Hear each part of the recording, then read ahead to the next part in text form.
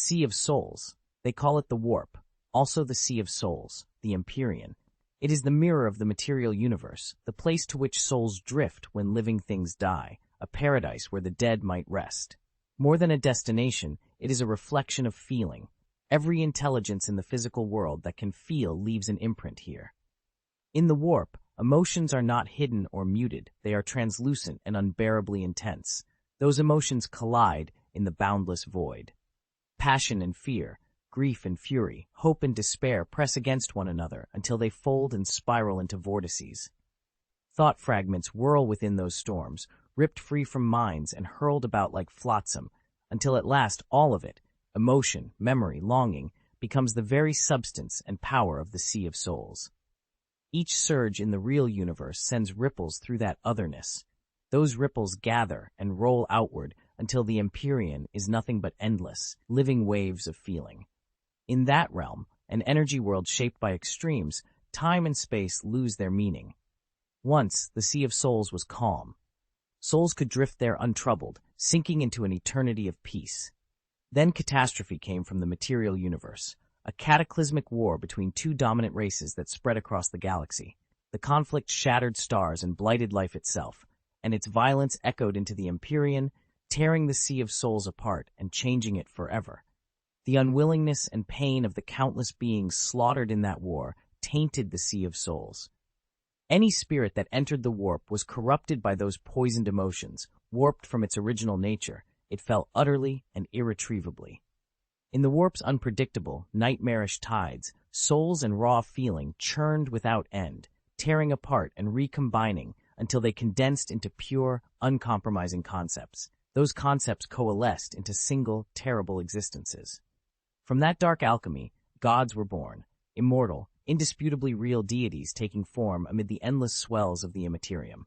Unlike the holy, pure gods of mortal faith, these warp gods sprang from extremes, fallen thoughts, madness, twisted souls, and the basest blasphemies. They were true gods of evil, more profane than profanity, more fallen than the fallen, their malign power beyond the comprehension of any creature in the material universe. What they hunger for are the intense, fervent, pure extremes of feeling in the real universe, passions they can feed on and amplify. When extreme emotions flare in the material universe, the Warp answers. The raw psychic surge tears open a rift, and through that wound pour the minions of the ruinous powers. They break the barrier between realms, spill down into the mortal world, and hunt for the souls driven to extremes. Anger and ecstasy, grief and rapture, every violent, desperate, or exalted feeling is nourishment for the Chaos Gods. The Warp is made of emotion. It absorbs every thought, every wicked impulse, and from those dominant passions the gods themselves were born. They rule the Sea of Souls. Khorne is the oldest of those legends, the god of war and slaughter. Every battle in the material world, from pitched wars between nations to the smallest quarrel, every drop of blood spilled eventually finds its way to his brass throne. He wears armor of burnished brass and sits enthroned in the heart of his realm, savoring the spectacle of combat and rewarding the fiercest warriors. Rivers of blood boil like lava through that domain, sulphurous smoke hangs in the air, and beneath a pallid yellow sun, hordes of demons wage unending, furious warfare, each clash a tribute to their master. Before his throne, endless swarms of daemons, fragments of his own fractured consciousness, frolic and plot across the divine realm, their many eyes fixed on the turbulent eddies of the Warp. They watch for any instability their master might exploit, always ready to pour into the material universe the moment a breach appears. Khorne himself sits upon the skull throne, feeling every war in the real world, as if it were his own heartbeat. He roars with savage delight at the carnage and the clashes between rival demonic hosts, but now and then his gaze hardens and sweeps the far reaches of the immaterium with cold vigilance. The Warp is not the dominion of a single god. The most potent beings who command their own realms there are known collectively as the Chaos Gods, each reflecting different authorities and appetites. They are not allies. Their interests conflict, their tempers flare, and none ever lets down its guard. A Chaos God's attention rarely lingers on its own court for long. Its sight is always turned outward toward the others. Thus the four maintain a brittle balance, a web of mistrust and rivalry that keeps their powers in uneasy check. Yet among them, one figure inspires a particular constant wariness: Tzeentch, Lord of Change, the schemer called Kairos. He is the living embodiment of plots and prophecy, forever playing an endless great game across the shifting seas of the warp, and the others watch him with wary eyes. Tzeentch had once been the greatest of the evil gods in the Empyrean. Fearing his power, the other three turned on him together and ripped a portion of his essence away. The blow left him diminished, ranked beneath Khorne. Khorne even wrenched a longsword from Tzeentch's hand, a weapon taken from the trickster himself, and swore he would never release it. Ever since, Khorne has watched Tzeentch's realm with constant vigilance, lest Kairos or another agent strike suddenly to reclaim what was lost. Where Khorne's domain thunders with the earth-shaking sounds of slaughter, Tzeentch's is as quiet as a mortal library. At its heart stands the Crystal Labyrinth, an unpredictable maze of countless corridors and chambers lined with books that record the truths of the universe. Its edges bear no fortifications. The labyrinth invites scholars rather than warding intruders. Demons glide through those aisles like learned pilgrims, wings folding as they carry volumes of secret knowledge. They wander the labyrinth's twisting passages, voices low and conspiratorial. Whispers ripple through the stacks, each murmur knitting another scheme from the vast hidden lore kept within. Demons take on the likeness of their master. The closer a being is to his power, the more its visible form echoes the evil god. Tzeentch's daemons are like enormous birds, 2 taloned feet, long upper limbs, a dark, shadowed blue body, and a pair of wings. Each iridescent feather glimmers, and from the gaps between them a cold, cunning light, call it the light of wisdom, spills outward. The Crystal Labyrinth is the palace given form by that same unpredictability. Its corridors and chambers rearrange themselves in a heartbeat, shifting trillions upon trillions of times to spawn endless permutations. Even the daemons that serve Tzeentch, if they falter for a moment, can find themselves hopelessly lost in its changing halls. Deep within that maze, the Lord of Change sits cross-legged, suspended in the void. Across immeasurable ages, no thinking creature has managed to pierce the labyrinth's defenses and stand before Tzeentch to receive the answers he hoards. Even the architect of Flux is not immune. Sometimes the endless permutations of the Crystal Labyrinth distract him, pull his attention into another pattern. Today is a poor word in such a place. The warp does not measure things in days. It does not hold linear time. There is only this moment, and in this moment the Lord of Change is troubled. His face was a shifting map of revelation. Countless eyes blinked open in the same breath, only to twist and melt into whirling, soul-deep vortices. A slim, avian body constantly reformed itself, smooth skin rotting into papery wrinkles, then smoothing again, while jagged, fanged mouths ripped themselves into being and vanished, howling fragmented truths and babbling mad knowledge. Long, thin arms hung at his sides, fingers knotted and jointed like old bamboo, resting as if idly on his thighs. On one withered palm, 1 or 2, perhaps dozens, wraps 100, fingers stirred, weaving the most intricate schemes into shape. Those designs bled outward, seeding themselves into the real universe. Change was his law. His true torment, however, was not merely being watched or labeled. It was the hunger to be, to have a real, lasting existence. Tzeentch had once stood above his kin as the greatest of the Chaos Gods, more powerful than any brother. It was that very dominance, his ability to look down on the other gods, that bred their fear. They rose against him and forced him to surrender part of his power. Under their relentless pressure, he had no choice but to give up a measure of authority so he could bide his time and weave his revenge. Tzeentch tore a fragment from himself, the crystal scepter, the wellspring of all sorcery and a weapon he had long held tight, and smashed it to ensure the gods could depart. When the scepter broke, its essence splintered into 1,000 arcane formula, scattering across the warp and strewing forbidden knowledge throughout the universe. The concentrated power locked in the scepter, the very essence of that evil god, plummeted into the depths of the Crystal Labyrinth and congealed into a new source. From it poured countless riddles and phenomena, and the moment that source took root, its true name echoed through the warp, the Well of Eternity. The Lord of Change perceived the well early. Though it had been born from his own might, the mysteries it contained were profound even for Tzeentch. They eluded full comprehension. In renouncing direct control of the scepter's authority, he set in motion an extraordinary transformation. The cataclysmic fall of the scepter's essence that gave rise to the well and the untold changes that would ripple outward. Tzeentch had sat, gaunt and patient, before the well of eternity for countless ages. Even so, he could not pierce the mystery that roiled at its heart, and that frustrated him more than anything. Prideful above all as the Lord of Change, he hated being blind to whatever transformations unfolded below. When he looked into the well, there was no water, no reflected surface to read. Instead, his gaze met an endless field of stars, a glittering void that suggested the well was less a pool and more a gateway to another reality.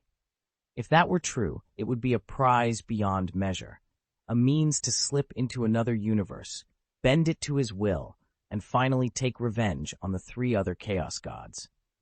For ages he had hungered to restore his strength and reclaim the position he believed was rightfully his. In his long quest for that secret, he had hurled his mightiest servants into the well.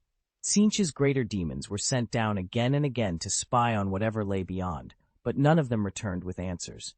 Only one ever came back at all, a creature warped and broken.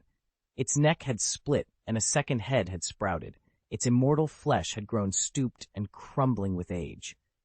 The demon's mind was a tangle of erratic impulses and fractured memories, unable to recall what it had seen in the well. It had once been called Kairos.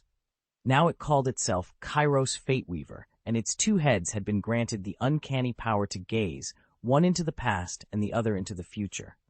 The transformation was remarkable, but it did not satisfy the Lord of Change. He, the one mortals called the evil god, would not risk himself by entering the well of eternity. Instead, he stared into it, endless ages passing, lost in thought and tormented by the secrets that pooled in that abyss. Deep within the well, beyond the evil god's sight, a faint light drifted in the silent darkness. If he could have seen it, he would have recognized it at once, the soul of an intelligent creature, called, in its own tongue, a human. A tremor of thought issued from that small light, spreading through the spaceless void. "System," the soul asked, anxious, "are you sure the world I'm transmigrating to has elves, dwarves, orcs, and magic?" "Host, rest assured," the answer came. Another ripple of thought, precise and clinical. Actuation followed. The system's voice was cold and mechanical. Target world locked, arrival imminent. Chapter 2. System Runaway. Dumu had been unlucky. He left the house that morning without checking the almanac, stepped off the wrong spot, and took a fall that shattered every bone in his body. He died on the spot. Now his soul drifted in the void, until a passing system recruited him, promising to take him to another world. Elves and magic, orcs and dwarves, even steampunk and cyberpunk settings. Dumu had to admit he hadn't expected the offer to be so reliable. His pounding spirit slowly eased as he began to picture that bright, fantastic future. Then the system's cold, mechanical voice faltered. Host," it said, its usual confidence gone. "It appears we've taken a wrong turn." "Fuck." The curse echoed only in Dumu's mind. His soul's light skittered wildly. If he still had a body, he would have been pointing at the system and cursing it out. This damn thing was completely unreliable. Then, almost as quickly, he calmed. A different destination might not be so bad. After all, with a system at his back, what was there to fear? 40K, Dumu breathed. "I'll give you one more chance to choose your words carefully," the system replied. Dumu's inner turmoil vibrated through him, nearly collapsing him. "What, K?" he croaked. "Warhammer 40,000. The system's voice was flat, even a little sheepish around the edges.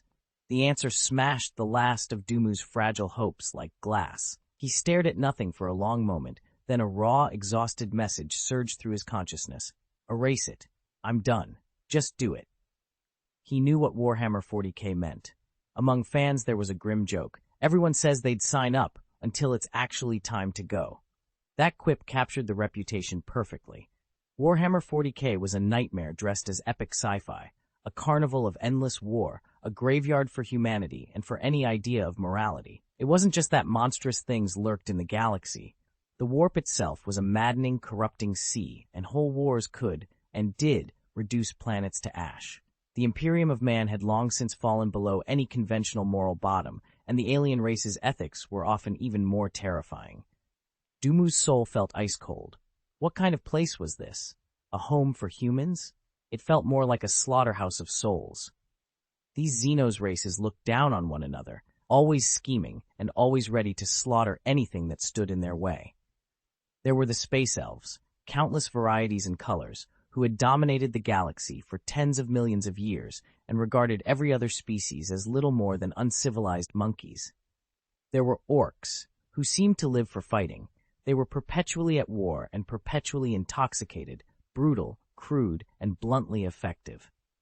Dwarves were present too, stubborn traditionalists, conservative and stubbornly resistant to change. Then there were the metal skeletons from ancient tomb worlds, their brains long corrupted by millennia of sleep, now piloting starcraft faster than light. Beyond them, the Tyranids came in from the void between galaxies, ravenous swarms that consumed every source of life and left no trace behind.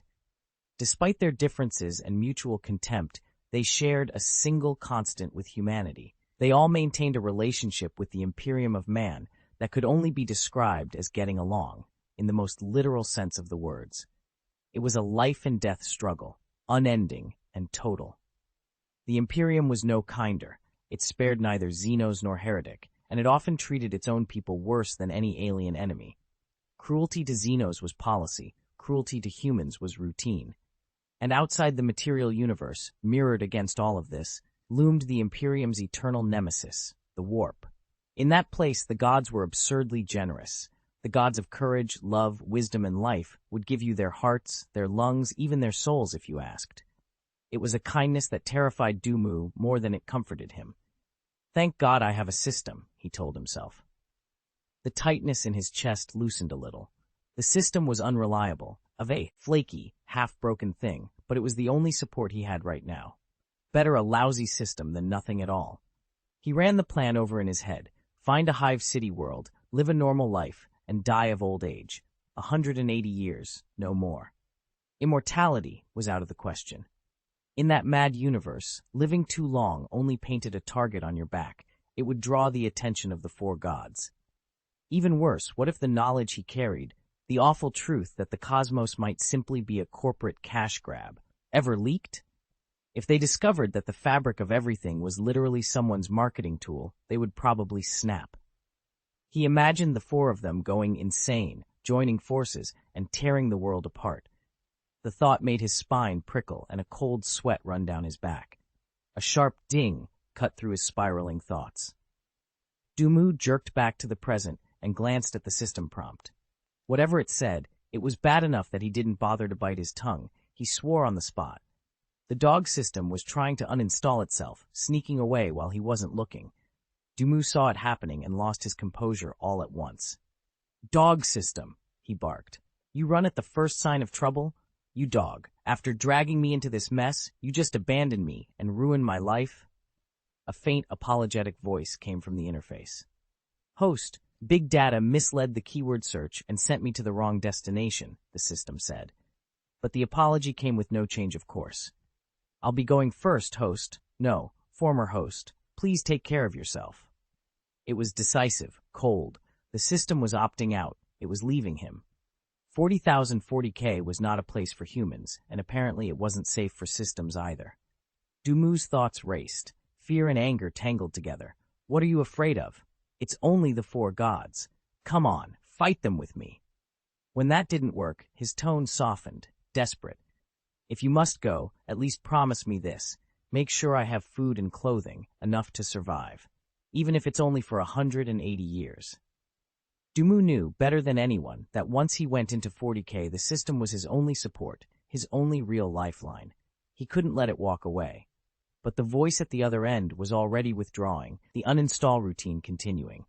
The digital presence that had been his anchor was slipping into silence, and Dumu was left staring at the empty console, the chaos of 40K pressing in from every direction. "The input and the return are completely out of proportion," the system intoned. Under the ever-watchful gaze of the four gods, for this system to reverse causality and tear at the timeline would demand an enormous price. The uninstall progress bar hesitated, then continued its slow, inexorable sweep. Dumu's soul flared with panic. He thought for a moment, then flung himself into pleading. I don't care. You lured me here, and now you're going to abandon me. If you send me there, the best I can hope for is that my soul gets scattered. Shameless and desperate, his soul's voice trembled with despair. How can you let me live like this? The agony, he begged and begged, dragging his dignity through the mud. Against the cold efficiency of the program, his pitiful, frantic appeals must have registered. The progress bar paused again, a fragile thread of hope. Dumu seized it. With life and death on the line, titles and pride meant nothing. At least give me something to survive on. Our master-servant relationship shouldn't have been for nothing. There was a long, clinical silence from the system. After a measured pause, the mechanical voice replied slowly, as if finally persuaded. Very well. This system will halt the forced uninstall. We'll call it a divorce, the system said. I'll save the power that would be lost in a forced uninstall and put it toward a parting gift for you, former host. All right, Dumu agreed almost at once, taking the bargain without hesitation. There's just one more thing. He lowered his voice. Don't let the 4G odds mark me, and don't let the knowledge in my head leak out. How can a transmigrator survive in 40K? The usual answer was simple. Don't draw the attention of the 4 gods, and you'll mostly be fine. I can't do that, the system answered bluntly without hesitation. The moment you enter the 40K universe, the 4 gods will sense you. They are the apex powers of that universe. Nothing within it escapes their gaze. If a soul from another universe appears there, they will never let it go, and the information you carry, knowledge from outside their reality, could help them trace their own origins, make them stronger, and let them overcome even the limits of the warp. Dumu's face went slack. Then what can I do? He asked helplessly. He had pictured transmigrating as some grand adventure. Now it felt like his soul would be torn apart and left to die in a foreign world. There was a trace of sorrow in the system's voice. I'll split your memories and leave you a completely pure soul so you won't draw the 4 gods' scrutiny. Dumu stared at it, voice trembling. How is that different from dying and being reborn? There's a difference, the system replied. I've already prepared something for you, former host. Look. As the words faded, a ball of crimson energy bloomed in the vast starry void and hung silently before Dumu's soul light. The red sphere throbbed with a heavy, dangerous aura. Though its glow was not bright, the force it exuded made the surrounding emptiness shiver. Space itself seemed to loosen, on the verge of collapse. Standing directly before it, Dumu was the first to be washed by that terrible power. His thoughts felt as if they were being peeled away, layer by layer. His soul light dimmed, flickering like a candle in a windstorm, threatening to go out. He managed to croak, voice barely there as his soul flame guttered. What is this? Destroyer essence.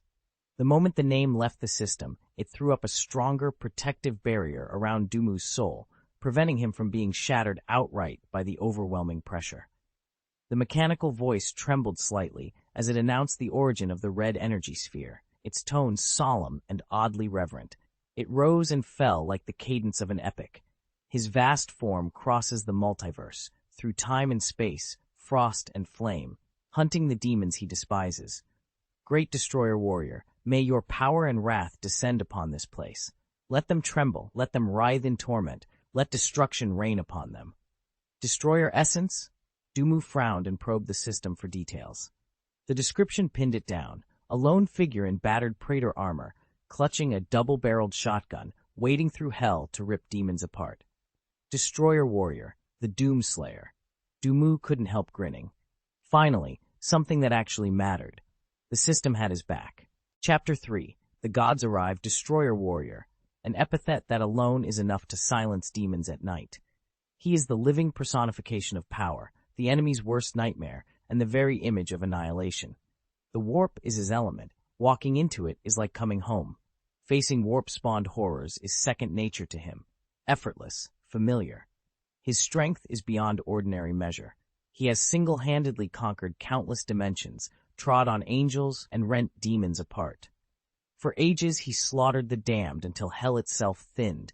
He broke through the gates of heaven and killed gods with his own hands, Finally, he ended the multiversal creator known only as the Dark Lord. Mere warp? A single glance from him can fell a legion of greater demons, and the faintest growl will make lesser fiends quake.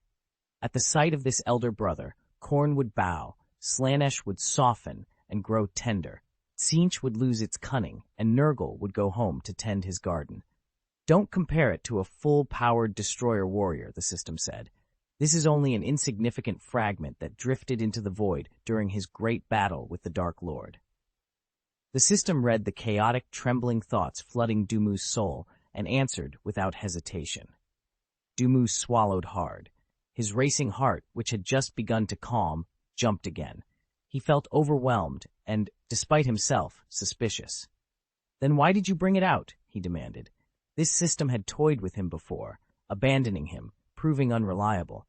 How had he ever trusted this dog thing enough to play along with a transmigration scheme? The thought left a bitter aftertaste, but the system's reply was steady and unemotional. Even incomplete, it is the pure essence of the destroyer warrior, the system said. Though weak, it still carries the concepts of his main form. Its mechanical voice was calm, almost like an old dog that had finally settled on a course of action. It outlined the plan without flourish. If used correctly, it will protect you in time. Dumu blinked. "What do you mean, used?" "I need to integrate the essence into your soul," the system explained. "That will elevate your soul so it cannot be corrupted by the warp. Then I will strip away your memories. By the time you enter the 40K universe, your soul will be pure, flawless. Not even the Chaos Gods will find purchase." "A pure soul will attract the attention of the 4 gods," the system intoned, "but they will neither learn anything from it nor dare touch the essence of the destroyer warrior. As for your memories, former host." The system broke off for a heartbeat. A pale mote of light separated itself from Dumu's soul. "I will seal them," the system continued, "and while the 4 gods' attention is fixed on you, I will cast them into the depths of the warp. Whether they return will be a matter of your own fortune." The plan was laid out with cold, clinical precision. Dumu considered it for a long, thin moment. There was, in truth, almost no other choice. If he wanted to preserve himself and survive in this Warhammer world, he had to accept it. "Then begin," he said. They were almost at their destination, and to avoid any unforeseen complications, the system moved at once. The little light pulled away, and Dumu felt his memories unspool, threads of time and identity slipping away as the system sealed them and flung them toward the warp. As the separation took hold, his recollections began to fade, one by one, while the system carried out its work on him. Before he slipped into unconsciousness, Dumu managed one last phrase: "System, thank you." Despite his earlier complaints, the system had shown a sliver of conscience. It hadn't abandoned him. It had provided a way to survive. The system's small cluster of light trembled. "Former host," the mechanical voice said, "I am also sending you some knowledge. You will be alone in the future. May it help you." "Thank you," Dumu breathed, sincere. His vision went dark, and his consciousness sank away. With the system's aid, the ents of the destroyer fused completely into Dumu's soul, now indistinguishable, coalescing into a single red orb of light. "Goodbye," the mechanical voice intoned. In the black void, 2 light clusters separated, one large, one small. The larger turned and drifted off toward an unknown destination. The smaller red sphere held to its course, plunging into an aperture at the very edge of the universe. A long, hollow wind sighed. In Tzeentch's domain, the air roared suddenly. The well of eternity, silent for eons, stirred for the first time, disgorging fierce, churning storms. The crystal labyrinth shuddered. Scores of lords of change craned their necks, eyes widening as they tried to glimpse the secret at the maze's heart. One of them, its ever-shifting feathers and fingers a riot of color, let its talons glow. Sigils blossomed into being, countless runes spinning together like a living constellation. The power of the Chaos Gods wove into a dark blue web and dropped over the well of eternity. Whatever spilled from that well would be claimed by Tzeentch. The wind rose to a roar. A storm tore out of the labyrinth, ripping through Tzeentch's domain and pouring into the warp, briefly scattering even the ceaseless tempests there. The creating Lord of Change delighted in the alteration. His voice, twisted and hoarse, rolled through the warp in layered echoes, indistinct and dreamlike, blurring the edges of reality. Then, in the instant Tzeentch's main body cried out, "Oh no!" As if startled, a greater demon sprang into being. It was formed to speak for the Master of Change, its neck stretched, its beak split open like some terrible bird, and a long, thin tongue curled and trembled. Its first sound, spilling out of that newborn throat, was the same surprised cry as its maker. "Oh no!" The storm sheared the woven net to ribbons. Everything else forgotten, Tzeentch slammed his withered hand down to cover the well of eternity. In the next instant, his ever-shifting flesh burst open with mouths, big and small, fanged and leering, and a raw, agonized scream tore out of him. The sound struck the daemon forms born from the Chaos God's fragments like lightning. Every Lord of Change convulsed and howled, sharing their master's pain. Their hoarse, rending cries shot across the warp and pulled the attention of the other Chaos Gods. Tzeentch's main form opened a withered palm, and 100 eyes blinked across his face. The all-seeing Chaos God fixed those eyes on the thing cradled in his hand. A sphere of red light lodged in his palm, corroding immortal flesh and hissing smoke. For a single instant, Tzeentch and the Lords of Change were utterly absorbed by Dumu's soul, and wholly oblivious to a different, far smaller mode of light that drifted out of the well of eternity. Silent and rippleless, it slipped into the tides of the warp. Carried on the currents, a tiny speck of dust containing fragments of Dumu's memories vanished into the boundless sea of the warp, unnoticed by any Chaos God or demon. "My lord!" The Lords of Change filed out of the infinite corridors, folding their wings and falling to their knees as one.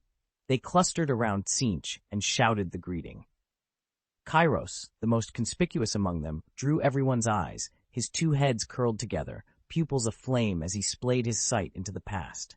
Suddenly he clapped a claw over his eye of yesterday. Blue blood welled between his fingers. Tzeentch exists across past and future, so any wound to him echoes through time. In his arrogance, Kairos had probed the Chaos God's history, and in doing so, stumbled onto a present injury that lay threaded through every moment. The eye of yesterday was flooded with impossible, endless information, and it burned him. The other lords pivoted into formation with their backs to Tzeentch, chanting tight incantations and bracing against change until they were certain no immediate threat remained. Then, cautiously, they turned and asked, "My lord, what caused you harm?" Before them, the Chaos God's main body was wounded, its essence scarred and damaged. Such an event had not occurred in all the eons. It was beyond imagining, a thing that had never even happened in the wars of the gods. Kairos stared wordlessly at the red sphere that hung where Tzeentch's presence coalesced. The charred wound on his hand faded and was gone in an instant. After leaving the well of eternity, the red sphere settled quietly into his palm, hovering there as if it belonged. At a single glance, he knew its origin. A soul unlike any he'd seen, exquisite in its purity, suffused with a nobility that felt older than memory. It was small and weak in obvious ways, yet it radiated an ancient, mysterious magnificence, an innate power and dignity that seemed to transcend everything around it. Primal energy swirled around the core, hard to measure or comprehend, and the soul's depths were far from empty. Something like a silent, boundless fury coiled there. When he pressed his finger to it, a sharp, stinging sensation lanced up his hand. Tzeentch's 100 pupils widened. To his astonishment, he watched the raw power of the warp bleed into the red sphere, being drawn in and folded into the soul as if it were part of itself. The discovery jolted even the Chaos God. Instantaneously, the orb in his palm gleamed with a little more strength. He barely had time to study the change before the air outside the labyrinth erupted with laughter.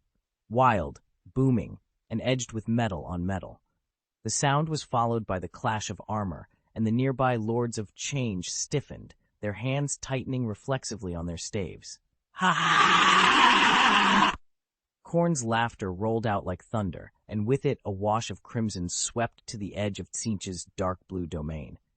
At the border, their powers probed one another, an unseen contest already underway even before the gods' wills fully descended. What is there to be happy about? Hiccup, of course, a wound opening on eternal change. Even change has its decline. A hiccuping, slobbering chuckle answered, the sound like an overstuffed old man choking with mirth.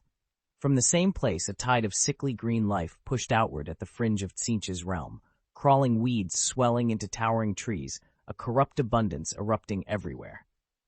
Nurgle, one of the four chaos gods, let his consciousness drop down and mock the impotence of Tzeentch's essence. It was natural enmity. Tzeentch embodied unending change, while Nurgle personified the stagnation and rot of all things. 4.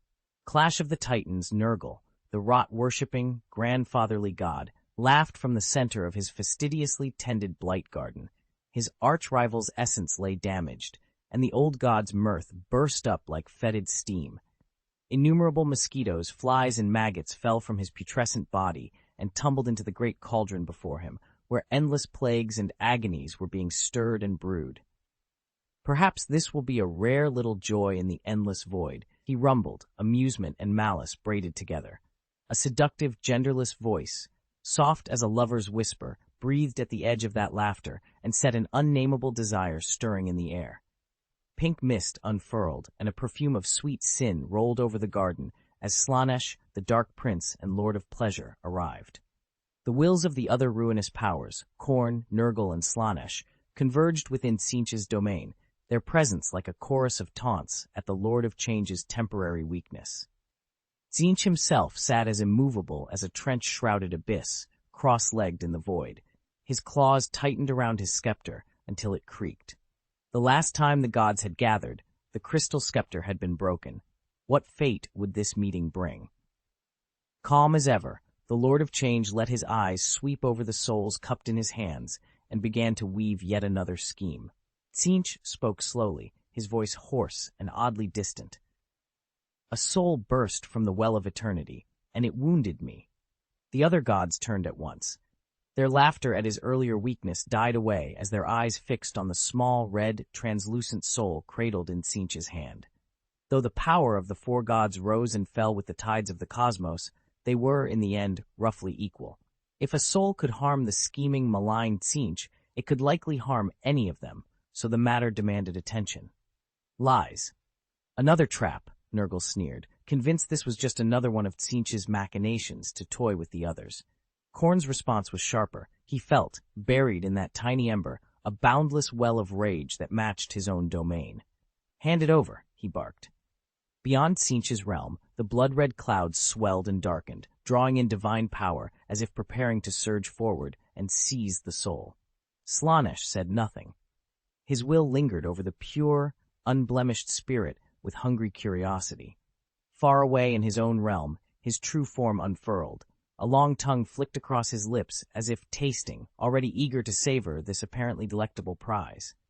The Lord of Change kept a composed mask, but inside he was nearly bursting with laughter at the other warp god's reactions. With a small shake of his withered arm, he flung the soul out into the churning warp and, almost casually, said, "It's yours." The Sea of Souls roiled. As the spirit left Tzeentch's domain, it became a beacon that dragged the three ruinous powers into a scramble.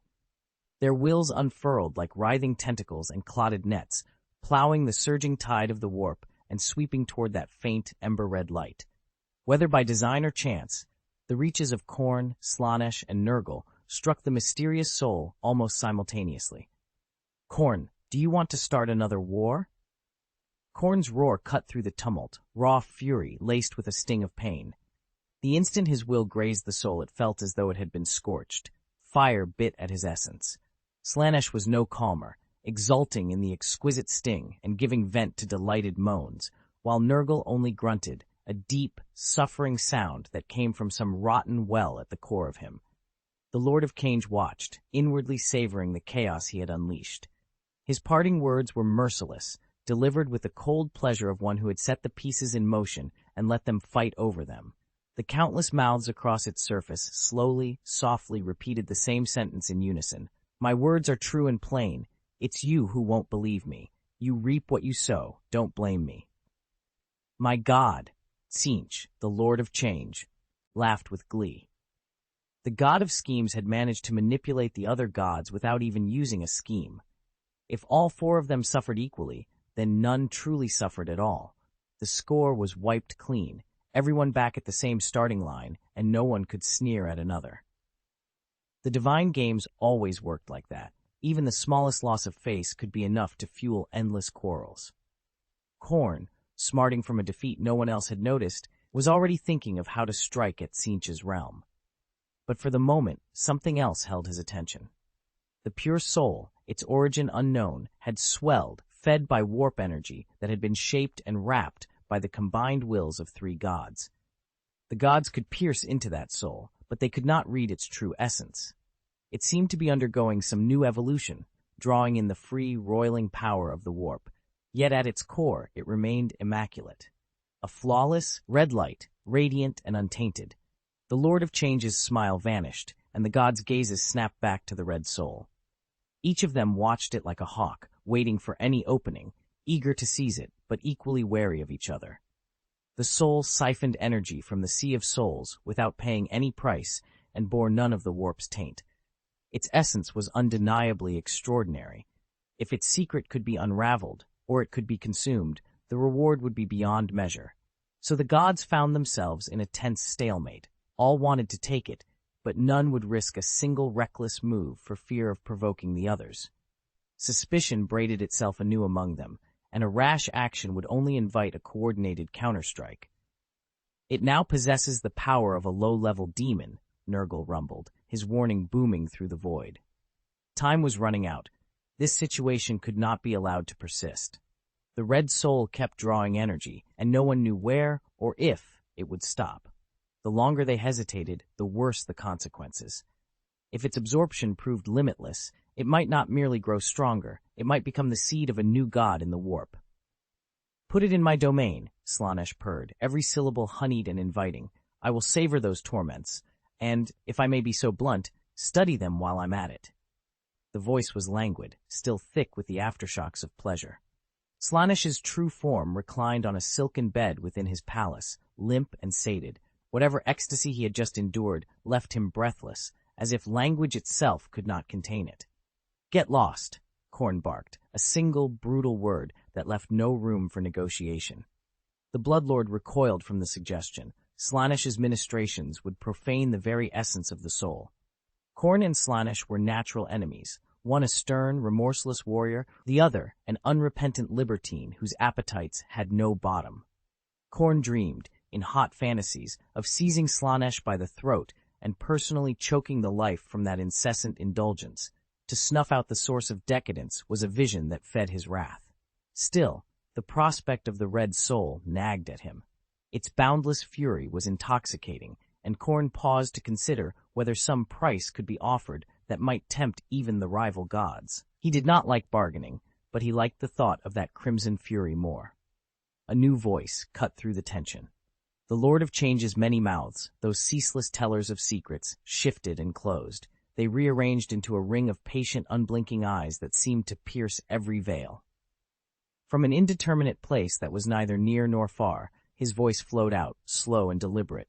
"I have a suggestion." All right, speak your lie." One voice, the last among the gods present, sneered and jeered at Tzeentch, refusing to take anything seriously. The Lord of Change looked over toward Nurgle's locus with a flicker of contempt, then set his expression back to inscrutable calm. "We have no way to strip this thing down and learn what it truly is," he said. "So let it be. Place it at the nexus where our 4 domains meet and watch how it changes. Any development will sound on the warp like a bell." After a pause, Khorne was the first to nod. "I agree." It was a sensible, neutral solution for now, one that favored none of them. Nurgle rumbled his consent shortly after. He liked stalemates, provided they were not pointless. "Let me take it to the border of the domains," Slaanesh insisted, restless and craving the exquisite blend of pain and pleasure the red soul promised. "I want to touch it again." "Get lost," Khorne bellowed, furious. He already regarded the soul as his prize and would not suffer that wanton to defile it. With a roar he lashed at the surrounding immaterium, stirring a sudden warp storm. Without laying a finger on the soul itself, he rode the tides of the warp and flung the red thing outward, precisely into the place where the 4 divine realms converged. Khorne's will was the first to stir. It stretched out to the edge of its domain, lingering there to watch the soul it favored. One by one, the other gods followed, and for a brief moment the warp fell into an uneasy calm. That quiet was deceptive. Among the gods, strife never truly ceased. Beneath the surface peace, new plots and fresh enmities were already taking shape. Dumu, meanwhile, lay without thought or desire, totally cut off from the outside world. He didn't know he had become the focus of the four gods' attention. His soul had fused with the essence of a destroyer warrior, and now drifted at the meeting point of the four domains, a single point watched over by great demons and whole demon armies sent by each of the gods. His arrival had upset the balance of the warp. The four gods eyed one another warily and poured reinforcements into their borders, each fearful that any advantage would be seized by another. All the while, the hidden instigator at the center fed on warp energy and grew steadily stronger. Dumu and the system that accompanied him remained ignorant of one crucial fact. Because warp time is not fixed, they had not actually arrived in the 40K timeline yet. Chapter 5. New transaction. 10,000 years? An instant? Eternity? Time had no meaning in the warp. The Sea of Souls churned without end, each wave folding into the next, as if the very concept of duration had been washed away. Beneath the shelter of the four gods, a mysterious soul lay untouched. Its power swelled with every passing surge. Its inner light grew until it bled across the boundaries of the four gods' dominion. The turbulence in the warp was a warning.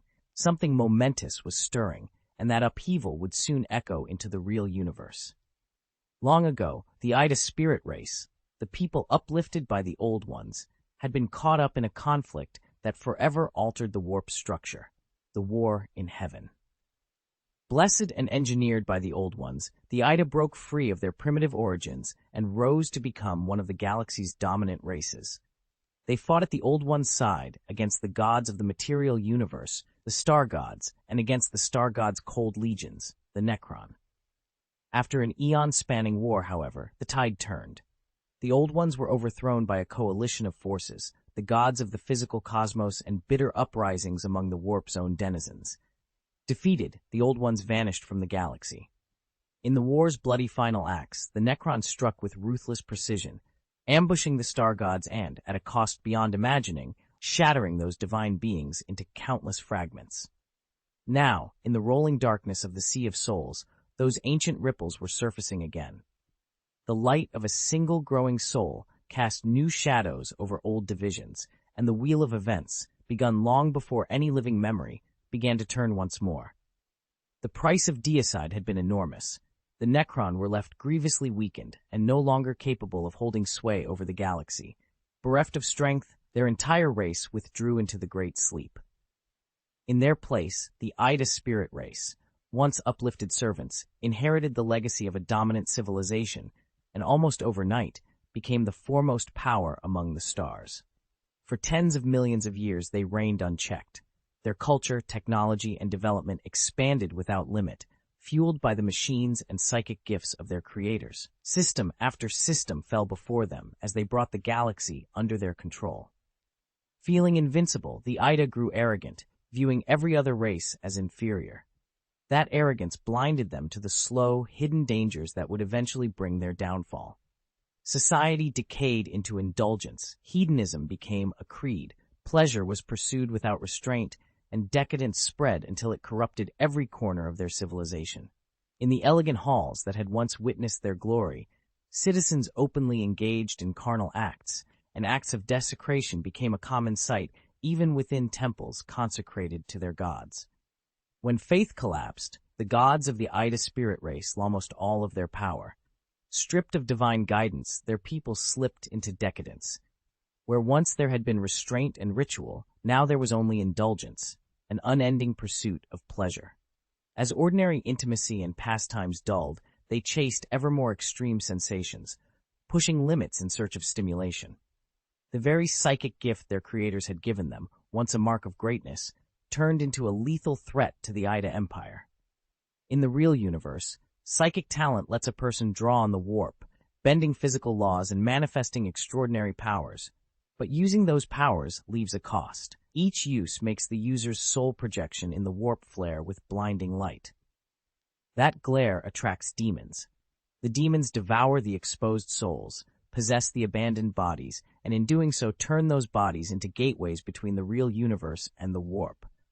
What had been a divine endowment became the instrument of their undoing. Nearly every member of the Ada spirit race possessed potent psychic gifts. Their collective indulgence and decadence poured a flood of intense emotion into the warp. Those extremes, lust, ecstasy, despair, excess, churned the sea of souls into uncanny storms. The galaxy-spanning Ada Empire sank ever deeper into depravity, and the dark feelings rising from countless souls converged within the immaterium. New and old currents of sensation and power braided together, and the warp energy born of their corruption swelled like a tide, awakening an entity that had been gestating in the warp and catalyzing its birth. With a single, wailing cry, the storm convulsed, and a new chaos god came into being, Slaanesh. From the instant of that birth, the god's existence rippled across all past and future timelines. The events of the material universe served only to anchor history, fixing what had already occurred into place. Slaanesh's first shriek of indulgence rent open a rift in the warp over the heart of the Ada Empire, in the real universe, and most of their territory was torn from the material sea and swallowed into the immaterium. Even the already crippled gods of the Ida pantheon were stunned. Terror seized them to the core. Slaanesh had been born of the Ida spirit race, the Dark Prince, the very embodiment of indulgence and blasphemy. The Ida had given him life. Their worship and devotion fed him. Their gods, once a font of strength, became the tonic that fattened him. But Slaanesh carried a power shaped for one purpose, to strike back at his makers. The exhausted gods of the Ida were helpless before him. He slaughtered and devoured them, their essences his first nourishment, his birth milk, that accelerated his growth into true godhood. The consequence was cataclysmic. The Ida Empire, which had dominated the galaxy for tens of millions of years, collapsed in ruin. Its once glorious central star system was ripped open by a permanent warp rift, a raw wound scored across the fabric of the real universe. Even the loftiest, like a dragon riding the mists, must someday turn to dust. All that remained of that proud civilization was its ruin and the mocking laughter of the chaos gods. The catastrophe left almost nothing behind. Only a handful of the Ida spirit race, those who had seen the disaster coming, managed to flee. The gods fared little better. Some fled, some were slain, and only a scant few remained. Slaanesh, sated from his feast, withdrew to his divine realm to resume endless indulgence and pleasure. The great warp storm that had torn the immaterium apart finally subsided, settling into an uneasy, brief calm. The newly ascended god took his place and joined the never-ending great game. The four gods turned their gaze toward the borderlands, each coveting that escaped soul, but their attention was tugged elsewhere by a new and curious phenomenon. A wisp of golden light appeared in the warp, and from it rose a sun of pure gold. Its rays cut through the immaterium in all directions. Demons dared not stare directly, and the light itself was unnaturally cold, causing even warp-born things to shiver. That golden radiance drenched the warp like a holy, blinding fire, its psychic brilliance both dazzling and sanctified as it unleashed raw power.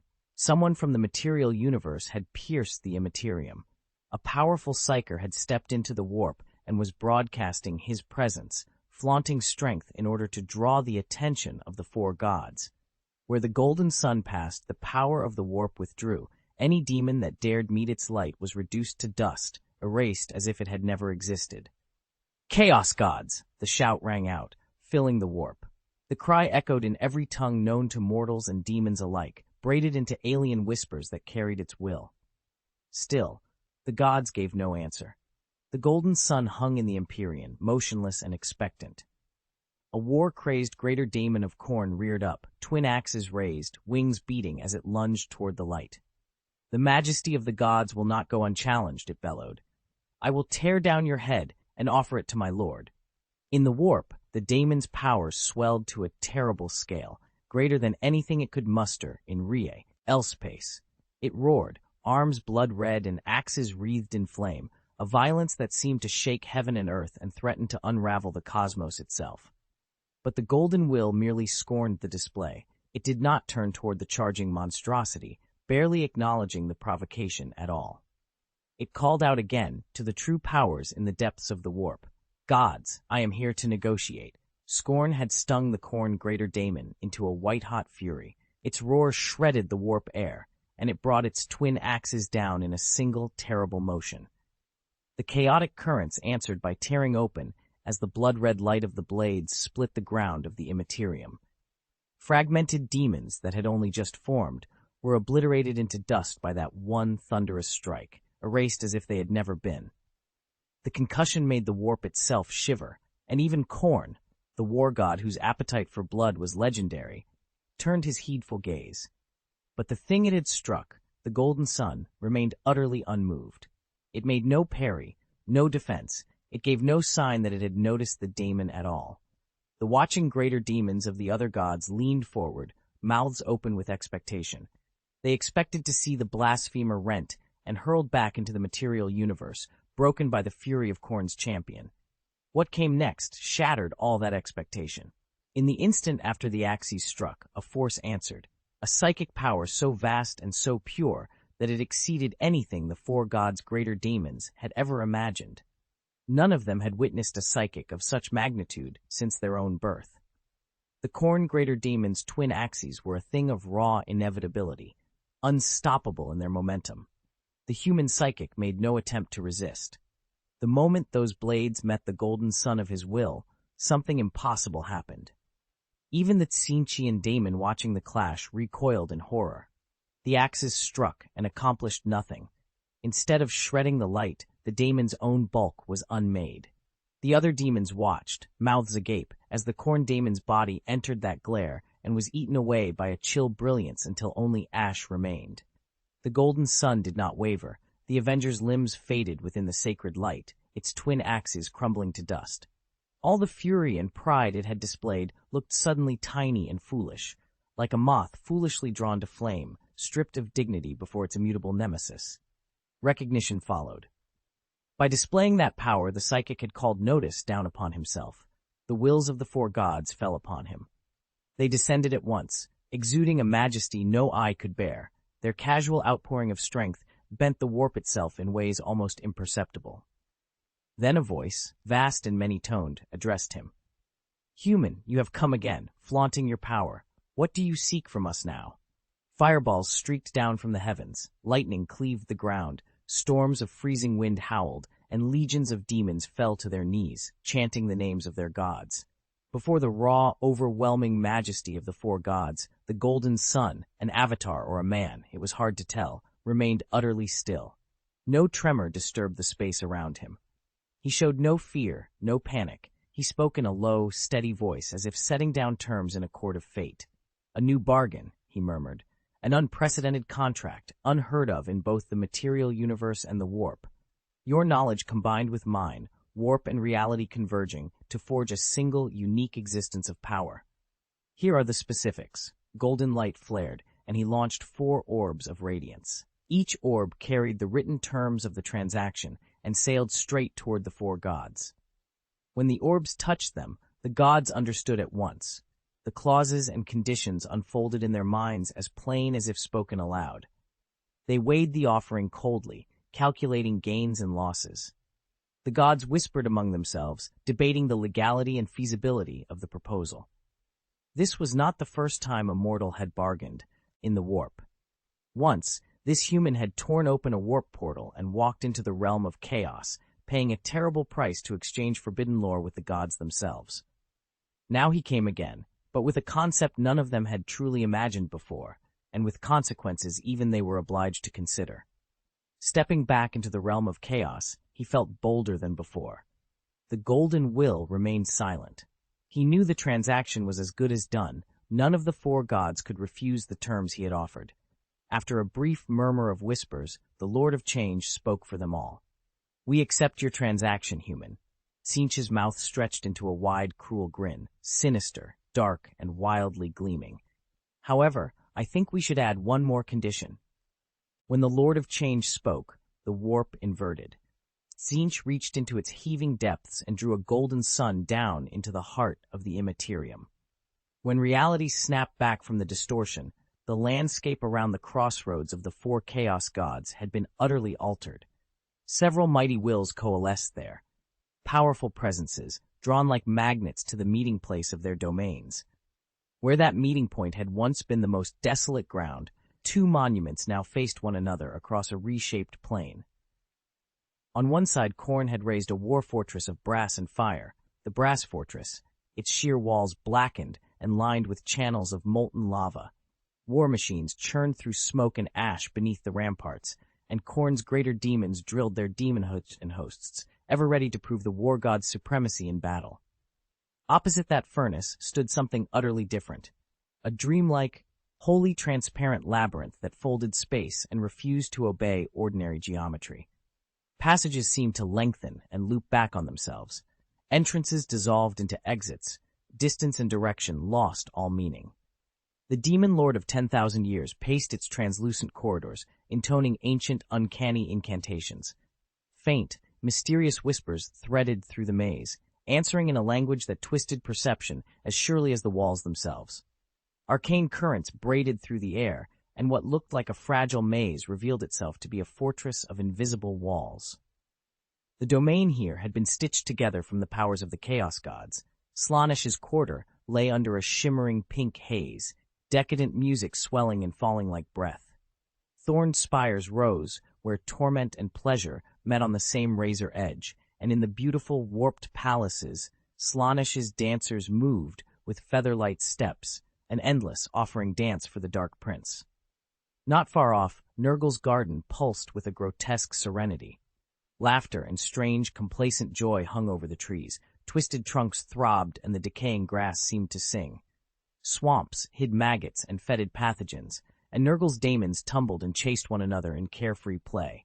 The great unclean one loomed nearby, bloated and foul, a distended belly split by a putrid rotting slit. With each booming laugh he shook dead flies from his bulk.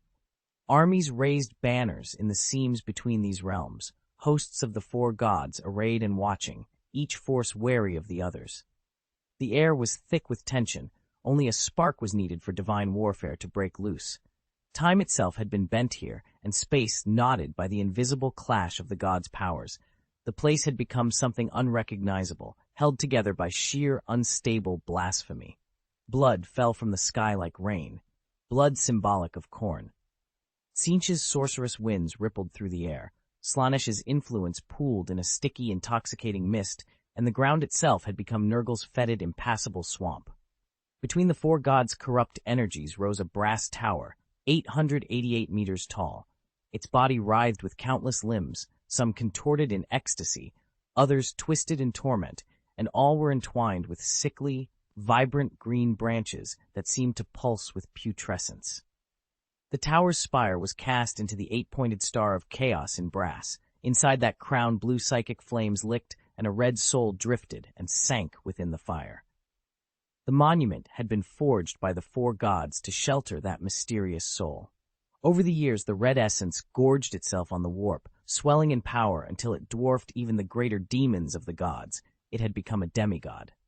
At that moment, the wills of the chaos gods descended. All the daemons bowed their heads. Thousands of lesser fiends fell to their knees, curbing their powers and chanting in unison, "Our gods are here." The chaos gods did not answer. Instead, a blaze of fury erupted from Khorne's chest. After untold eons, his true form rose from the skull throne. He planted his blade and shouted, "Ake, Ross, the expanse of Tzeentch's realm. What are you doing? This wasn't part of the human's bargain." Tzeentch kept that forever curled, knowing smile. He said nothing at first. With a single graceful gesture, he braided a private skein of sorcery and fed it to the other gods like a whisper. Then, as if savoring the moment, he spoke. "In ages past, we tried every means to pry this secret loose," he said. "We probed and schemed and wasted centuries with no result. From this human's bargain, however, my sight has opened. I have glimpsed a possible future." Nurgle, who hated surprises and hated change even more, leaned in and hissed, "What possible future?" When a soul leaves the warp and is returned to the flesh, re-given thought through this human's work, its pristine nature may acquire a flaw. "Humanity," Tzeentch replied, voice sugared but hard. "Imagine a human of unimaginable power, or a demigod walking the real universe. They will hunger, they will exert will, they will be perfect prey." He let the words hang, then unfurled the rest of the plan in a slow, deliberate cadence. To the other gods, this outcome was only one piece of something far larger. The human who shone with golden light and dared to defy divine majesty would, in time, be drawn into the web of the chaos gods. Mortals cannot outrun destiny. A god shaped or possessed by human nature will, sooner or later, be embraced and remade by the warp, claimed, fed upon, and folded back into the powers that made it. After the plotting was done, the gods nodded in grim satisfaction. Tzeentch, ever the architect of schemes, smiled inwardly. His plan, intricate and patient, had won their assent. Khorne hesitated only a moment before giving his reluctant approval. He saw how the scheme might be turned to his advantage. By seizing a nascent, unclaimed soul and bending it to his will, he could shape the course of events to come.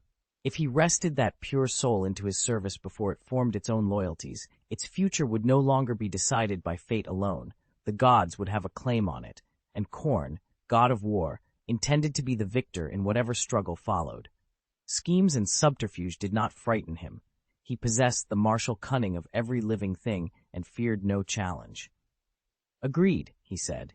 Even Nurgle, who disliked change, gave his assent after a long, rumbling pause. To him, transformation was only another step on the path toward final oblivion. When all things return to nothing and every destiny burns out, the grandfather would toll the universe's final bell. In that vast, slow decay, Tzeentch's infinite changes were nothing but brief, necessary interruptions on the way to the end. Nurgle needed only to move at the turning points. After fate had been flung through 1,000 blind alleys and sudden bends, he would be there at the end of every road, patient as rot, quietly awaiting whatever conclusion the world provided. "I agree," said Slaanesh. As the youngest of the Chaos Gods, he had long accepted that his influence was less than the others, but that did not dismay him. He relished the great game and the pleasures it produced. Corrupting a demigod would be to him a trifling amusement. Confident and hungry, he knew he had the power to taint anything. Only a light touch would be needed. Each god, nursing its own motive, added a clause to the bargain and set it before the master of mankind. They had already seen the newcomer's essence in the churn of the warp. The man was the protagonist of the next cycle, a fresh catalyst for the game. The four gods consented, and an ancient parchment coalesced out of the warp, like a thing grown rather than made. Each god burned its mark into the contract before shoving it toward the master. Their voices merged as one. "Human, sign this with your soul. Do not attempt to betray it." None of them worried that their partners would break the bargain. If the oath were broken, the gods would exact interest 100-fold, 1,000-fold from the human who dared to break it.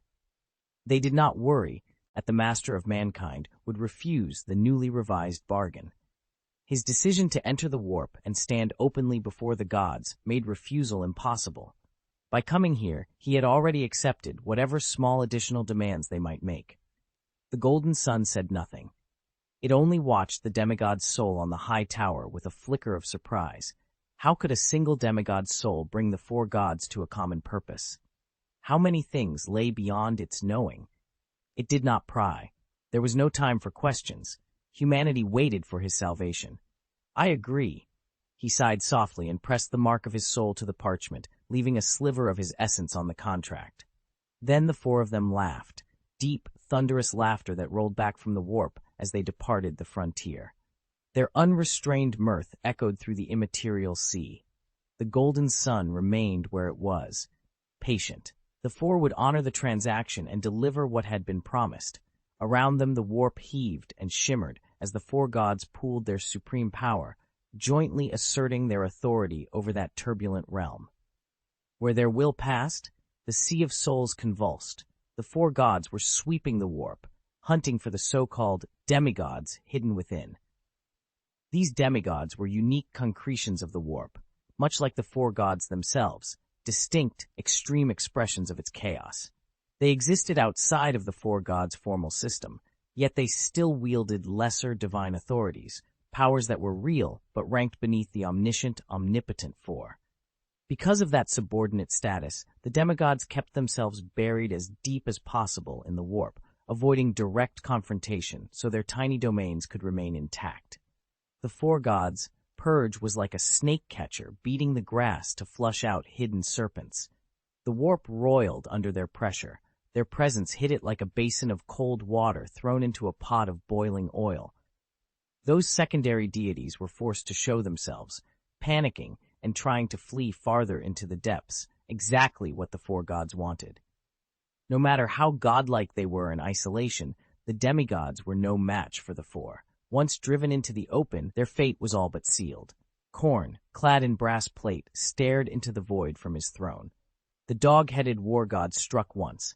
His blow shattered the essence of a demigod, wiping away its conscious self and leaving only a raw, trembling soul. It hung there like a tiny, quivering flame. The demigod's authority, the divine spark, lesser beings called a godseed. A gust of sorcery whipped through the warp as Tzeentch hovered in the void. His hands moved in a precise, balletic rhythm, a constellation of power crawling across withered fingertips. He combed the emptiness with those fingers, stirring up ethereal blue flames that ran through the warp and purified the demigod's will, coaxing and reshaping that raw spark. Slaanesh rose from his perfumed bed with a languid twist, gliding from his lavish palace. His flawless form swayed. A snake-barbed rapier winked in his hand. With a casual, sensual flick, he slit the fabric of the warp, and a divine spark slid from the point of his blade into his waiting palm, as if drawn by the lure of his touch. Deep in his rotten garden, Nurgle hunched over a steaming cauldron, small feverish eyes narrowing as he hunted for a suitable morsel. He dipped a great ladle into the black depths, scooped, and brought up a glistening mote from the warp, another trembling soul to feed his slow, patient designs. A demigod screamed as it was scooped up, shoved into a great cauldron, and when it was drawn out again, it had been stripped down to a single, pure divine spark. The power of the four gods washed across the warp. Countless lesser gods were shattered, and many more fled farther into the sea of souls to escape annihilation. Tzeentch held 5 divine sparks floating in his palm and spoke, halting Khorne just as the blood god was about to unleash further slaughter. Enough. The ritual calls foe.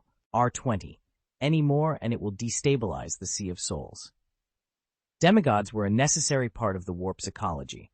If the warp were an ocean, the four gods were immovable continents, eternal, dominant anchors that shaped everything around them. Demigods were the restless surf, new, probing, constantly testing the boundaries. The difference was stark. The four were inherent, unchangeable forces. Demigods were nascent life, vital for change, but always vulnerable to an early end. If too many demigods vanished from the warp, the emotional anchors of their hosts would snap. That raw surge of feeling would tear at the tenuous balance that held the warp together. The warp was, by nature, the most chaotic place imaginable. Yet precisely because the four gods were the strongest entities within it and bent that chaos to their wills, a kind of order, violent, paradoxical, uniquely warp-born, came into being. Khorne snorted, unconvinced. He stalked back to the skull throne and, with a casual flick, cast 5 divine sparks into the air. 5 more came streaking from another quarter, then another 5 from elsewhere. In all, 20 pure sparks hovered before Tzeentch. Each of the four gods had met his quota. The remaining part of the transaction would be for Tzeentch to complete. Chapter 7. Lord of Mankind. Tzeentch's will swept across the boundless divine realm. A phantom of change materialized before the golden sun, clutching a horde of lesser souls. Master of mankind. The Chaos God paused, his voice catching for a breath as he spoke the name aloud. The golden sun, the golden will who called himself the master of mankind, regarded him without expression. At the end of the Eldari Empire, a new intelligent species had risen in the real universe, humanity. Among them, this being was the greatest psyker, singled out by the Lord of Change himself. He neither accepted nor rejected the epithet. In a low, measured voice he asked, "Where is what I need?" Tzeentch offered one of the lesser divinities he had brought, not taking the master's brusqueness personally. He chuckled, a sound like shifting cards and distant thunder. "Master of mankind? Heh. There were many powerful psychers in the real universe, minds that could snuff out suns, twist space-time, and bend the laws of existence. But none matched the master of mankind. His power was such that he could stand against the four gods themselves. Power always demanded a price, and psychic gifts were no different. The bill was paid in the warp. the master of mankind could confront the four gods head-on and draw upon the warp without hesitation, which marked him as something far beyond a mere mortal. Tzeentch and the other chaos powers had long ago seen through him. Beneath his human flesh there was boundless power, a fierce love for humanity, and, undeniably, humanity itself. And beneath all that, an unfathomable darkness. He spoke no more. Conversing with the warp required the utmost caution, especially in the presence of the Lord of Change. Before a master of fate, any needless movement or idle word could be ruinous. Golden psychic light, coiled around the crimson spirit hovering atop the tall spire, gathered the 21 lesser divinities clinging to it, and, without a sound, dissolved into the warp. I look forward to the day you stand with us, Master of Mankind. As the Master vanished into the warp, Tzeentch's voice came from behind him, seductive and bone-deep cold. I will never stand beside you. I am the Master of Mankind. I am the Emperor. With those last words, the golden sun vanished entirely into the warp. Tzeentch's phantom smiled, something cold and cunning in that grin. You will, he muttered, watching the place where the Master of Mankind had disappeared. We will witness the fall, witness the birth of the King of Darkness. There is nothing here worth guarding. Return to my realm. The Lord of Change slipped away from the borderlands between the four gods, taking his demonic legions with him. A new cycle had begun. The great game would gain another, perhaps 2 players. Khorne, a brute ruled only by rage and muscle.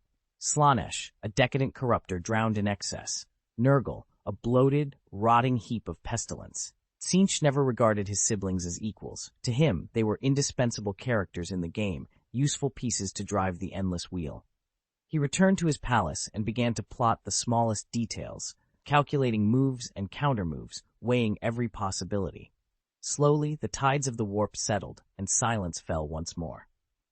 Meanwhile, in the real universe, years turned and the tide of life flowed on. Countless intelligent species rose and fell across the cosmos.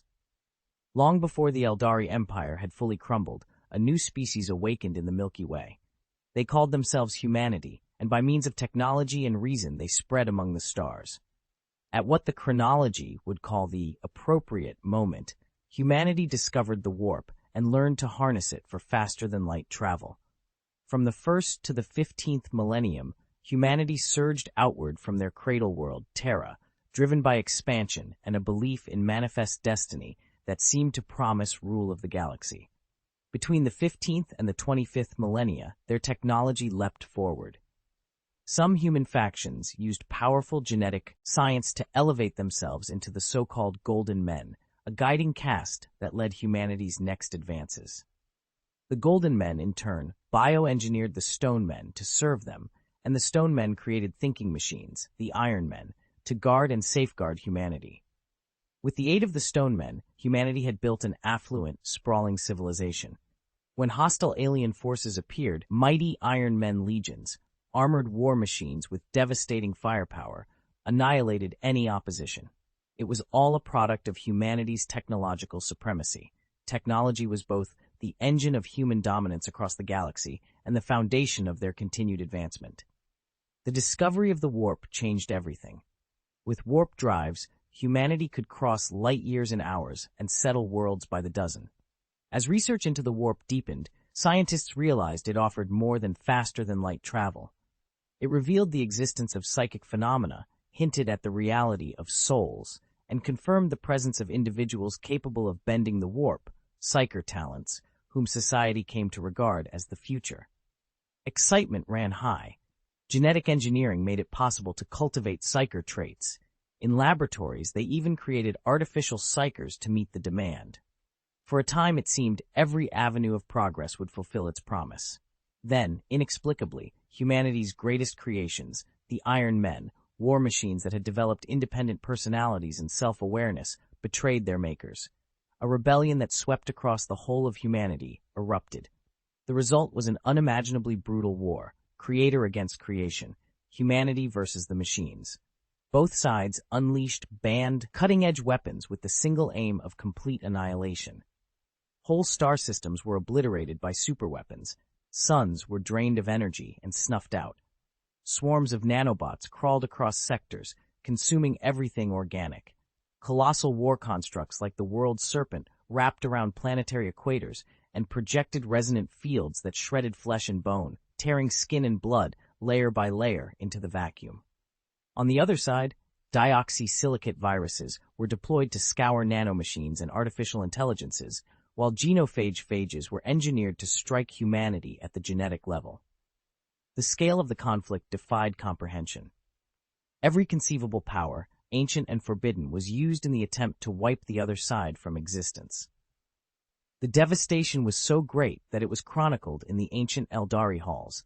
Some Eldari, moved by sympathy for humanity, even joined the fight against the machines.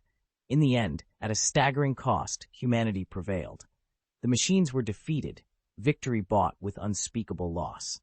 After that moment, when every human-built machine suddenly ceased to possess independent personalities or self-awareness, humanity stood trembling on the brink, like a candle in a storm. Stripped of AI assistance, vast stores of technical knowledge degraded or became unusable. Whole systems of maintenance and logistics collapsed. With their invisible scaffolding gone, the sprawling galactic empire could not be sustained. Former allies among the alien species dropped their masks of friendship and moved in to exploit the weakness. They plundered resources, stole technology, and enslaved populations. Under these assaults, the human polity splintered. Contact with Terra was cut. Distant colonies in remote star systems slipped free or sank into isolation, and the Empire's bonds unraveled. On worlds cut off from supply and support, civilizations regressed. Communities that could neither repair their infrastructure nor replace lost goods dwindled and perished in large numbers. Then, as if to finish what neglect had begun, the residual poisons of the warp flared up across many worlds, an additional deadly blow to a civilization already falling apart. Psychers multiplied unchecked, genetic degradation spawned vast numbers of mutants, and weak planetary governments, bereft of strong armed forces, could not suppress the tide. One by one, worlds fell under the barbaric sway of chaos and mutant warlords. From the 25th to the 30th millennium, humanity suffered mounting internal and external assaults, regressing in pain and torment. The species as a whole declined, sliding toward the brink of annihilation. In the annals of recorded history, this came to be called the 30K era, an age of destruction.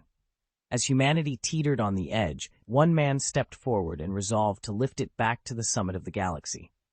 He called himself the Emperor, the human emperor, the master of mankind.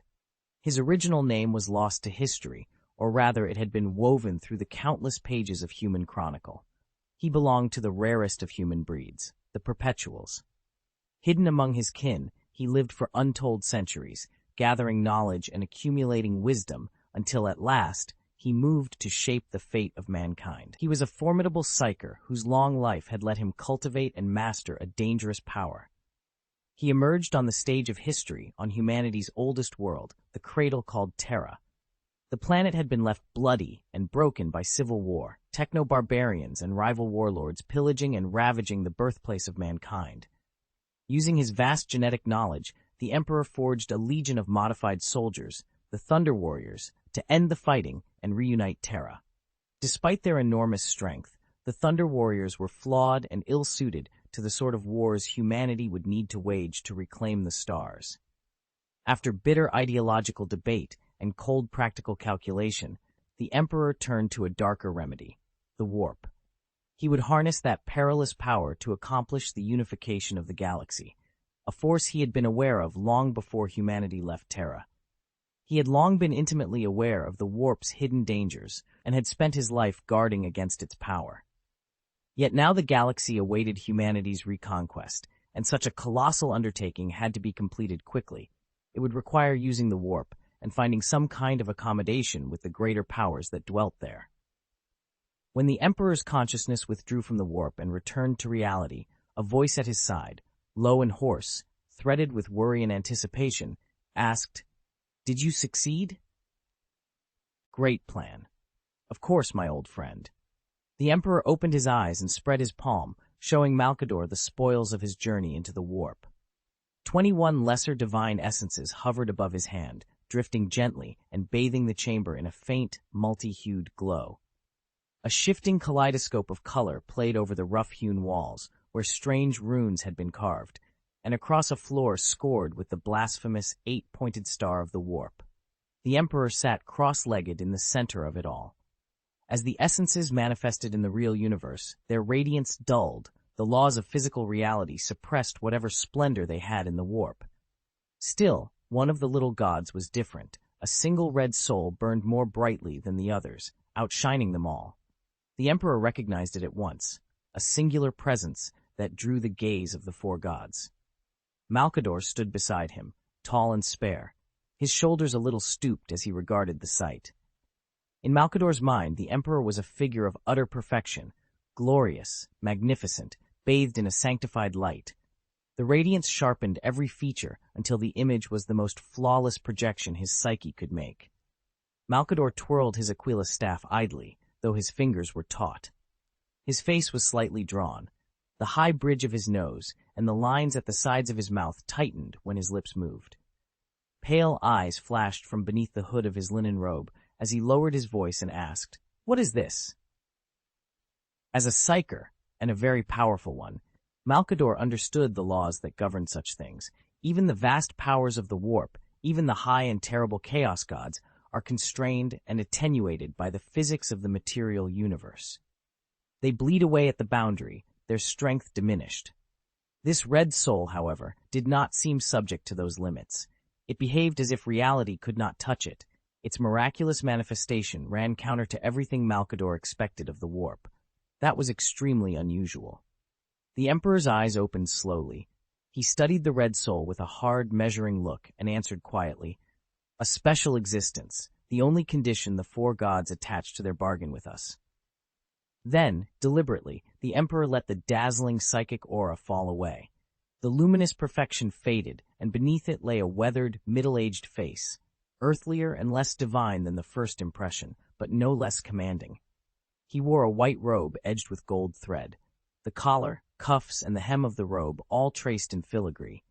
An olive wreath crowned his head. His black hair fell to his chest. Every plane of his noble face stood out. A prominent brow ridge, eyes that seemed to emit a holy light, long nasolabial lines running down either side of his nose, and despite the dignity of his features, there was a tiredness in his cheeks. To stand against the four gods was almost inhuman. Their power to destroy was terrible enough, but the greater danger lay in their corruption, a slow, pervasive blight that worked silently, imperceptibly, eating away at anything it touched. The warp god's force could shatter flesh and stone, yet the insidious warp corruption was worse. It seeped into the world and wore it down from within. "Can't we destroy it?" Malkador asked, his brow knitting. An orange-red psychic flame sprang from his left hand and leapt along the staff he gripped. The Aquila carved at its top held steady in the fire, like a phoenix rising from the ashes with wings poised to spread. From that volatile psychic energy, a sigil condensed in his palm. Not mere decoration, but the daemon mark, a glyph Malkador himself had devised to wield psychic power. It was a technique unique to him, and at the same time, a symbol of who he was. Among the perpetuals he was known as Daemon Mark Malkador. He opened his right hand and red, psychic light, fine as silk, wound around his fingers, coalescing into a sigil of destruction in his palm. Malkador's already narrow eyes tightened. He was ready. At the Emperor's command, he would utterly annihilate whatever thing had slithered out of the warp. Anything fashioned by the four gods could only bring corruption, and destroying it now was the safest way to prevent further harm. The Emperor looked at his old friend, shook his head slowly, and placed his hand over Malkador's, gently snuffing out the demon mark of destruction. A deep helplessness lay in his tired eyes. "I cannot break the contract. Not now," the Emperor said. "It is part of the bargain, the only demand the four gods made. Whatever it is, it must be born in the real universe. As for what it actually is, I don't know." He paused, then added quietly, "Perhaps even the four gods do not know." Malkador gave a wry, bitter smile, his face flickering between light and shadow in the glow of his staff's flame. The helplessness in that smile was shared by both men, and by the Imperium itself. Humanity wanted to return to the stars, to be reborn, to retake the galaxy from the Xenos.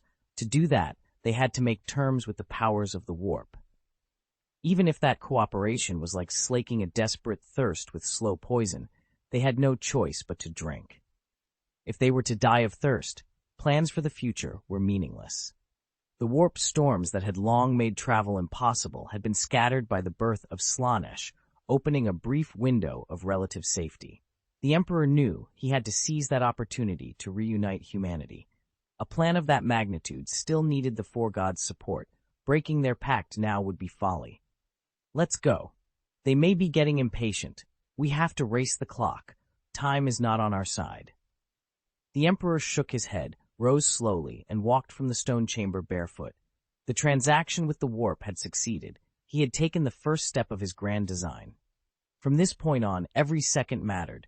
He had to retake the galaxy and reshape humanity quickly before the gods discerned his true intentions. Humanity would rise again from Terra and stride out across the stars. Yes, time waits for no one, Malkador murmured in agreement. He flicked a mark against the sealed stone wall. The panel cracked open and light poured in, forcing both men to squint. Shadows moved beyond the doorway, and a deep voice, barely containing its excitement, called out, "My lord has returned safely. It seems everything went smoothly." The Emperor stepped out into the light, Malkador close at his side. They both smiled and nodded. Their grand plan had just taken its first crucial step, securing the warp's most vital raw materials. Outside the door stood two figures, one towering and the other slight. The taller was a man well over 3 meters, truly a giant. Beside him was a slender woman, elegant and striking. The man's face was resolute and heroic, his vast frame encased in golden power armor. Power armor represented the pinnacle of human technology, not only offering near impenetrable protection, but amplifying the wearer's strength. His suit was exceptionally ornate. The cuirass bore a lightning motif beneath a spread-winged aquila, the emblem of the Imperium poised to take flight. The pauldrons were carved into resplendent eagle wings, each feather worked with painstaking detail as if the artificer had poured his very soul into them. Vambraces, greaves, and other major plates were set with pebble-sized gems and engraved with elaborate bas-reliefs, every inch of the armor proclaiming wealth, devotion, and power. Undoubtedly, the giant was worthy of the magnificent armor. Resolve filled his eyes. His face was stern and noble, heroic more than handsome. The man completed the golden armor, and the golden armor completed the man. Clutched in his left hand was an ancient spear that contrasted sharply with the ornate plate that surrounded him. A shaft of burnished gold ran its length, but the spearhead itself had been cast as a bolt gun, a brutal weapon that fired large-caliber, self-detonating rounds. From the grip forward, a blade extended beneath the bolt gun, gleaming with a cold brilliance. Runes were cut along the gun's body, and cryptic marks scored the blade. This was no common polearm. It had been wrought by the Emperor's own hand, and granted only to the Captain General of the Adeptus Custodes. More than ornament, the halberd was a weapon of singular power. Built into it was a disintegration field that, when engaged, unmade whatever it struck down to the molecular level. In that single instrument, gold, gun, and blade, sat devastating authority befitting the man who bore it. The giant's power armor was a masterpiece, no mere warplate but a work of art, its golden surface covered in exquisite reliefs that married beauty to brutal strength. Standing beside the ornate colossus was a woman of striking elegance, long hair that rippled like silk, emerald green eyes, finely arched brows, a straight, delicate nose, and full, rosy lips. A white silk court robe draped her frame. Every movement spoke of nobility and grace. She smiled as two men emerged from the stone chamber. The male giant was Constantin Valdor, a talent the Emperor had sought out from across the stars to serve as Captain General of the nascent Imperium. He was the master of mankind's strongest and most devoted servant. Valdor and his custodian subordinates were the pinnacle of genetic engineering, created by the master of mankind through a form of bioalchemy that incorporated the master's own genetic material. Largely insulated from the warp and completely lacking psychic ability, they were unusually resistant to psychic intrusion, built to stand firm against the invisible dangers that assailed lesser men. Bioalchemy, taken to its fullest, unlocked the potential of every cell in the custodians' bodies and pushed that potential to its absolute limit. The Emperor's great technology remade them, body and soul, converting humanity's fragile flesh into the apex of combat capability in the material universe. They moved like lightning, wielding their custodian halberds at the very edge of what any biological being could achieve. In a single instant, an unarmed custodian could shred an entire company of fully equipped ordinary soldiers. Their endurance was even more extraordinary. Fighting at peak intensity for days and nights on end without rest barely affected them. In theory, the custodians could exterminate all life in the material world. Among them, Constantin Valdor stood above his peers. He was the most consummate warrior, and his prowess earned him the office of Captain General of the Adeptus Custodes. When the Emperor rose to power, Valdor was at his side, witness to every conquest and every terrible secret. The woman who stood with them was Erda, a friend of the Emperor and a perpetual, a being whose life could not be ended by ordinary means. Erda had already walked ancient Terra by the time humanity began to civilize. Like many perpetuals, she kept herself hidden among mortals, playing parts in their histories and quietly guiding and protecting the growth of human society. In those days, she met the man who would become the Emperor. They spent a long time together, intimately close, nearly inseparable, and their bond shaped much of what followed. When the Emperor launched the Unification Wars to bring Terra under a single rule, Erda threw in her lot with him. She served as a close advisor, helping to craft strategy, persuading stubborn city-states to lay down arms, and turning the tide against those who resisted. The Emperor trusted her implicitly, and she repaid that trust with unwavering devotion to his cause. Together with his other closest allies, they laid the foundations of the nascent Imperium. The Emperor's ambitions were never small. He dreamed of an Imperium of man stretching across the galaxy, cleansing it of humanity's enemies. To gain the power he believed necessary for that destiny, he sought the aid of forces beyond ordinary mortals, the dark patrons of the warp, and began to bargain for the means to take the stars. "Let's go, my servants." The Emperor opened his palm, revealing the souls nested there. Their light had faded, but still shone brilliantly. He turned to Erda and said solemnly, "To the laboratory. We must anchor them in reality immediately. Left too long without a vessel, they'll slip back into the warp." The taint of the warp shimmered in Valdor's bright eyes, and instinctively a flicker of revulsion and distrust crossed his face. Out of duty, he gave a solemn nod, tightened his grip on the long halberd, and moved to lead the way. His peripheral vision never stopped sweeping the shadows, alert for the warp spawn, ready to strike and annihilate them at a moment's notice. "I cannot let your efforts be in vain," he said quietly. Erda caught only a passing glimpse of the cold, empty souls behind those words, the chill that marked the powerful demigods, and quickly turned her head, unwilling to look longer. Immortals were a peculiar breed, bodies that could live forever and even return from death, yet even they could be worn down by the overwhelming influence of the warp. Over the long years, she had come to understand just how dangerous that force could be. They hurried on in silence and stepped into a stone lift that descended into the depths. When it halted and the heavy doors ground open, the scene that met them had changed completely. The cavern below had been hollowed into an enormous laboratory. Pipes crisscrossed the ceiling, pulsing with a steady flow of energy that hummed through the air. Tangled cables drooped from the walls, and a web of pipelines crisscrossed the ceiling and floor, so intricate that even the original designers would have been overwhelmed at the sight. Ashen stone slabs paved the floor, and robed technicians moved among them, attending to and troubleshooting the machines. At the very center of the laboratory stood the gestation pods. Their bases were anchored into the stone slabs, and through hollows beneath the plates, every energy conduit converged on them. All the laboratory's machines served a single purpose, those pods. "My lord, everything has been carried out as you ordered. Preparations are complete." A woman of unremarkable features, medium height, flaxen hair, stepped forward and knelt, presenting a datapad with both hands to the Emperor.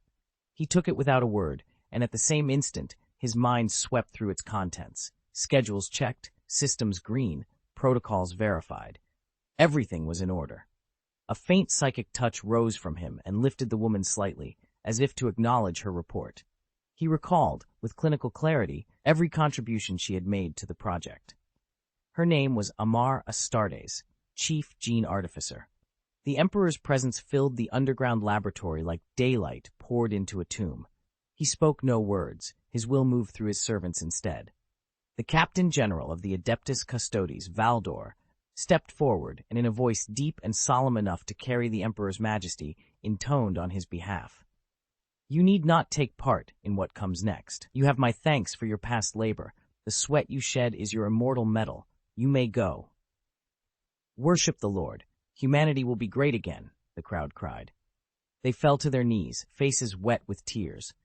For a moment they dared to lift their eyes toward that terrible, impossible light, then obediently bowed them again, swallowing their joy and fear alike and shouting their devotion.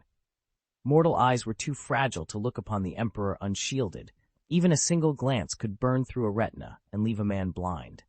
Yet they did not fear blindness. To behold the master of mankind's radiance was, as to them, a balm that could dispel all darkness. Still, they obeyed the command and withdrew, pledging only to continue serving humanity in whatever ways they could, and nothing more. All the laboratory staff knelt, tears streaming, worshipping the master of mankind. Erda's eyes were rimmed with red, touched by the raw passion and grief spilling from the workers who had given so much for the future. Her voice, always supremely composed, wavered as she urged them gently but firmly, Everyone, please go. We still have essential work to do. We must make every second count. Slowly they rose, wiping hot tears from their faces and filing out in order. None dared meet the Emperor's gaze. They fought terror, estraining the devotion in their hearts, afraid that one look might make them kneel again. When the lab had emptied, save for 4 people, Erda spoke once more. Begin. The Emperor took her hand. A faint, hazy light rose around them as they walked together toward the amniotic gestation pods. This plan had been his entire obsession. He had poured in every human and material resource to build those pods and bring the Primarchs into being. They moved forward like lovers performing a solemn rite.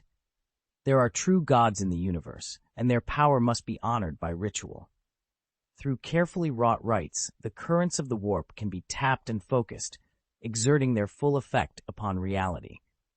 To anchor a demigod's soul in the material plane requires more than a vessel of flesh.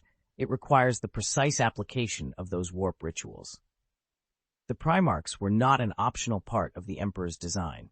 They were its linchpin. Without the Primarchs, the plan could not proceed. Standing beneath the star-strewn sky, the Emperor, the most powerful psyker humanity had ever produced, had never felt so small. The stars were countless, and humanity was scattered across the galaxy. The scale was almost obscene. Conquest of such a vast expanse would take generations, and time was a luxury the Emperor did not have. Ordinary human soldiers were too frail to shoulder that burden. The Adeptus Custodes, products of the Emperor's genetic arts, possessed the strength to carry war across the void. Yet they bore an irreparable flaw. Each custodian was a unique masterpiece of bioalchemy, an ultimate organism whose design could not be duplicated. They were singular works of living art, supremely powerful but too few and impossible to mass produce. Their long, painstaking manufacturing and the staggering drain on resources made mass-producing the Adeptus Custodes impossible. Once Constantin Valdor asked Malkador bluntly, "They are the Emperor's most loyal and powerful warriors. Why not use the Custodes to conquer the stars?"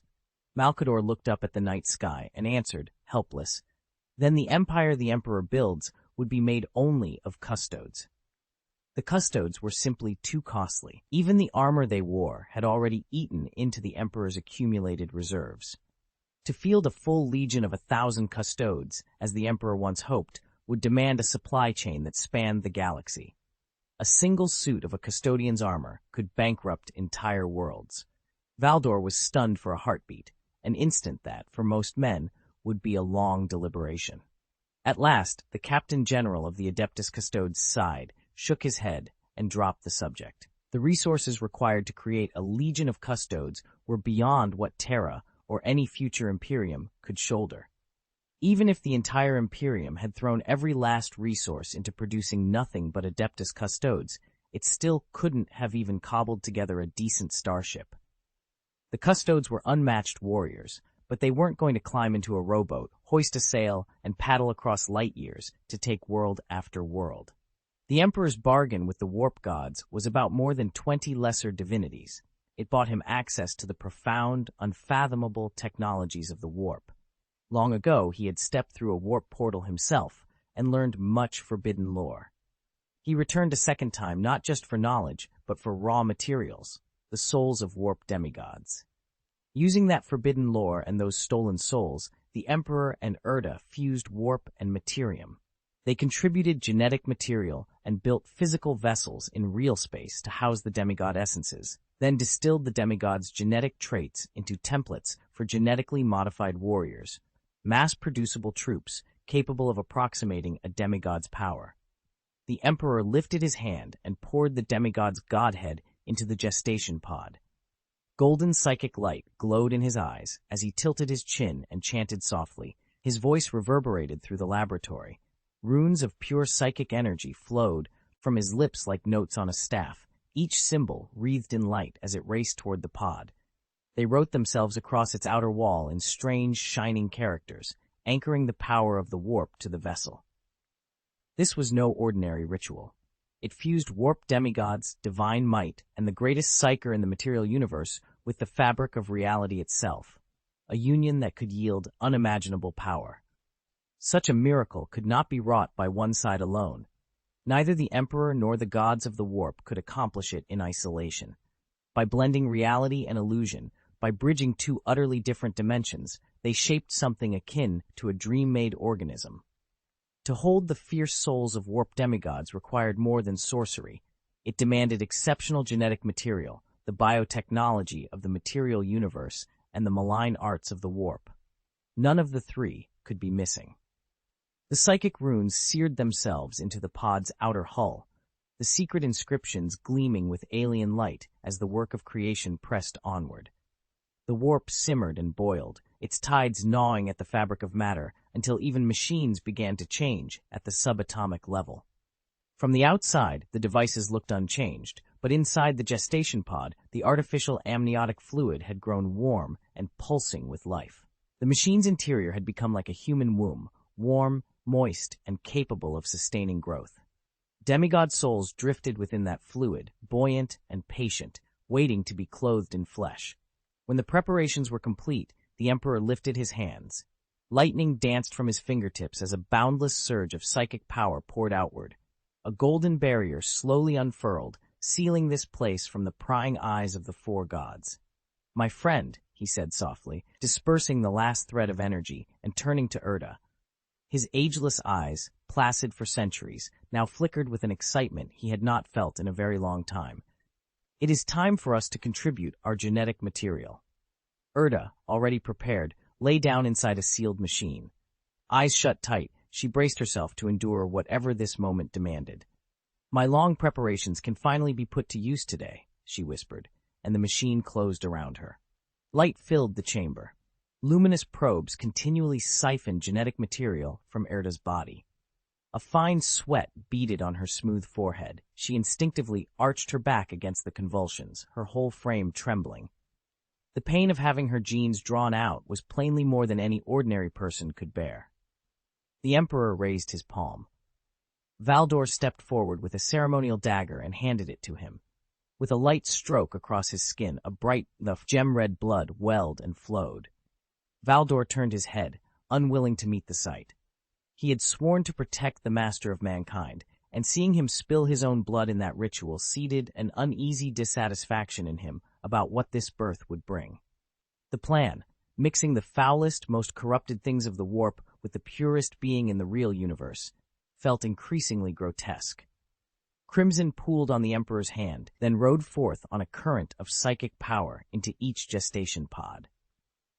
There it fused with Erda's harvested genetic material and entwined with the warp-born souls destined to be reborn. The Emperor's eyes glowed once more with inner light as he paced the line of pods, intoning a low, soft chant while he surveyed them one by one. The Emperor's blood carried the potent essence of the greatest psyker in the material universe, and it poured into those raw demigod souls, endowing them with a wealth of wisdom and strength. Idealism, rationality, gentleness, responsibility, restraint, kindness, humility. justice, tolerance, courage, beauty, sanctity, persistence, resilience, patience. These were the virtues the emperor intended for his primarchs. Yet because the emperor himself was human, his essence also contained discordant notes. Ambition, a lust for conquest, grief, stubbornness, hatred. He did not excise those flaws. A war machine modeled on humanity needed human passions to understand humanity. Those passions also made it whole. Each primarch was, therefore, a being of the warp fused with human nature, immensely powerful, but unmistakably human.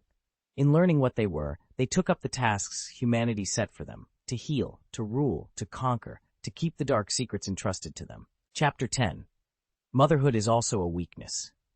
The primarchs were no simple experiment. Forged by the tangled alchemy of the warp and human artifice, they had been shaped to carry not only power, but purpose.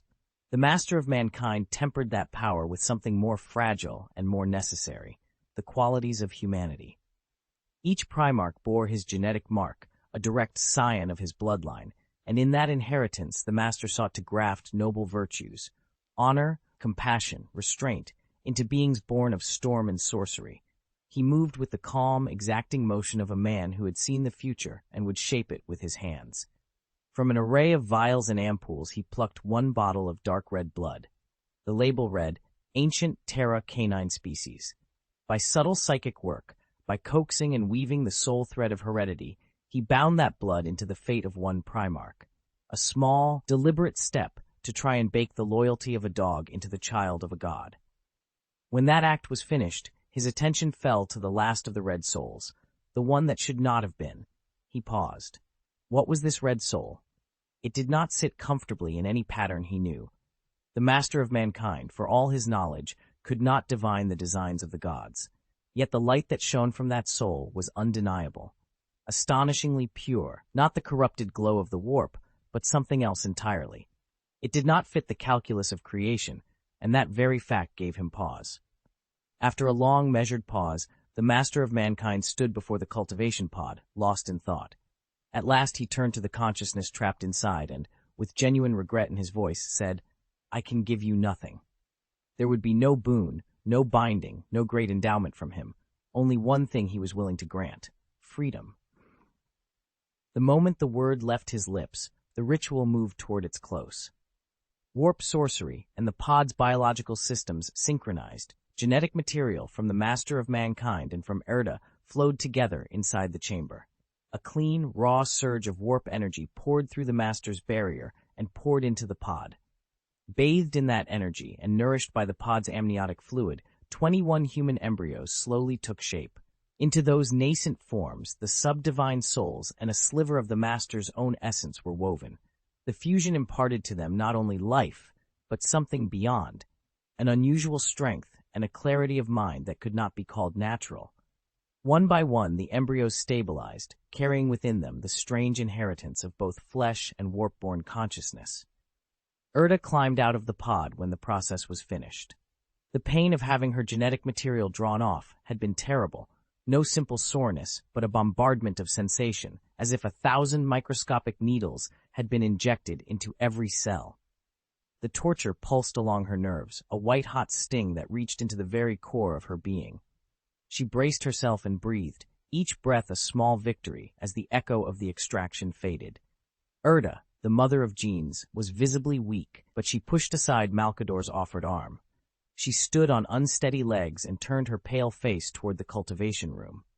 In the dim light, 22 human fetuses floated in their pods, each connected by synthetic umbilical cords, suspended in amniotic fluid and curled into themselves. A faint, almost fragile smile touched Erda's lips. As an immortal who had walked alone through 10,000 years of human history, she had never played the role of mother, and, as a woman, she had long felt she had failed. Now, though, everything felt different. Erda could clearly feel the thrum of blood kinship. The faint heartbeats inside the cultivation pods tugged at something deep within her, a blood bond, an intimate mother-child connection she had never known. Long-suppressed maternal instincts poured out from her immortal frame. Her smile was small but steady, gentle and full of affection. Her eyes glowed with a warmth she had never allowed herself before. "My friend, are you feeling better?" The master of mankind's voice was faint. The stripping of his essence had left him temporarily weakened. His complexion was drawn and pale as he watched her. I am well. Never better. Perhaps your new identity will bring different experiences. Malkador's voice was soft. He caught a light in Erda's eyes he had never seen before and allowed himself a rare smile. For now, we only need to wait quietly for them to mature. Then we can begin stable, mass-producible extraction of the gene seed. The master of mankind's gaze swept over the cultivation chamber. The 22 young primarchs within were developing at an astonishing rate. It would not be long before the next step, extracting the gene seed, could be undertaken. The gene seed, a packet of altered genetics infused with warp material, would be implanted into carefully chosen human recipients. The divine spark accompanying the gene seed would reshape their bodies, elevating ordinary mortals into superhuman soldiers. Let us go, the master said. They need time, and we need time to prepare. The four of them left in silence and closed the heavy doors behind them. Everything that occurred in that room was beyond the comprehension of ordinary technicians. It had to be sealed and forgotten. Erda hesitated at the final door, pausing as if reluctant to leave what lay within. As a new mother, she was consumed with worry for the children tied to her by blood. She turned back once more, but her view was cut off by the cold, unforgiving bulk of the heavy alloy doors. The physical distance between her and them was short, and yet it felt impossibly long. The group that stood before her were not ordinary people. They were important figures in the fledgling Imperium, each with only a scarce allotment of time. When they finally stepped up out of the underground, a great many faces were already waiting. Custodians, internal affairs officers, and the soldiers who had first followed the master of mankind to reclaim Terra stood in mute ranks. The crowd was dense and heavy with a solemn silence. Beneath the psychic glow, the master of mankind presented himself in 1,000 different ways to 1,000 different eyes. To some, he was gentleness. To others, majesty. Some felt only reverence, others only kindness. He became the measure of perfection by virtue of his existence, and he made no effort to diminish that effect. If anything, he deliberately intensified the psychic illusion. Since the days of ancient Earth, humans had thought of themselves as civilized, but they could not shake the instinctive worship and fear of the powerful that was written into their genes. A halo of psychic energy surrounded the master of mankind, casting him in a light that made him seem flawless, supremely revered, and beyond ordinary scrutiny. Ordinary people could not, as the custodians could, hold his brilliance in their gaze for long. For a heartbeat, the room was silent. Then, as if released, the Terran elites cried, "My lord," and bowed their proud heads, dropping to one knee to pledge their loyalty. The rest of the crowd followed suit and knelt before the four. Erda wavered, a wave of dizziness washing over her. "I need to rest," she said quietly, and turned away with her longtime attendants. She did not ask permission, she simply stated it. As a friend of the master of mankind, she held certain privileges. The master inclined his head and allowed her to go. The extraction of genetic material had left her weak. She was in no condition to handle the mountain of affairs awaiting her. Leaving the underground laboratory, Erda made her way back to her residence. When she drifted beyond the protective glow of the master of mankind, a subtle, almost imperceptible wisp of chaos energy leaked out from the void and settled on Erda's shoulder. Seizing the moment of vulnerability, it slipped into her fragile soul. A wave of dizziness washed over her. A thin sheen of sweat broke out on her smooth brow. A cold that seemed to chill her very soul assailed her, and she had to brace herself against the wall to keep from collapsing. "Madam, are you all right?" one of the handmaidens cried, stepping forward to support her. The instant their skin met, a freezing radiance seemed to issue from Erda. The handmaiden recoiled as if stung, curling her fingers instinctively. "Madam, you're—" In the next heartbeat, Erda had recovered her composure. She extended a hand to still the other's concern and offered an apologetic smile. "I'm sorry to have worried you. I'm simply a little weak." "Please take care of yourself," another murmured. "The Imperium cannot afford to lose you." Erda nodded gently. With a graceful effort, she raised her arm and allowed her attendants to help escort her back to her chambers. Erda's residence was modest in size, a small estate, but lavish beyond measure. In the courtyard a fountain tinkled amid beds of fragrant flowers, and a cobblestone path led from the inner court to the portico. On Terra, ravaged by long civil wars, every drop of water was priceless, and flowers had all but vanished from the irradiated surface. To the scavengers and nomads of the wastes, this little garden, with its blooms and an artificial fountain, was decadence itself. When her handmaidens withdrew, Erda stepped into the study. Shelves of wood lined the room, filled with old books whose spines bore the scars of age. She sank into a comfortable chair. Simulated sunlight from the miniature fusion device in the courtyard slanted through a cross-shaped window and fell across her. Her silk robe clung to her, outlining graceful curves like the goddess of love from Terra's myths. She frowned and closed her eyes. Behind her lids the memory returned. A vision, a cruel future that had flashed into her mind, one she could neither speak of nor face, a fate that seemed meant for her alone.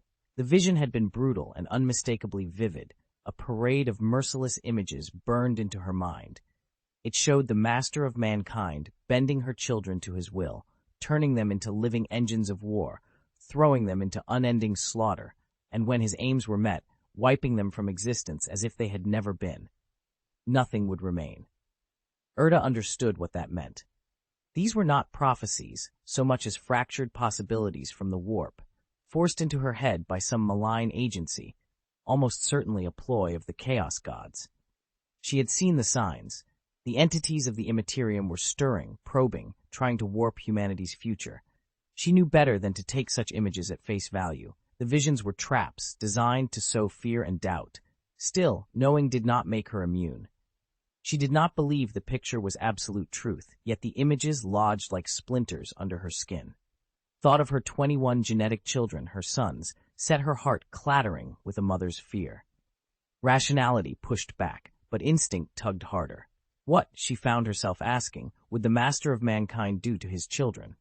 Chapter 11. Dark Future Trust, once broken, does not simply heal.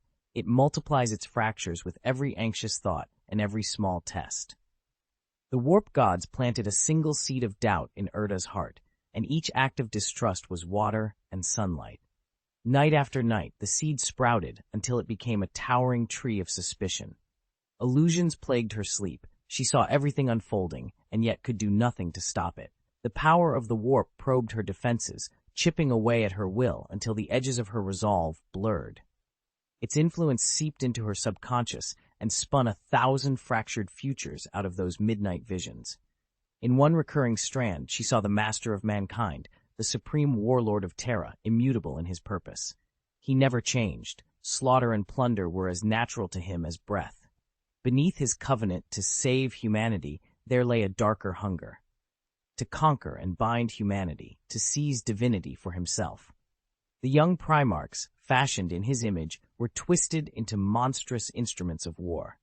Under his command, they turned their blades on the very people they were meant to protect, reaping human souls as fuel for his ascent to godhood. The visions never stayed the same.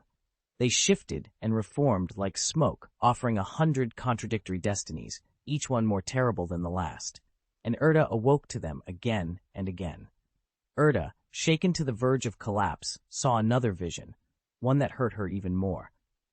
In it, after uniting humanity, the master of mankind betrayed his own sons and purged the Primarchs and their legions. The galaxy was set alight by endless war. Father and son butchered one another amid the flames. Primarchs who had stood with the master and those who fought only to survive turned their swords on each other, swearing to slaughter their blood kin. These countless, wrenching possibilities tore at Erda's soul. She felt like a tiny boat in a storm, pitching helplessly on dark water. Seeking out the master of mankind might resolve some of the lesser troubles, she thought, yet the images in her mind gave her pause. She knew there was a high chance they were false, tricks of the warp's evil gods, but what if they were true? Tears streamed down her face. In the dream she clapped her hands over her eyes, unable to look at those tragic scenes. Among all human crimes, none seemed more abominable to her than kinslaying. Fathers and sons turned their blades on one another. Blood brothers bled at each other's hands. The future of humanity itself was cleft and dying under the weight of it all. Erda buried her face in her hands as the visions played out in her mind, so vivid they felt like living things. She fought the images, tried to will them away, but they pressed on regardless, relentless. A whisper rose from the dark, threaded with a sneer and the relish of a plot come to fruition. You can do nothing. Their fate is already sealed. The gods will savor the sweet corruption. No, Erda cried, flinging her eyes open to refuse the voice. Instead, she found herself in her own chamber. A maid stood in the doorway, worry written across her face. "Madam, are you all right?" Erda forced a smile, though her cheeks were pale. "I'm fine," she said quietly. "You may go." The maid hesitated, bowed, and slipped out, closing the door behind her. The room sank back into a heavy, oppressive silence. Erda lay still on the bed, staring at the ceiling, turning over the dark scenes she'd been shown, every atrocity the dark gods might wish to bring into being. How could she stop any of it?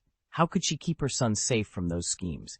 Days passed, and night after night, the same nightmares returned, dragging her again and again into the same helpless waking. Erda's face had changed beyond recognition, gaunt, sallow, and hollow-eyed. Her once golden hair hung dry and lifeless. Her lips were cracked and bleeding. She hauled herself up from the soft bed, calling weakly for a maid to help her into her dress. Between gasps, she muttered, more to herself than to anyone else, I have to get there. I can stop the future now." She had to be there today. She needed to see with her own eyes whether the prophecy was true or false. After endless torment under the gods' visions, she thought she had found a way to avert what was coming. If, before events unfolded, she could make the Primarchs leave the Master of Mankind, the future might be changed. Clinging to that desperate plan, she rushed out of the chamber to put it to the test. She did not hear the muffled snicker from the darkened room behind her. A voice from the shadowed corner hissed, "Even immortals are mortal. Emotion will always be the heart's weakness." Passing down a long corridor that tunneled into the fortress, an elevator whistled as it descended. Erda leaned against its stone wall and stared up at the small ceiling light. Her anxious urgency slowly curdled into a cold dread, her fingers clenched with restless impatience as she waited for the doors to open. She knew the elevator's echoes by heart. In countless prophetic nightmares, she had stepped into this same shaft, descending into darkness to confront the Master of Mankind's lies alone. Now the doors sighed open, and a voice from the waiting squad cut the silence. "Madam, your arrival was not part of the plan." A small company of the Master's most loyal servants stood at the threshold. Constantine Valdor led them, power halberd in his left hand, his right poised at his hip, as if ready to draw the sword at his waist.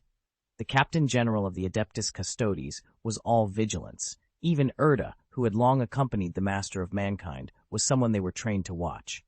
The Custodes' fealty belonged solely to their creator.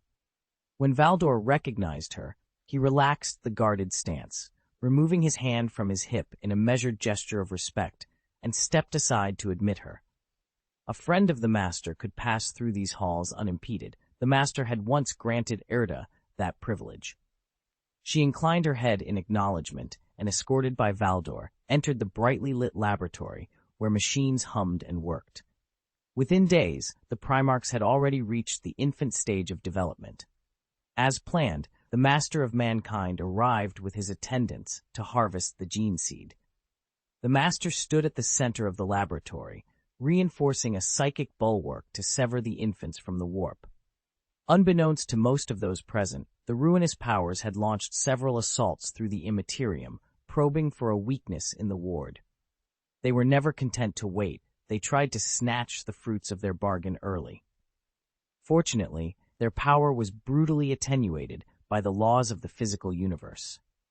With the Master personally holding the psychic barrier and multiple layers of wards layered around the chamber, the laboratory was virtually impregnable on the ethereal plane. The dark gods raged and roared outside the shield, but they could not force their way in. Erda stepped up to Malkador's side, standing shoulder to shoulder with him. Her posture was relaxed and her face unreadable, betraying no emotion.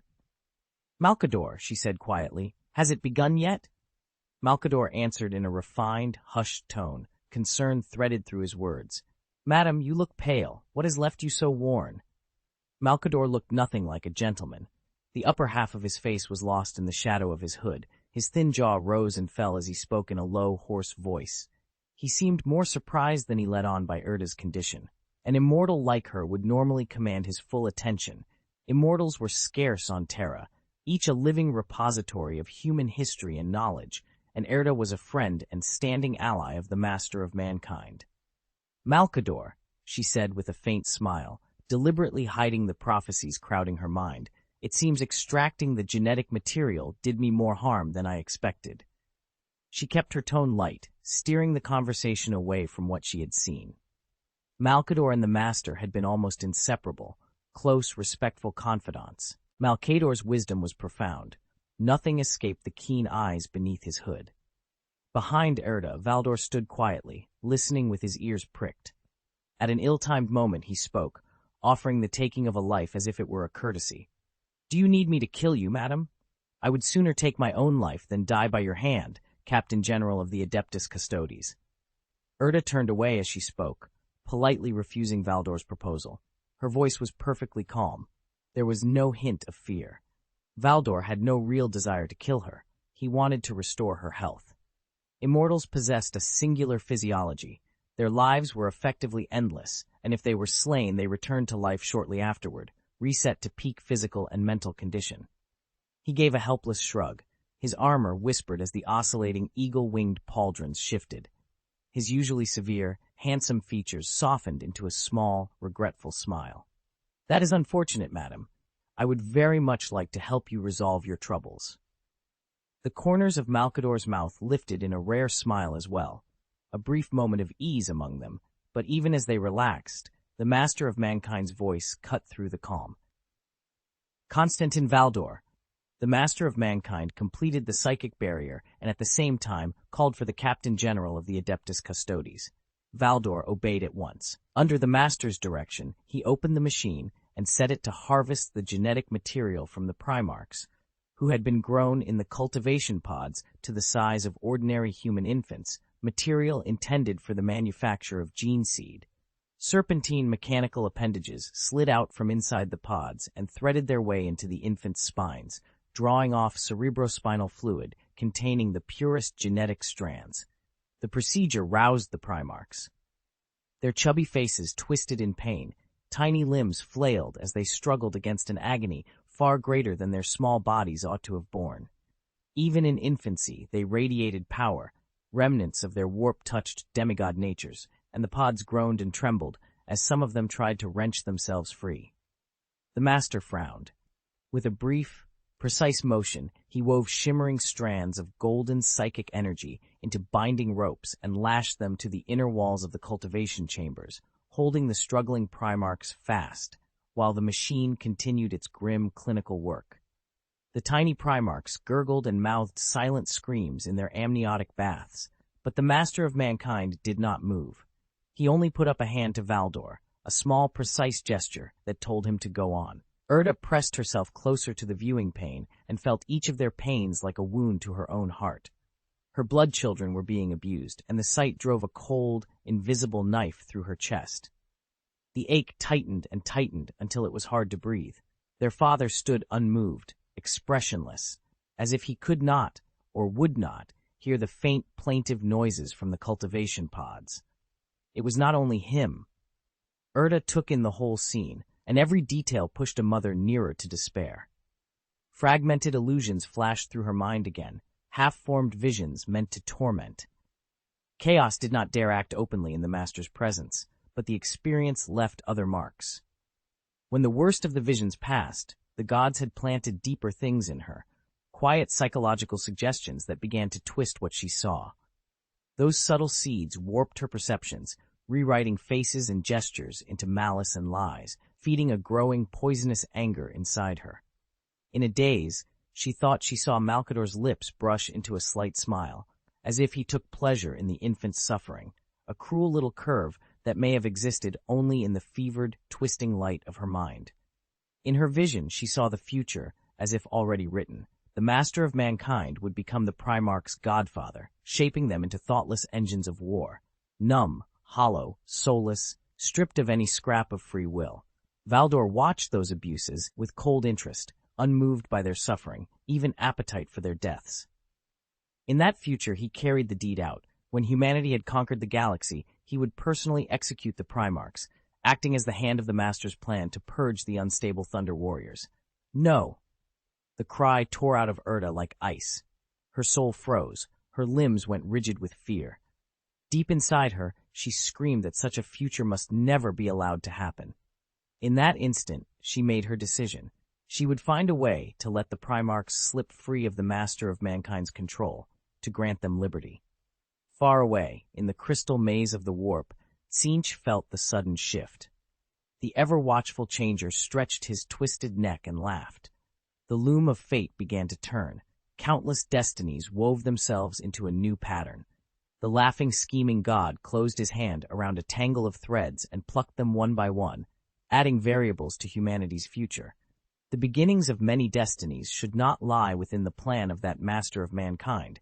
They should be full of variables.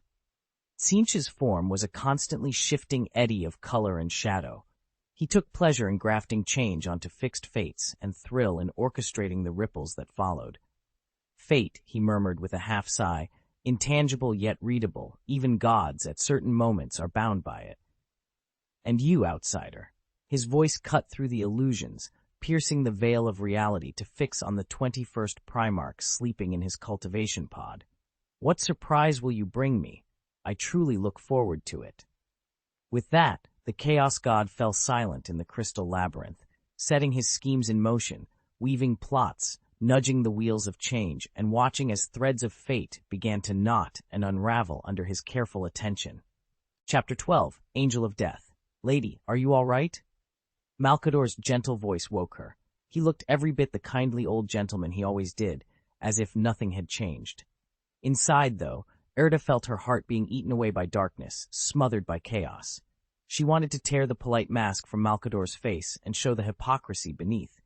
Hatred churned beneath her skin, hot and rising, but she gave no outward sign. Her expression stayed serene, practiced, and still. Not a muscle betrayed the turmoil inside. Tens of thousands of years of experience had made concealment instinctive. A plan began to take shape in her mind, quiet and impossible seeming, perhaps the first step toward fulfilling a prophecy. Thinking of the Emperor's ruthlessness and Malcador's cold indifference, she made a private vow she would save those children and give them true freedom. Their future would not belong to the Emperor. I'm sorry, Malcador. She forced an apologetic smile and offered a small curtsy. I'm not feeling well. There's no need to apologize.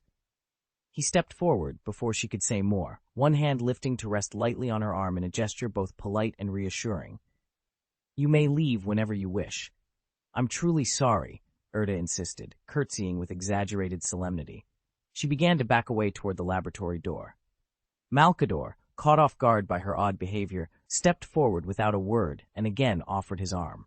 Then, almost on instinct, he signaled 2 custodians to see her to her quarters. He squinted as she hurried away, watching her leave. Across their minds, a single psychic instruction touched the custodes. You need not return. Continue to monitor her.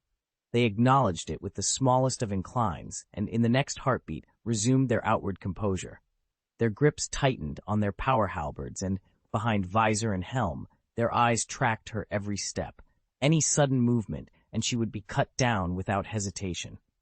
The Emperor paid little heed to Erda's departure. It seemed only natural, he thought, that an old friend would be unsteady after offering genetic material, for his attention was not in the laboratory. His will was locked in the warp, contending with the Chaos Gods, who launched yet another assault in an attempt to shatter his psychic barrier and drag his focus away from the woman. After Erda left, the Chaos Gods seemed to lose interest and stopped probing the psychic barrier. The Emperor considered calling after his old friend to ask after her condition. But by the time he turned, she had already stepped into the lift and departed the laboratory. My lord. Captain General Valdor of the Adeptus Custodes raised his right hand. In it sat a transparent case holding 21 cylindrical glass vials. Each one contained a blood-red strand of genetic material. The Emperor, who rarely displayed overt emotion, nonetheless frowned at the sight. Anything touched by the warp was warped. Even the genetic samples taken from the Primarchs bore marks of that corruption. He looked long and hard at the rows of crimson filaments. A small splash of deeper red at the far end of the case drew a soft, surprised sound from him. He asked Valdor, "Which Primarch is this?" "Number 21, Valdor replied in his deep, measured tone. Carefully, the Emperor enfolded that vial in his psychic power and lifted it for closer inspection. The sample within was blood red and translucent, faintly luminescent, its surface seeming to pulse with a slow, eerie glow. Unlike the other samples, which showed at least a trace of warp taint, this one bore no contamination at all. The Emperor frowned in fascination. "Incredible," he murmured. "It truly contains the essence of the warp, yet it shows none of its marks." He examined it closely, eyes bright with a scientist's rapture. "It integrates the power of the warp flawlessly, is perfectly compatible with our biotechnology, and even assimilates mine and Erda's genetic material without rejection." With a slight movement, his hand struck the glull. "Ass!" The container cracked and fell away. The red essence hovered calmly above his palm, steady as if it were stone. "Truly perfect," he said, smiling at Valdor. There was a new light in his gaze. "Valdor, compared to the perfection you represent in my heart, this gene seed is perfect in a different way." Valdor's brow tightened in confusion. A different kind of perfection. What could that mean? He remembered how, when the Emperor had created the Custodes, he had called them his interpretation of perfect humanity, the ultimate form of the species. The Custodes were the Emperor's ideal, a personal, subjective perfection. This gene seed, however, promised another sort of completion, one Valdor could not yet name. This genetic material represented a different kind of perfection, the perfection the Emperor had been searching for. "Is it safe? Is it stable?" Malcador asked, lowering his hood so that his dark, keen eyes, bright with concern, caught the gleam of the object in the Emperor's hand. Safety and stability were precisely what the Emperor and the fledgling Imperium needed. If the answer were obvious, there would have been no need to venture into the warp and strike that shameful bargain with the Chaos Gods to replace the old Thunder Warriors. "I don't know, old friend." The Emperor shook his head, his expression unreadable and troubled. Using his psychic power, the Emperor lifted the vial of genetic material and pressed it to his chest. He turned to the child sleeping peacefully in Cultivation Tank 21. "He may be a gift," he said softly, "a gift even the four gods do not know the contents of." "Then you must make good use of it." Malcador's pleasure showed in a rare, gentle smile that softened his gaunt, usually stern face and lit the laboratory like morning sun. His gaze swept over the 21 tanks. "After all, they are not easy to get along with. I will." The three of them left the laboratory, the Emperor, Malcador, and Lord Commander Valdor, and walked on to another chamber where many more procedures awaited. For the whole of the short journey, the Emperor had held the genetic sample in his right hand. Its importance made Valdor a little envious. Gene seed taken from a Primarch could not simply be implanted into a recipient. It would take time, processing, and careful cultivation before its true potential could be realized. They arrived in the cultivation hall, a vast space hewn from the hollowed belly of a mountain and fitted out as a massive gene seed incubation complex. The scale of the place spoke of long work ahead, and the careful, patient art that would be required to turn that tiny, precious sample into something more. From the genetic material they had preserved, they grew the gene seeds that carried fragments of the Primarch's power. In the cultivation chambers, those gene seeds were fed into machines that could then grow a full complement of 19 superhuman organs. With the implanted gene seed and 19 successive modification surgeries, the time and uncertainty required to turn a mortal into a superhuman warrior were dramatically reduced. A normal human could, with luck and ruthless care, survive the 19 alterations and endure the subsequent rejection crises. Body and mind were remade. Psychologists called it rebirth. Engineers called it refinement. What emerged was a living weapon in the Emperor's hand. These modified warriors could sustain savage, high-intensity combat for long stretches, crush an ordinary skull with one hand, and shrink reaction times to mere milliseconds, tearing a man apart before he could even register danger. The cultivation chamber hummed with activity. Rows of machines pulsed and blinked, while teams of geneticists clustered around gene seeds, monitoring growth curves and preparing fresh artificial organs for implantation. The air was thick with the quiet urgency of technicians and scientists racing to turn raw biology into battlefield steel. What will these new genetically modified warriors be called? Malkador stood at the Emperor's right. A quiet gratitude in him for the mortal scientists clustered behind the throne. Passionate and largely unseen, they had become indispensable to the nascent Great Crusade. Star Crusaders? Valdor offered, half a question, half a smile. Their battlefield would be the stars, after all. The Emperor was preparing to launch an unprecedented campaign to reclaim scattered humanity across the galaxy. The Emperor only shook his head. His long black hair stirred as he moved. His face was grave and he said nothing. The initial successes of the project had not eased him. If anything, they had sharpened his caution. The fragile Imperium could not afford a single misstep. Malkador brimmed with expectation. He envisioned the future in bright, sweeping terms. A new empire, new armies, the product of daring science and the power of the warp harnessed for humanity's cause. The Emperor, however, held a different knowledge. He understood, more deeply than any of them, the hazards that clung to warp-born power, risks Malkador only dimly appreciated. The Emperor watched the work in the genetic engineering lab with a look that mixed scrutiny and something like anticipation. He let out a slow, low sigh, and the words came soft and clear. Death Angels. For a beat, Malkador and the other man fell silent, the implication hanging in the air. These new, genetically altered warriors, once they left Terra, would bring both death and salvation to mankind across the stars. The name summed that contradiction up in 2 cold syllables. That's a good name, Captain General Valdor said, fingers tightening on his spear as he stroked his chin. He mulled it over for a long moment. Then, as if that were the entire test a name needed to pass, his eyes brightened. At least it's cool. Malkador forced down the twitch at the corner of his mouth. The Custodes were flawless specimens by every physiological measure, close to perfect, but their capacity for humor was, like so many things about them, limited. The Emperor's gaze moved from Valdor's gold to the other figures in the room. He found, among the technicians and attendants, the same selfless woman he kept noticing, Amara Astartes. Astartes? The Emperor mused almost to himself. The word hovered, a possibility. It might be good, clean, resonant, and fitting for what these warriors were meant to become. To honor those who labored unseen, the Emperor conceived a new corps of genetically engineered warriors, soldiers who would carry the hopes of ordinary people as they campaigned across the galaxy.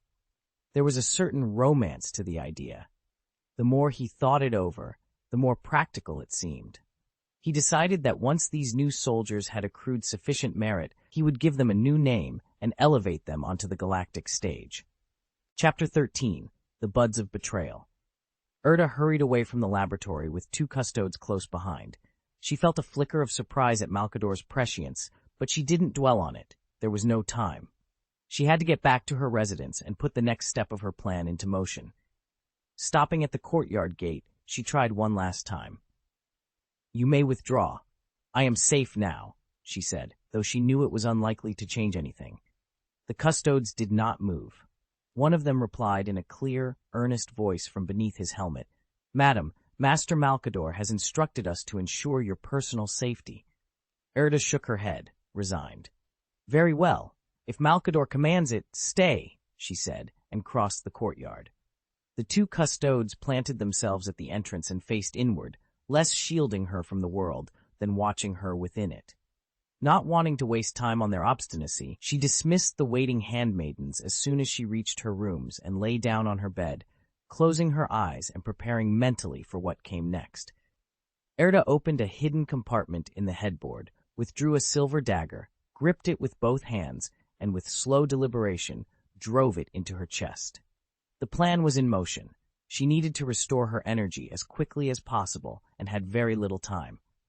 Blood welled and ran, staining the dark red silk quilt, its gold embroidery taking on a deeper hue, and Erda's breathing gradually slowed until she lay perfectly still on the magnificent bed, like a sleeping beauty at rest. She was used to dying. Her consciousness sank into complete blackness. It did not matter. her immortal constitution would regenerate in a single day, healing every wound. Outside, the custodes stood like statues at the courtyard entrance. Their charge had not shown herself in sight for some time, and there were no threats to challenge their post. The Emperor's custodes liked nothing better than a quiet watch. Their task often came down to simply being there. Though they were peerless in battle, combat was not their defining quality. Each custodian was a singular talent, the pinnacle of human achievement in both specialized arts and everyday skills. 2 custodes stood sentinel, long halberds planted at their sides. Whether one had once been a celebrated chef and the other a master cobbler among humans was irrelevant now. Their enhanced bodies made them warriors by default. Combat skill was simply another tool granted by their superhuman physique. A pale arm pushed open a window. The custodes recognized it instantly as the arm of their charge. A cool breeze slipped in, and their heightened senses caught something wrong. Faint, almost imperceptible, the scent of blood riding the air. No words were needed. No wasted motion. They moved like lightning. The 2 custodes crashed into the courtyard. Their armored boots shattered the marble path as they ran. The handmaidens screamed, ducking and covering their heads to get out of the way of those towering forms. "Stand back!" one of them thundered. He planted both hands on his power halberd and leveled it at the bedroom door. A bolter was mounted beneath the shaft, trained straight at the door, and his right index finger rested on the trigger. Even the faintest squeeze of a bolter's trigger would send a heavy explosive round ripping through the mahogany door. The 2 handmaidens on watch froze where they stood, wide-eyed and pale, startled awake by the custodes' command. The custodes paid them no heed. There was no time. Their power armor rose and fell with each measured breath, the plates whispering against one another. Blood hammered in their ears, their hearts drove fast and hard, throwing them instantly into combat readiness. Tension hummed beneath the armor. This was the Emperor's territory at the foot of the Himalayas. Who, and by what trick, had managed to slip past their vigilance, breach this threshold, and carry out an assassination without a sound? Erda's immortality was no universal secret among the custodes. Some knew, many did not, but whoever had come for her could not be dismissed as an ordinary intruder. Techno-warlord? Techno-barbarian? Who could it be? Slow, even footsteps approached the door from the other side, showing no panic, no scramble, the kind of calm that suggested the intruder intended to step out and face them head-on. The 2 custodes exchanged a single wordless glance and with perfect tacit understanding slipped back a fraction of a pace. This room was no place to swing halberds. The custodes stood in the cramped doorway, weapons lowered, and waited solemnly for whoever was on the other side to reveal herself. "Custodes, you needn't be so tense." Erda's voice came from behind the door. She pushed it open and eased her personal handmaiden to her feet. No longer the shattered figure of yesterday, but composed and perfectly groomed, reborn somehow better than before. Seeing Erda unharmed, the custodes let out a collective breath of relief. They noticed the faint metallic tang in the air but said nothing about it. Instead, one of them, somewhat surprised, asked, "Milady, are you preparing to go out?" Erda wasn't in her usual silk court robe. She had shed the finery for a military uniform, a black, lightweight, form-fitting combat suit that hugged her silhouette. Any insignia that would have marked her rank on her shoulders and upper arms had been removed. A tactical belt sat at her waist, a dagger tucked into it, and an unfamiliar pistol clipped alongside. Though the outfit seemed plain, the custodes treated it with the utmost caution. No one in that room was foolish enough to underestimate it. The tactical gear before them was unmistakable, relics from humanity's most brilliant age, the so-called Dark Age of technology. Buried under centuries of dust and myth, that vanished era had left behind wonders and terrors in equal measure. Too many secrets slept in its ruins. "I have to go out," Erda said, smiling faintly. "I'll need an escort. I want your protection." She spoke plainly, laying out her plans as if inviting the custodes to join her on a social call. She did it deliberately. Erda understood perfectly well she couldn't simply shake them off. Better to turn their presence into an advantage, to use them as both shield and leverage. "We are honored to accompany you," the taller of the 2 replied. "Since the journey will be long, address me as Achilles, madam. This is my colleague, Claudius Ptolemy. The names were deliberate echoes from old Terra, names of warriors and scholars from a past so distant it had become legend. Custodes were taken as children, their birth names erased. The emperor himself bestowed new names, usually those of worthy figures from antiquity. Hearing those borrowed honors, Erda felt a flicker of disgust she could not entirely hide. It was a small, private thing, a reminder of the emperor's taste for theater, his penchant for recycling history as if it were a costume to be worn. The humor in it felt less amusing than bitterly ironic. Erda hurried from the courtyard, anxious to put distance between herself and that place. Achilles fell in step behind her, and Ptolemy went to ready 3 anti-gravity hoverbikes. Once the machines were prepared, the 3 of them mounted and lifted off. The 2 custodes leaned forward over their bikes and flanked Erda, who rode between them. They climbed out of the Himalayas and pushed beyond the emperor's sphere of control. After a time of flying in silence, Achilles spoke into his comm helmet. "Madam, where are we headed?" "A secret base," Erda replied. "Understood, madam." They rode on. When at last they descended, the land below was a ruin. Terra's ecosystems had been devastated, warlords had traded nuclear strikes, mountains had been flattened, and the world had been stripped down to yellow sand and empty waste. Only the hardiest, most lethal creatures remained, skirting the horizons of the endless desert. Erda led them across the shifting sea of dunes until they reached a hidden entrance. Beyond it lay her private base. They slipped past the base's still, functioning security and pushed deeper into the underground facility, toward the stores where Erda's supplies were kept. "Madam, please allow me," Achilles said. Then, before Erda could move, he reached forward and snatched a crate from the shelf. He cradled it in his arms as if it were already his. Though his words sounded like a request, it was clear he had no intention of handing it over. 14. Black Viper, Erda's chest tightened with indignation at the custodian's brusque behavior. She knew they were distrustful by nature, paranoid, blunt men who trusted no one, but their rudeness still stung. She forced the anger down and smiled, placid and generous. "Go ahead and open it," she said lightly. "It's just an old gift from a friend." Ptolemy angled himself a step back, keeping the perfect distance, close enough to intervene for his team, far enough to strike if he had to. Achilles, however, was already drawn to the object inside the box. He let out a soft, long-suppressed breath. "So that's what it is," he murmured, "an ancient religious scripture of mankind." The box itself contained a stasis field that effectively froze time, preserving whatever was within. Nestled inside was an old paper Bible, its cover decorated with a coiled black snake. A golden rose brooch was pinned where the snake's head met its body. Thanks to the stasis field, the book looked untouched by age, fresh and pristine, as if it had never known the passing of years. "Madam," Achilles said, his voice low and threaded with caution. "Madam Erda, you should know the Emperor detests these books." "They're meant to be ashes in his future plans," Erda answered quietly. "The Emperor intended to overthrow every faith, shatter superstition, incinerate sacred texts, and free humanity from the bondage of belief." "Of course I know that," Achilles went on, "but not yet, right?" Erda only gave a slight nod, and without further explanation, held out her hand to signal the custodians to return the book. One of them complied, placing the volume into Achilles' waiting hands. He flipped through the pages with practiced care and found nothing out of the ordinary. When he closed the cover, though, the image painted there made him uneasy. A coiled serpent, its eyes painted a startling crimson. "You don't often see a snake on a Bible cover," he mused. The black serpent tempted Eve, a symbol of deception. The custodians were well read. Achilles' offhand remark about religious fable hung heavy in the stale air of the underground chamber. The single word he'd used cut sharper than he intended. Betrayal. In that moment it was a charged, almost forbidden subject. Erda's brow tightened. Anger flickered across her face. She snapped, "Custodians, take it back," her tone leaving no room for argument.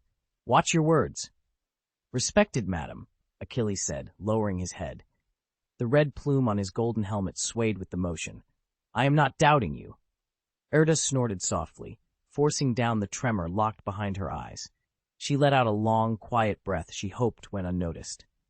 The custodians had deliberately used the word betrayal as a test, and for an instant it had made her thoughts flicker, just enough to shift her emotions. The custodian saw that tiny change. Fortunately, she covered it immediately with a show of anger, and Achilles' probing found nothing. Their power was not only physical, their minds were sharp as blades. By watching the slightest physiological signals, micro changes in the pupils, a barely perceptible twitch, they could tell truth from lie. Lie detection was one of their basic skills. A casual remark from them was never casual at all. It could be as dangerous as a knife pressed to the throat. Achilles' voice was full of apology, but his face remained unreadable beneath the helmet. Once he was satisfied, there was no problem. He stepped forward and offered the book to Erda. Erda snatched the book with a grim expression and turned away, leaving the cramped, tension-choked air of the underground base behind. The counterfeit ancient volume had done its job. It had pulled the custodian's attention away long enough for her to take what she needed. Her slim fingers ghosted over the cover, pausing to brush away a rose-shaped brooch as if dusting it off. To the custodians, her movements looked natural, unremarkable. Satisfied the book was intact, she slipped it into her satchel. Unseen by any of them, that casual touch had triggered dormant technology hidden in the secret chamber. Once the three of them had gone, deep within the base, several pairs of mechanical electronic eyes flared blood red. The devices awoke from their long sleep and settled into a vigilant standby. With the object secured, the three immediately set off for the Himalayas. Terra had grown dangerous, warlords were rising, princes were warring, and the old certainties had collapsed. Since the 25th millennium, warp storms had been building in ferocity, violent tempests that now severed humanity's routes to the stars. Human genetic mutations spread like wildfire. Psychers, humans born with psychic abilities, appeared in alarming numbers. Social order frayed. Machines, once obedient, rose in revolt. Mankind staggered into an age of chaos and despair. The wounds of that dark era had not healed. Humanity fought itself to exhaustion. Terra, the mother world that had spawned humanity, lay cloaked in the smoke of endless war, its surface scarred and pocked with the marks of conflict. Into that ruin stepped the Emperor, resolved to end the internecine slaughter and reunite mankind. The Imperium he began to forge was still fledgling, raw and incomplete, and enemies crowded every horizon. Albion and Albia, the Pan-Pacific Empire, the Caucasian wastelands, the Franks, Ursh, warlords and techno-barbarians wielding brutal machinery, sorcerous tyrants bent on arcane domination. To carry out his will, he unleashed the savage Thunder Warriors. In his name, they marched across Terra, smashing hostile powers and driving toward one goal, unification. When Erda returned to her rooms, she set the Bible casually back on its shelf. The book was a decoy. The brooch tucked inside her cloak was the true prize she had come for. Erda sank back into her chair and stroked the rose brooch. With a small, practiced motion, she used its pin to prick her finger, an authentication, the device reading her DNA. The brooch was a relic from the dark age of technology, a rare artifact capable of opening a dimensional rift to store objects. A faint blue light flickered, and a seam in the air parted. From the void, a wooden box and a plain golden ring slipped through. Inside the box rested a bronze dagger, ancient, unadorned, clearly from Terra's feudal era. The ring was deliberately modest, so ordinary no one would suspect it came from the Golden Age. Yet beneath its simple facade, it hid cutting-edge temporal engineering. She shed her combat uniform and slipped into her usual silk robe, a quieter silhouette meant to lower other people's guard. She pinned the rose brooch to her chest, slid the golden ring onto her finger, and tucked the dagger out of sight. With her face set and her resolve clear, Erda stepped out of the bedroom and headed for the Emperor's laboratory, buried deep in the foothills of the Himalayas, the only mountain range left standing on Terra. 12 custodian guards led several squads of Thunder Warriors, the Emperor's first-generation, genetically modified fighters, posted to secure the laboratory's entrance. Around them stood a mass of mortal troops, ringed by anti-air batteries and heavy war machines. Erda, as usual, moved with an easy composure, a gentle smile on her face. Achilles and Ptolemy kept 3 paces behind her, steady and dutiful. As the Emperor's close friend and Minister of the Interior, frequently seen at his side, Erda was well known across the Imperium, the calm woman who stood beside the master of mankind. She required no passes. By virtue of her rank and the Emperor's trust, she could come and go from the most secret places without question. A shadow fell across her path. A massive gauntleted hand blocked her way. Erda stopped, surprised, and looked up. A towering figure in a helmet, his nose and mouth exposed, his expression fierce, stood between her and the laboratory. Her pupils tightened. The Thunder Warriors, those flawed first-generation creations that were already slated for replacement, were the ones holding the line. "You are no longer permitted to enter here, madam." The warrior's voice was harsh as he spoke, each word measured. His towering frame blotted out the light. Thick limbs and muscles bulged from the gaps in his armor. His tone was hoarse and low, laced with barely concealed hostility. Erda's expression darkened. The softness that usually touched her features vanished, replaced by cold disdain. "Soldier," she said, contempt sharpening her voice, "who gave you permission to stand before me and stop me?"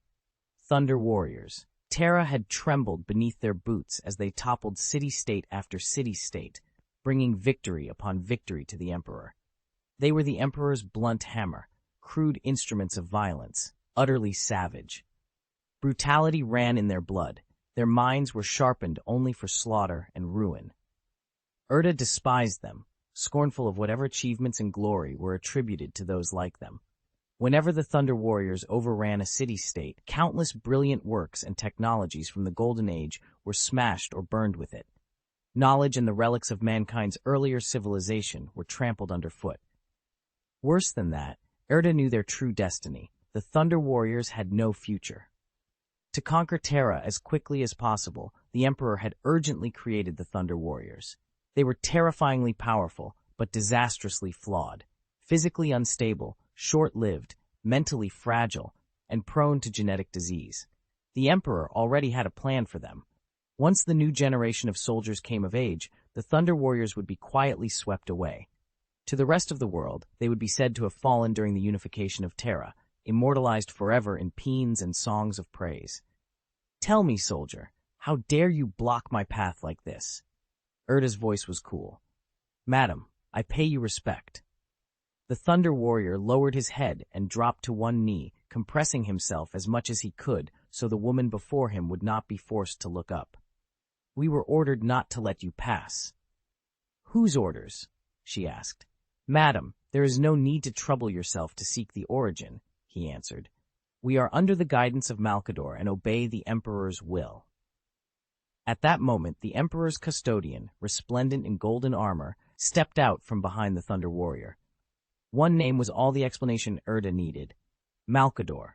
Her golden brows lifted ever so slightly, an almost seek crossing her face. That hunched old fox was infuriating and meddlesome, yes, but keen and cunning beyond measure. Erda understood that Malcador was being cautious, though she couldn't guess exactly what he feared. She let out a cold laugh. The Holy Lady was merciless now. She weighed her odds of forcing her way into the laboratory. Malcador had not skimped on precautions. 12 custodians, several squads of Thunder Warriors, and countless mortals stood ready. For so slight a suspicion, he had marshaled an impressive force. "Too bad," Erda said. "You can't stop me." The custodians did not hesitate. Their power glaives flashed across the short distance and stopped at her throat. One of them, incredulous, asked, "Madam, what did you say?" A chill came from behind as Achilles and Ptolemy moved with lethal precision.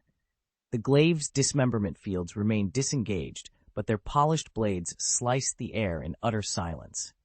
3 weapons boxed Erda in, the metal catching the pale, jade-gray skin of her neck.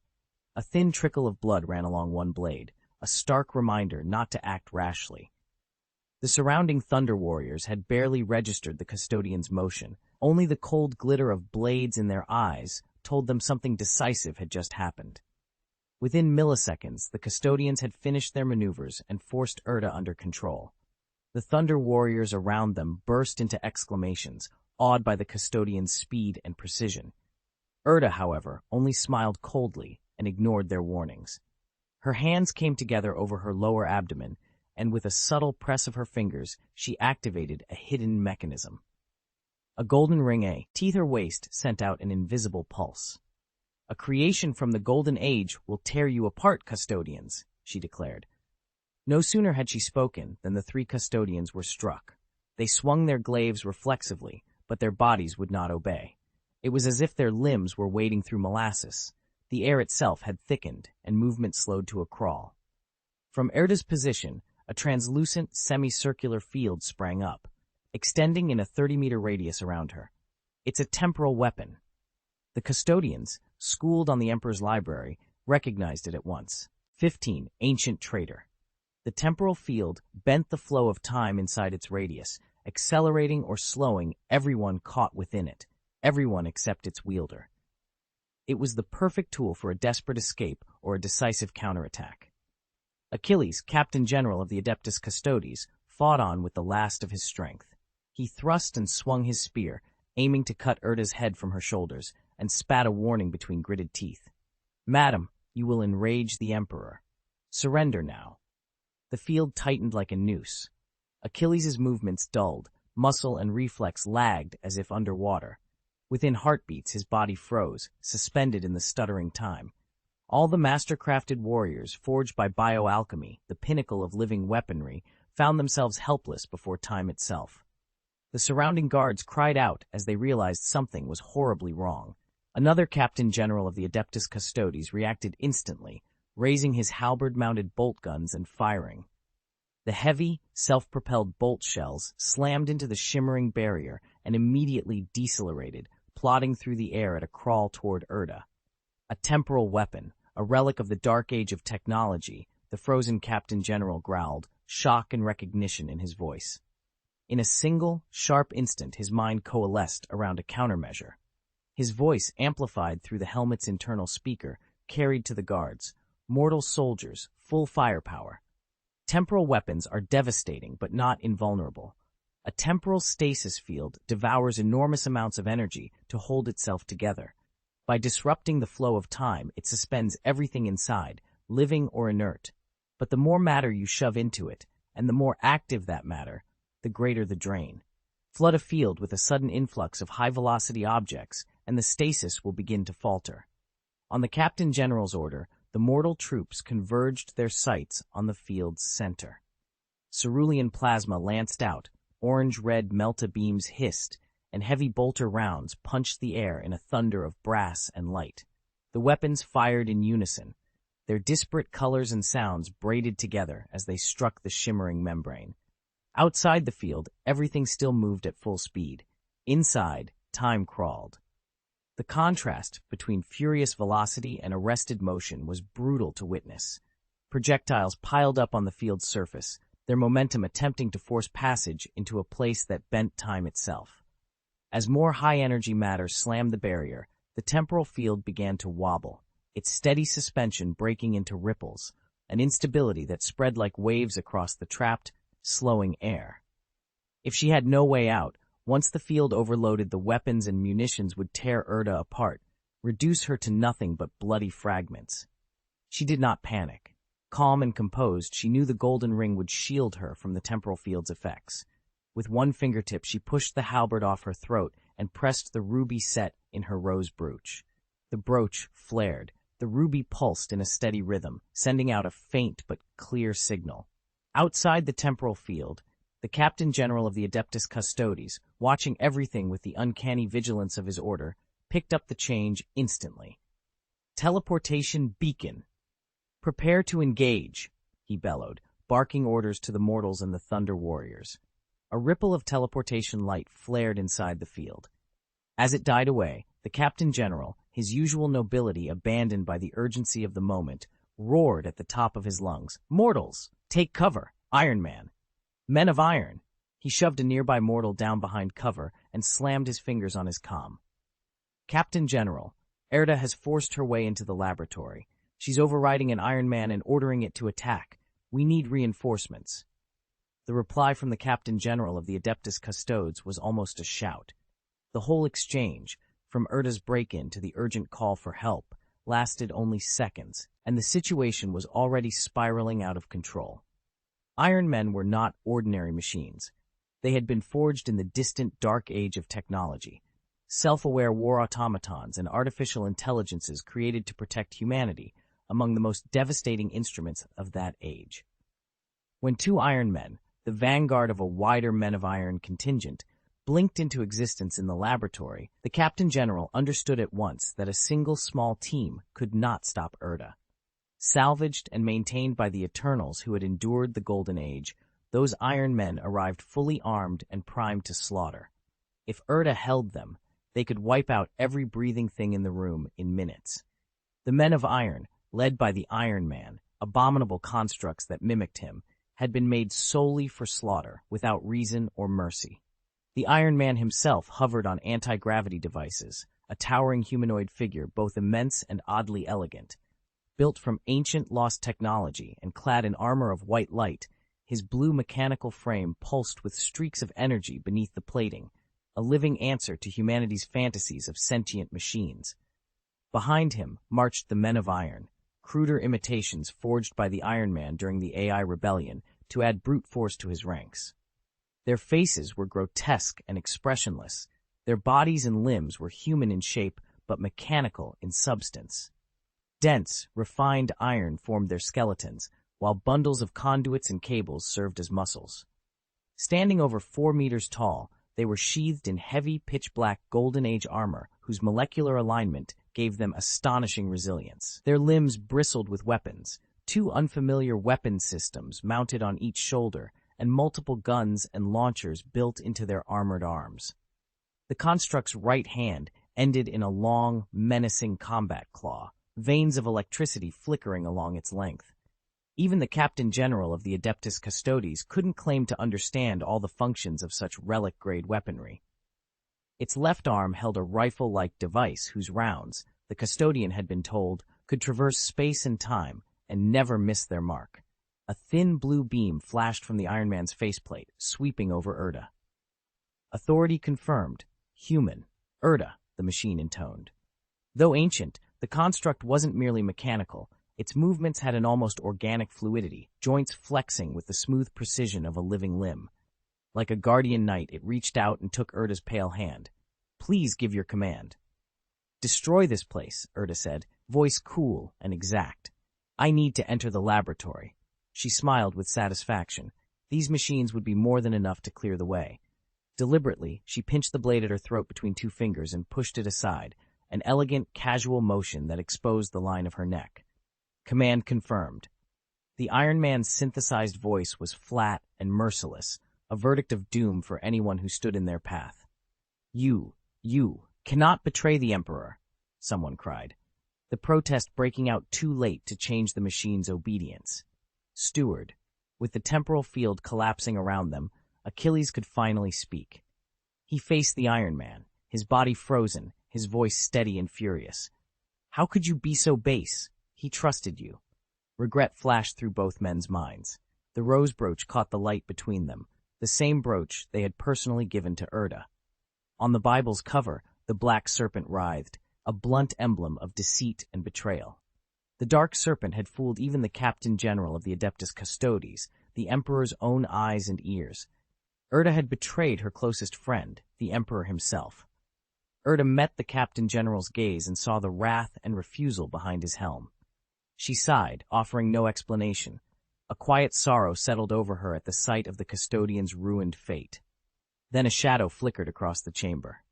In an instant, Achilles and Ptolemy were split apart, their superhuman bodies dissolved by a disintegration field that shredded flesh into pulp. At the Iron Man's command, the Men of Iron advanced.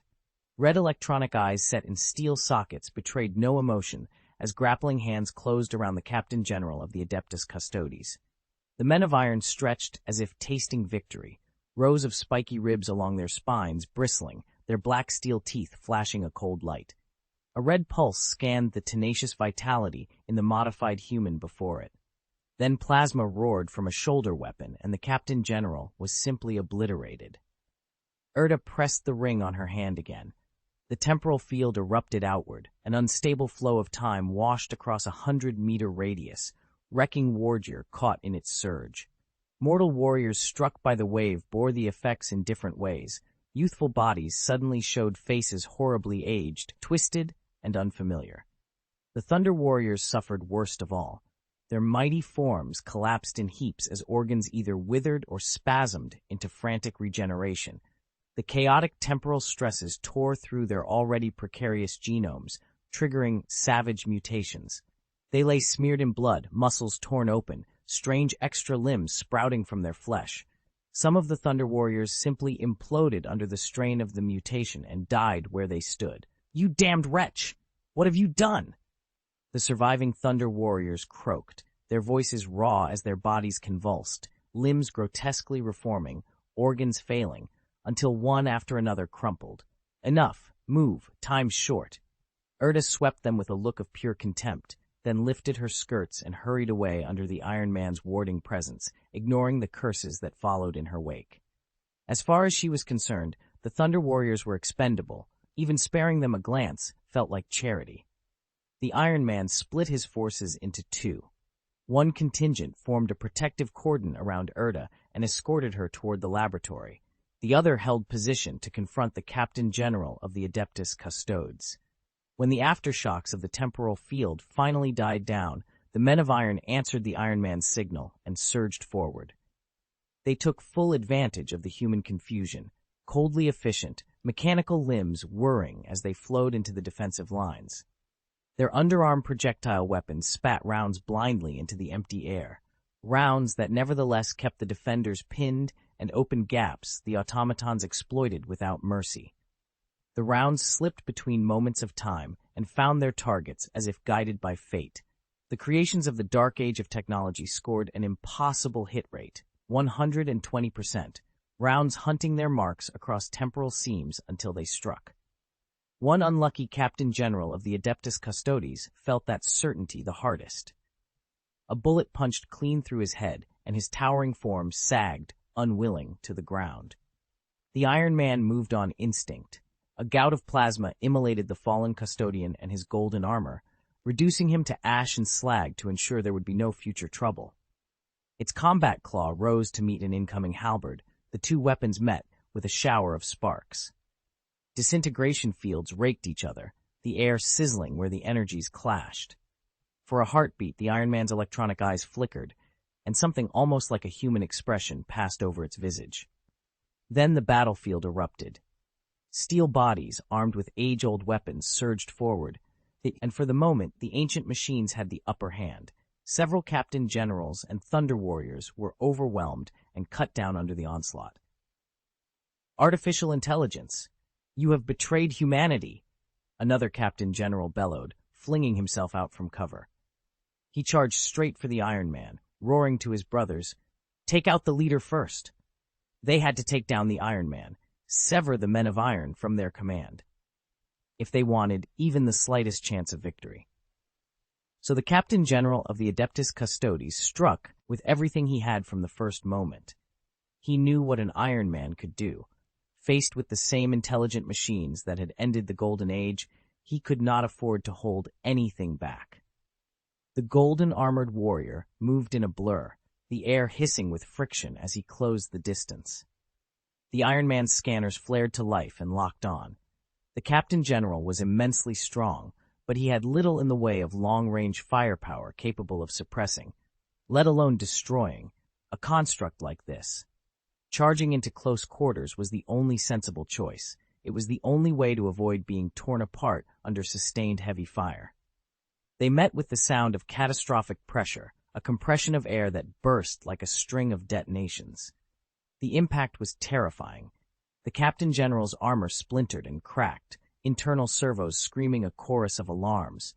The Iron Man's featureless face rippled with streaming light. With a single, unreadable motion, it raised a hand, and a shimmering barrier snapped into being, halting the custodian's desperate charge. The Captain General of the Adeptus Custodes broke off his advance in a sharp, explosive step back, his halberd wreathed in a flickering disintegration field. He swung it in a blur, dozens of strikes flashing at the shield in the space of a second. The shield, an ancient defensive field dating to a long-forgotten age, held. It was more than enough to blunt the halberd's corrosive energy. With every impact, its surface rippled, shivering under the assault. Across from him, the Iron Man's voice was calm and politely measured.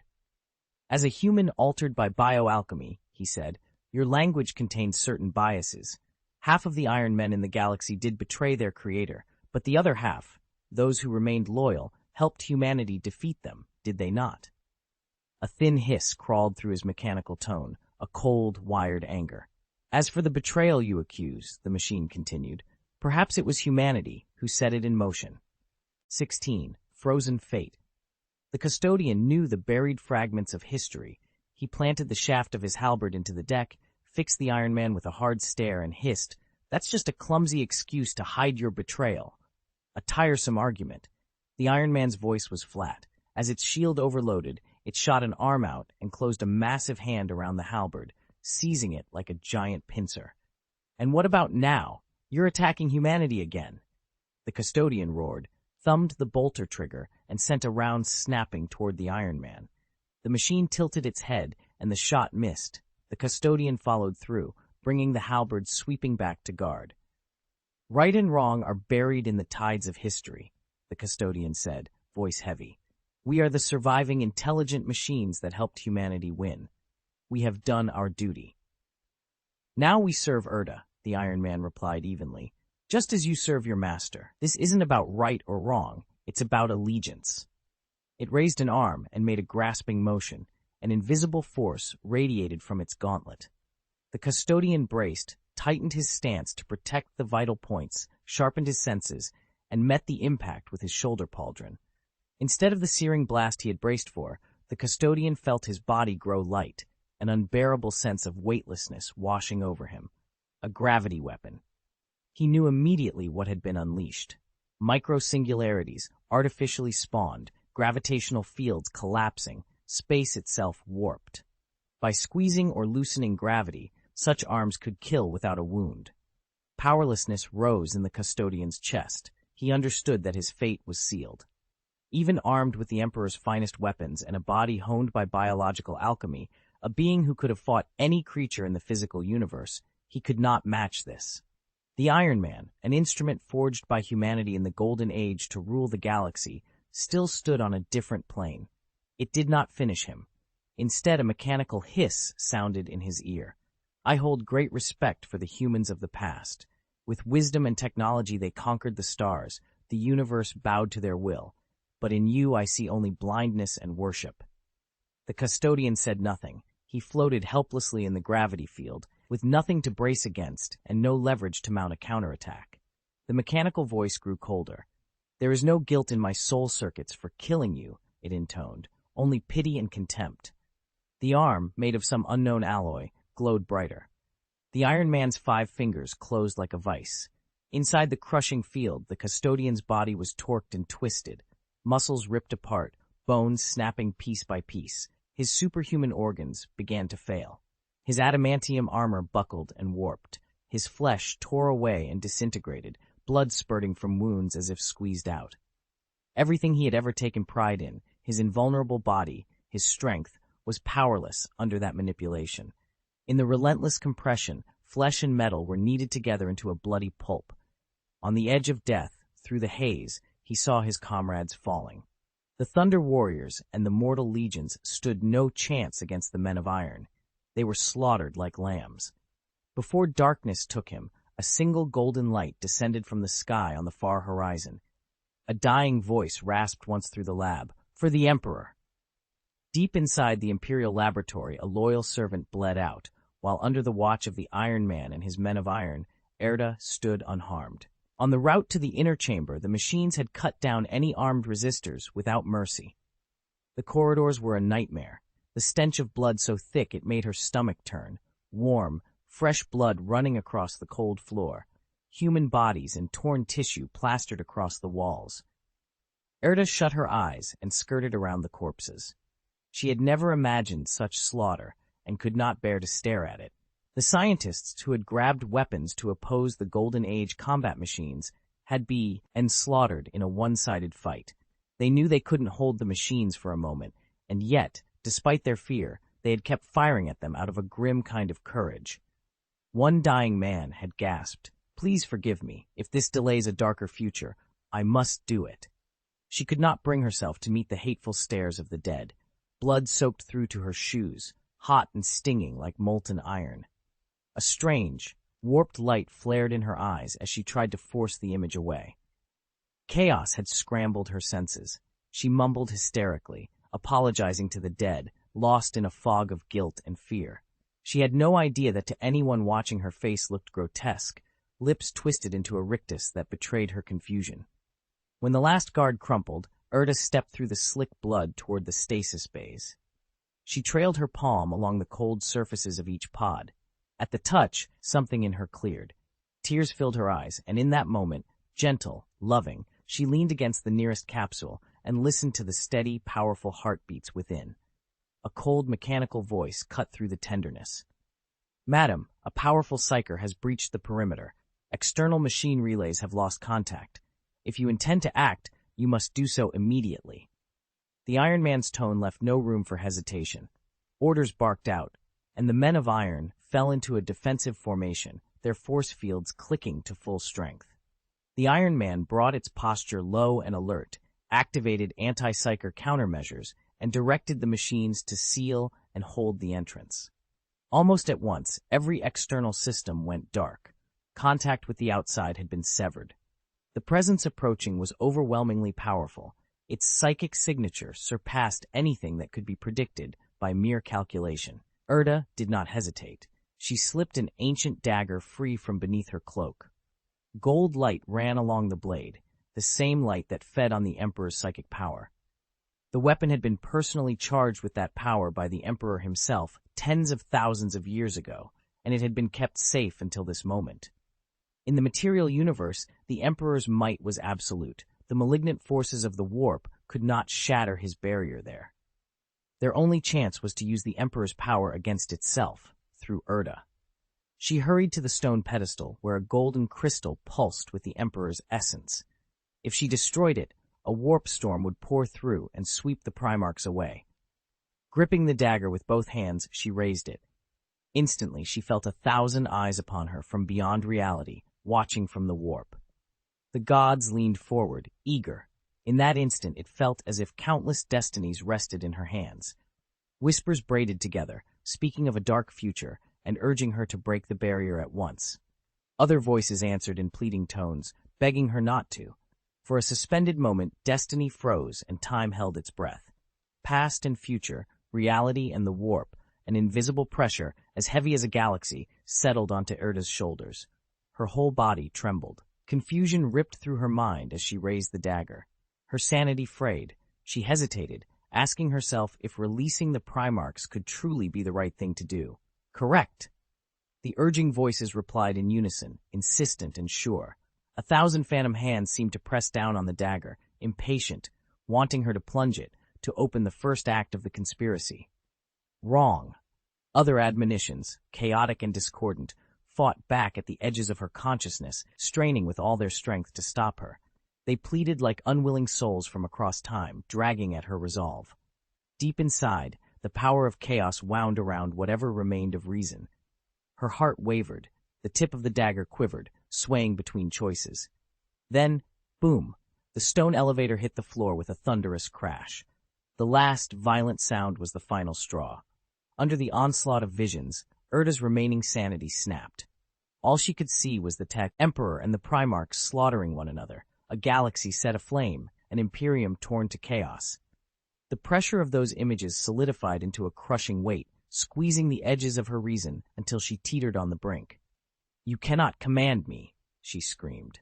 Erda, the madam who had long held the threads of destiny, erupted in a shriek that sounded more like madness than defiance. Light burst from her as her form expanded, rising taller, the fighting body she had reserved for battle manifesting now to counter the whispers and the unbearable burden. With that martial shell, she expelled the taint of chaos.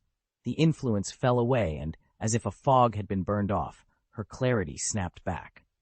Her lips were white and trembling, but her mind had never been so sharp. She glanced once, lingering, at the Primarchs lying tranquil in their stasis pods. Then, with all the force she had left, she drove the dagger through the shimmering psychic light that surrounded the Emperor. This was not the work of chaos manipulating her hands. It was a conscious act, chosen by her alone. For no reason at all, not the touch of chaos or anything else. A mother, resolute to the end, breathed a single word: freedom. The moment the elevator doors opened, the Emperor saw the psychic barrier collapse. He who had always been silent, who rarely showed his feelings, was suddenly hollowed out by grief. He could only whisper, ragged and broken, "No." It was a father's lament. The master of mankind, watching his children drift away into the unknown, his closest allies turning against him one by one.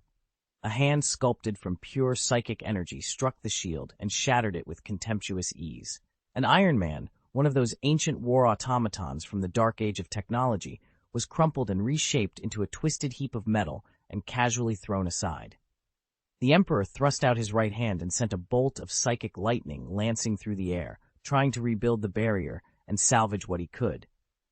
But the Chaos Gods, hiding behind the veil of reality, revealed themselves.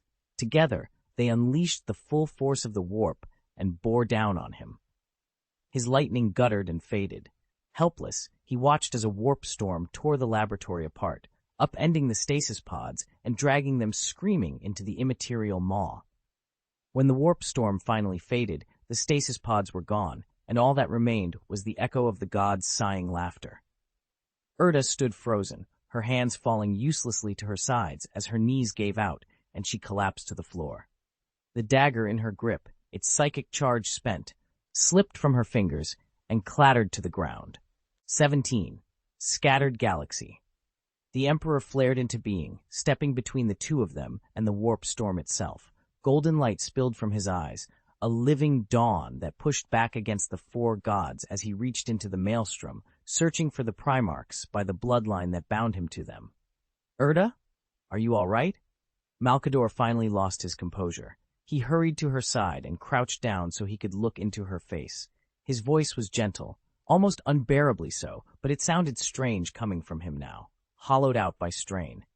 His gaunt features no longer wore their usual calm. A kind of solidified gloom sat in his eyes, and regret filled the depths of his gaze. "I gave my children freedom," he murmured. "They were not meant to be war machines." Erda's expression was far away. Her eyes reflected Malkador's aged face, but there was no apology in them. In a flat, almost innocent voice, she asked, "Malkador, will you hold a mother responsible for this?" Even now, while the triumphant snickering of the gods drifted at the edge of hearing, Erda did not look like someone who regretted what she had done. Malkador's answer came with painful clarity. "You are their mother," he said, the words weighed down by sorrow. "Not only their mother, but the Emperor's friend, his seneschal in the nascent Imperium." He shook his head helplessly. Pain and unwillingness knotted his chest. How could he possibly make her understand? Erda had thrown the Emperor's vision, the blueprint for his future, the crucial pieces of his grand design, into the warp. Now those fragments drifted in the rift before them. Erda's eyes were fixed on that black, roiling tear. How much could be recovered now depended entirely on one man, the one standing between the rift and the rest of the galaxy, and on how far he was willing to push his confrontation with the gods. The Emperor had found the Primarchs in the warp. His will probed deeper and deeper into that chaotic sea, carrying the struggle with the four gods to a new, terrible level. Malkador's face, creased and ancient, was a map of regret. He tipped his head back painfully and squeezed his eyes shut, as if he could hide his weakness from Erda. When he spoke, the calm authority he normally wore was gone. His voice shook with grief and indignation. "Erda, you have made an irreparable mistake," he said, each word heavy. "You betrayed him, the Emperor's closest friend. You tore apart every path he had laid out, all because of that selfish thing you call maternal love. I do not know what the warp showed you, but tell me, as a mother, would you send your children, white and unmarked, into a galaxy soaked in filth? Is that what a mother does?" He shook his head in helplessness. It was too late. With a look of tired understanding, he realized what had happened. The warp had deceived Erda into a disastrous mistake. "At last," he said softly. After the deed, accusations felt pointless. The old man who had devoted his life to the Imperium of Man stared at Erda's pale, bloodless face and sighed helplessly. "The Primarchs, one of humanity's greatest assets," he said. "Because of the gods' lies, they have been scattered across the cosmos, beyond the Emperor's reach and vulnerable to the appetites of darker powers. They will return, yes, but not as the Emperor intended. The gods will have shaped and corrupted them. What can you do, their mother, against that? Those words and the hard truth behind them pierced Erda. She bowed her head, her body shaking. The old man's last word, assets, hung in the air like an accusation. Erda made no answer. At the last words, she snapped her head up, lips trembling. You compare them to assets? She asked Malkador. Yes. His face was unreadable. The word was flat, cold. He continued without expression, as if reciting a fact. In the Imperium of Man, you are an asset. I am an asset. Everyone is. From beneath his wide sleeves, he lifted a gaunt hand and pointed toward the Emperor, who stood before them locked in battle with the warp. He is too. The old, resonant voice did not suggest or argue. It declared an unassailable truth. He is too. The three words struck Erda like a physical blow. Her scattered thoughts tightened, a freezing wave running down her spine, as though she had been plunged into an ice cavern. Only then did the full meaning settle on her. The friend she had once known, someone she had trusted, had been utterly transformed by the project of humanity's revival. The two figures before her were prepared to bargain with the warp, to use any means, to abandon everything of the past, if that is what it took to bring humanity back. There were no accidents, no sentimentality. Every choice, every sacrifice had been coldly calculated for a single purpose. She understood now. Everyone and everything had been no more than parts on the war chariot called the Imperium. I am not the asset you speak of, and neither are my children. Erda's face, drained of color, was as cold as frost. She rose slowly and faced Malkador. You may judge me now, Malkador. Malkador stared. His eyes caught her stubborn outline and reflected it back at him, and for a long moment he was utterly bewildered. Even in that hard, upright posture, Erda did not fully comprehend the scale of what she had set in motion. Her pity, her affection for that one person, measured against humanity as a whole, had been vanishingly small. Yet that sliver of feeling was all the gods needed. The Emperor's love had been far greater than Erda's, but it was not showy. He hid it in actions, in silent protection. He loved mankind as a whole, not a single life within it. He could, and would, sacrifice anyone to preserve the human collective, and he would even give himself if required. By exploiting the smallness of her private love to undermine his vast, selfless one, the gods had turned the scales. In the cold arithmetic of victory and defeat, their maneuver succeeded with awful, elegant precision. You're still involved, and you still don't understand? Malkador sighed, then met Erda's eyes. You will be judged, he said softly, but not by me. The gods will cast aside the pieces that have outlived their use. My dear Erda, he added, his face taking on the weary look of an elder, pity heavy in his gaze, how cruelly absurd are the tricks of the chaos gods. You will have to live with the consequences of your choices. There was a sincerity to his words that made Erda unable to hold his gaze. She turned her face away and said nothing. Go. Malkador stepped aside, opening a path for her to leave, and offered what passed for a blessing. I hope you can escape what fate has in store for you and live well. After all, among us old immortal friends, there are fewer and fewer left. Erda hesitated a moment, then moved. She cast one last look at the golden figure holding back the warp storm, standing like a bulwark to protect everything, and then stumbled out of the laboratory. Malkador watched her go, let out a long, helpless sigh, and shifted his gaze to the Emperor. The warp's golden sun burned without mercy, its light scattering across the roiling seas churned by the four gods. 21 incubation pods plummeted through that madness, drawn into the depths where the wills of the gods met and collided. Mad laughter and strangled screams echoed through the void. The warp itself writhed into grasping hands and writhing tentacles, snatching and jostling for the pods like scavengers around carrion. Khorne's bloody fist reached down to seize one, only to be stopped by a dark thicket of barbs that sprouted and entangled him. A lattice of sorcery, woven from a dozen shifting colors, swooped in and scooped a pod toward Tzeentch's domain, where it sank into an irreversible morass of entropy. Each god obstructed the others. Any advantage was instantly contested. When one reached out, the remaining three closed in without hesitation. There was no loyalty in the warp, no friendship or enmity, only perpetual self-interest and an infinite chain of suspicion. Seeing the stalemate, the Emperor intervened. Exploiting the DS's distraction, he unleashed a surge of psychic force that shattered the tangled contest. The incubation pods, scattered like thrown seeds, blasted deeper into the warp, flung away from the four gods' immediate reach. Human. How despicable, the four gods roared. A human had the nerve to affront all of them at once, not merely to provoke, but to spit in the face of divinity itself. The Emperor's aim was blunt and deliberate. The warp was the four gods' domain, and he could not hope to beat four true gods on their own ground. What he could do, though, was spoil their plans. If he couldn't win, he could at least take the initiative and make sure they did not. "You will not get them," he cried. From the golden sun, a psychic incantation poured outward, 13 syllables that rang through the warp. Infused with hatred and scorn, the words struck the roiling sea of the immaterium. The warp surge around the Primarchs spasmed and then accelerated, wrenching the incubation pods free and flinging them out from the warp, scattering them across the galaxy. It happened so fast, the four gods barely had time to react. They cut off their squabbling in an instant. Something that had been almost within their grasp was torn away, and each god, abandoning other prizes, seized on a favored pod and hurled it toward a world already prepared for it. Human, return to the real universe. This is not your place. Under the four gods' sway, the warp that normally bent to his will now pushed him out. The Emperor felt his anchor in the immaterium slacken. Seeing that most of the incubation pods had already withdrawn from the warp, he made no attempt to hold on. The golden sun that marked his presence slowly receded.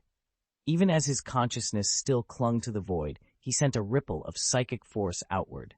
He had seen four arms materialize in the blackness, all reaching for incubation pod number 21. What exactly was that soul? The question crowded his mind. Why were the four gods so intent on a single pod? But brief doubt did not stop him. Whatever the four gods desired, the Emperor would obstruct. "Behold, my action is rightful." His voice, the will made manifest, rolled through the warp. From the golden sun unfurled a parchment stamped with the sigils of the four gods. The warp might be corrupt and mutable, but it also had its own laws. Contracts and rituals there still held force. The Emperor unfurled the contract, and its power flared to life. The warp's hold on the four chaos gods snapped free.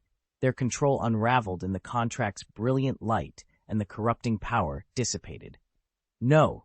A cry of divine wrath erupted from the depths of the warp, as the Chaos Gods' consciousnesses were forced back into their true, diminished forms. Khorne tore himself from his brass throne and swung his sword. A blade of light cleaved through the warp, streaking straight toward the golden sun. The Emperor poured another surge of psychic energy into the document.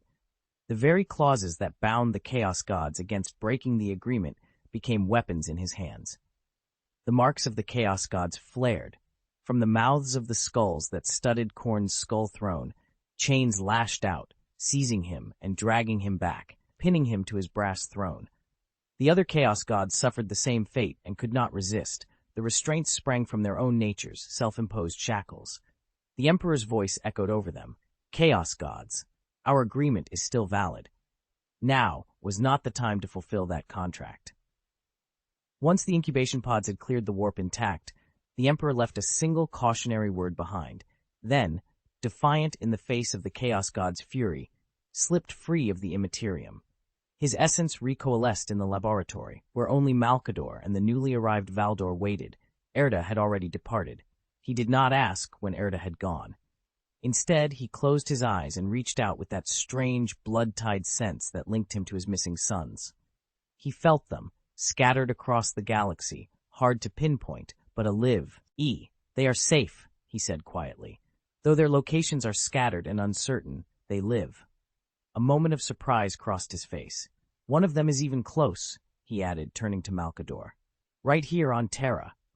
"My lord, we must move at once." The words came from Malkador as if he needed no more urging. The Emperor understood that Terra was no less perilous than any other world. Without delay, he took Malkador by the arm and set out for the place where his lost son had been detected. "We must begin mass production of the new genetically engineered warriors immediately," he told him as they walked. "The galaxy waits for humanity's ascendancy. I must find my sons before the gods of chaos do, before they are twisted and remade forever.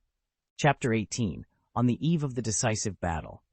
The story split cleanly in two.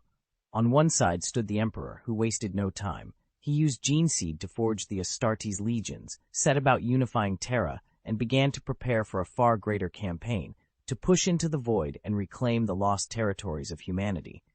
On the other side, the Primarch's incubation pods drifted through the warp, scattered like seeds across the galaxy.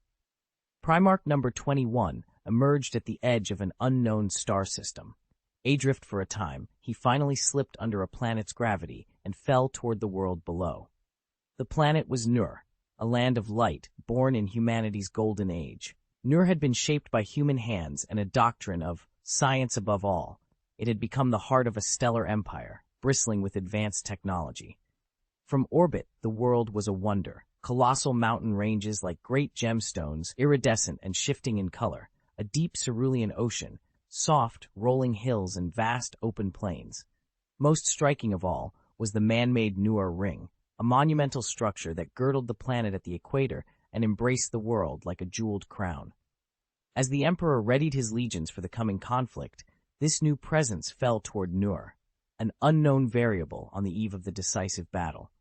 The Nur Ring was a majestic relic of the Golden Age, the last visible monument to a civilization that had once reached the height of its power. Now it hung dim and lifeless, a rusting halo around a world that showed no signs of the people who had built it. The vast ring system that encircled the planet lay silent. Beneath that dead ring, massive cities marched along the equator.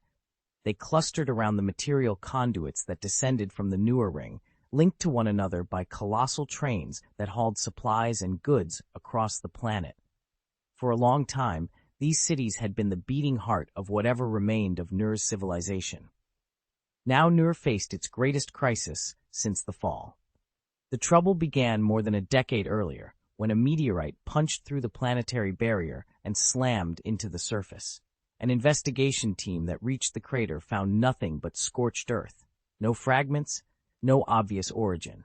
The prevailing theory was that the object had been incinerated as it tore through the atmosphere. In the years that followed, a far more disturbing pattern emerged.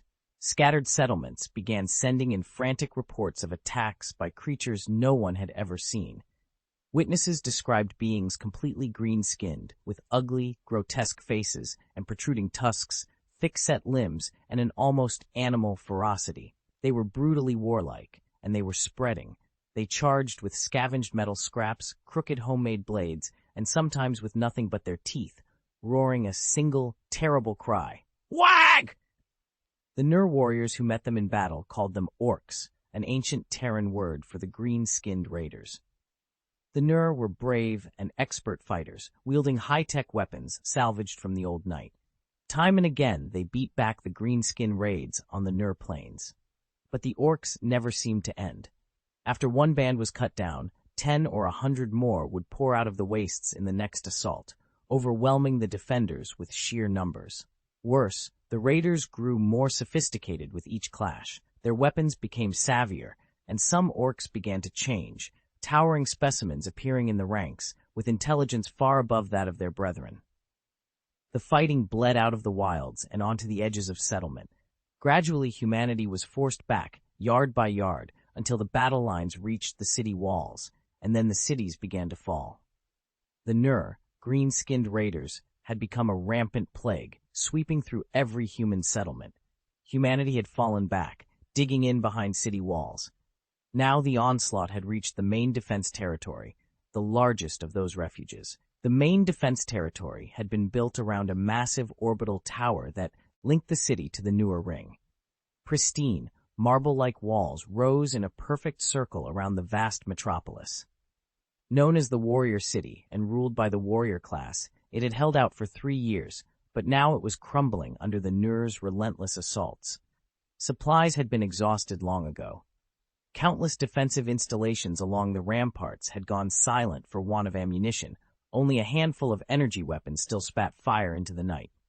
On the battlements, King Nowick, clad in ancient pitch-black armor, leaned on the parapet and stared at the churn of green below. His brow was furrowed. There was nothing in his eyes but a hard, empty resignation. He knew humanity could not escape its fate today. "Notify everyone to take their final resupply, then follow me out of the city," he ordered, his voice low and steadied on the wall. The command felt like the last thing he could do.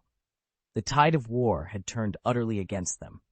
Millions of green-skinned warriors massed below the city, a rolling sea of armor and pikes poised to storm the walls and erase humanity. King Nowic's eyes swept over the tide of bodies until they locked onto the largest of the greenskins, their leader. Cunning and cruelty shone in his eyes, and a wildly arrogant, triumphant smile split his face. For more than a decade, humanity had dismissed the greenskins as little more than brutes, but the appearance of this one leader had shattered that assumption. They called him the War Boss, an orc boss whose very name had come to mean ruthless cunning. Under the War Boss's command, the greenskins had avoided pitched battles with the main human armies, instead using incessant, small-scale raids to wear down defenders and steadily gnaw away at human territory. The success of those tactics sprang from the War Boss's unusually keen strategic mind. Against an enemy that fought like a swarm, the War Boss fought like a general. Even now, as the host gathered at their gates, Nowick let himself think. There was still hope. Behind the king stood the leader of another human faction on Nur, a tall, spare figure in solemn black priestly robes, hands wrapped around a simple staff. He was the high priest of the City of Truth, come thousands of miles to stand at Nowick's side. After 10,000 years of decline, human civilization on Nur had regressed severely. Over the centuries, the old centralized states had splintered into a distinctive feudal patchwork, a decentralized political order born of countless successions, bargains, and compromises. At its center stood King Nowick, the so-called warrior king, who commanded the planet's most formidable martial force, the Night Watch. The spiritual counterpoint to that power was the High Priest, who came from the influential clergy of the City of Truth.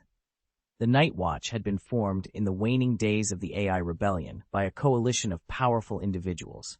They had ended Nur's civil war and took their name as a promise to guard the continuation of humanity through its darkest future.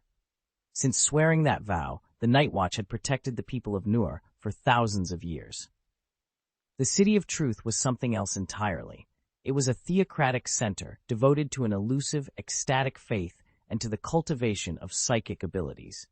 Their rites and doctrines often struck outsiders as bizarre, but there was no denying the combat effectiveness of its priests.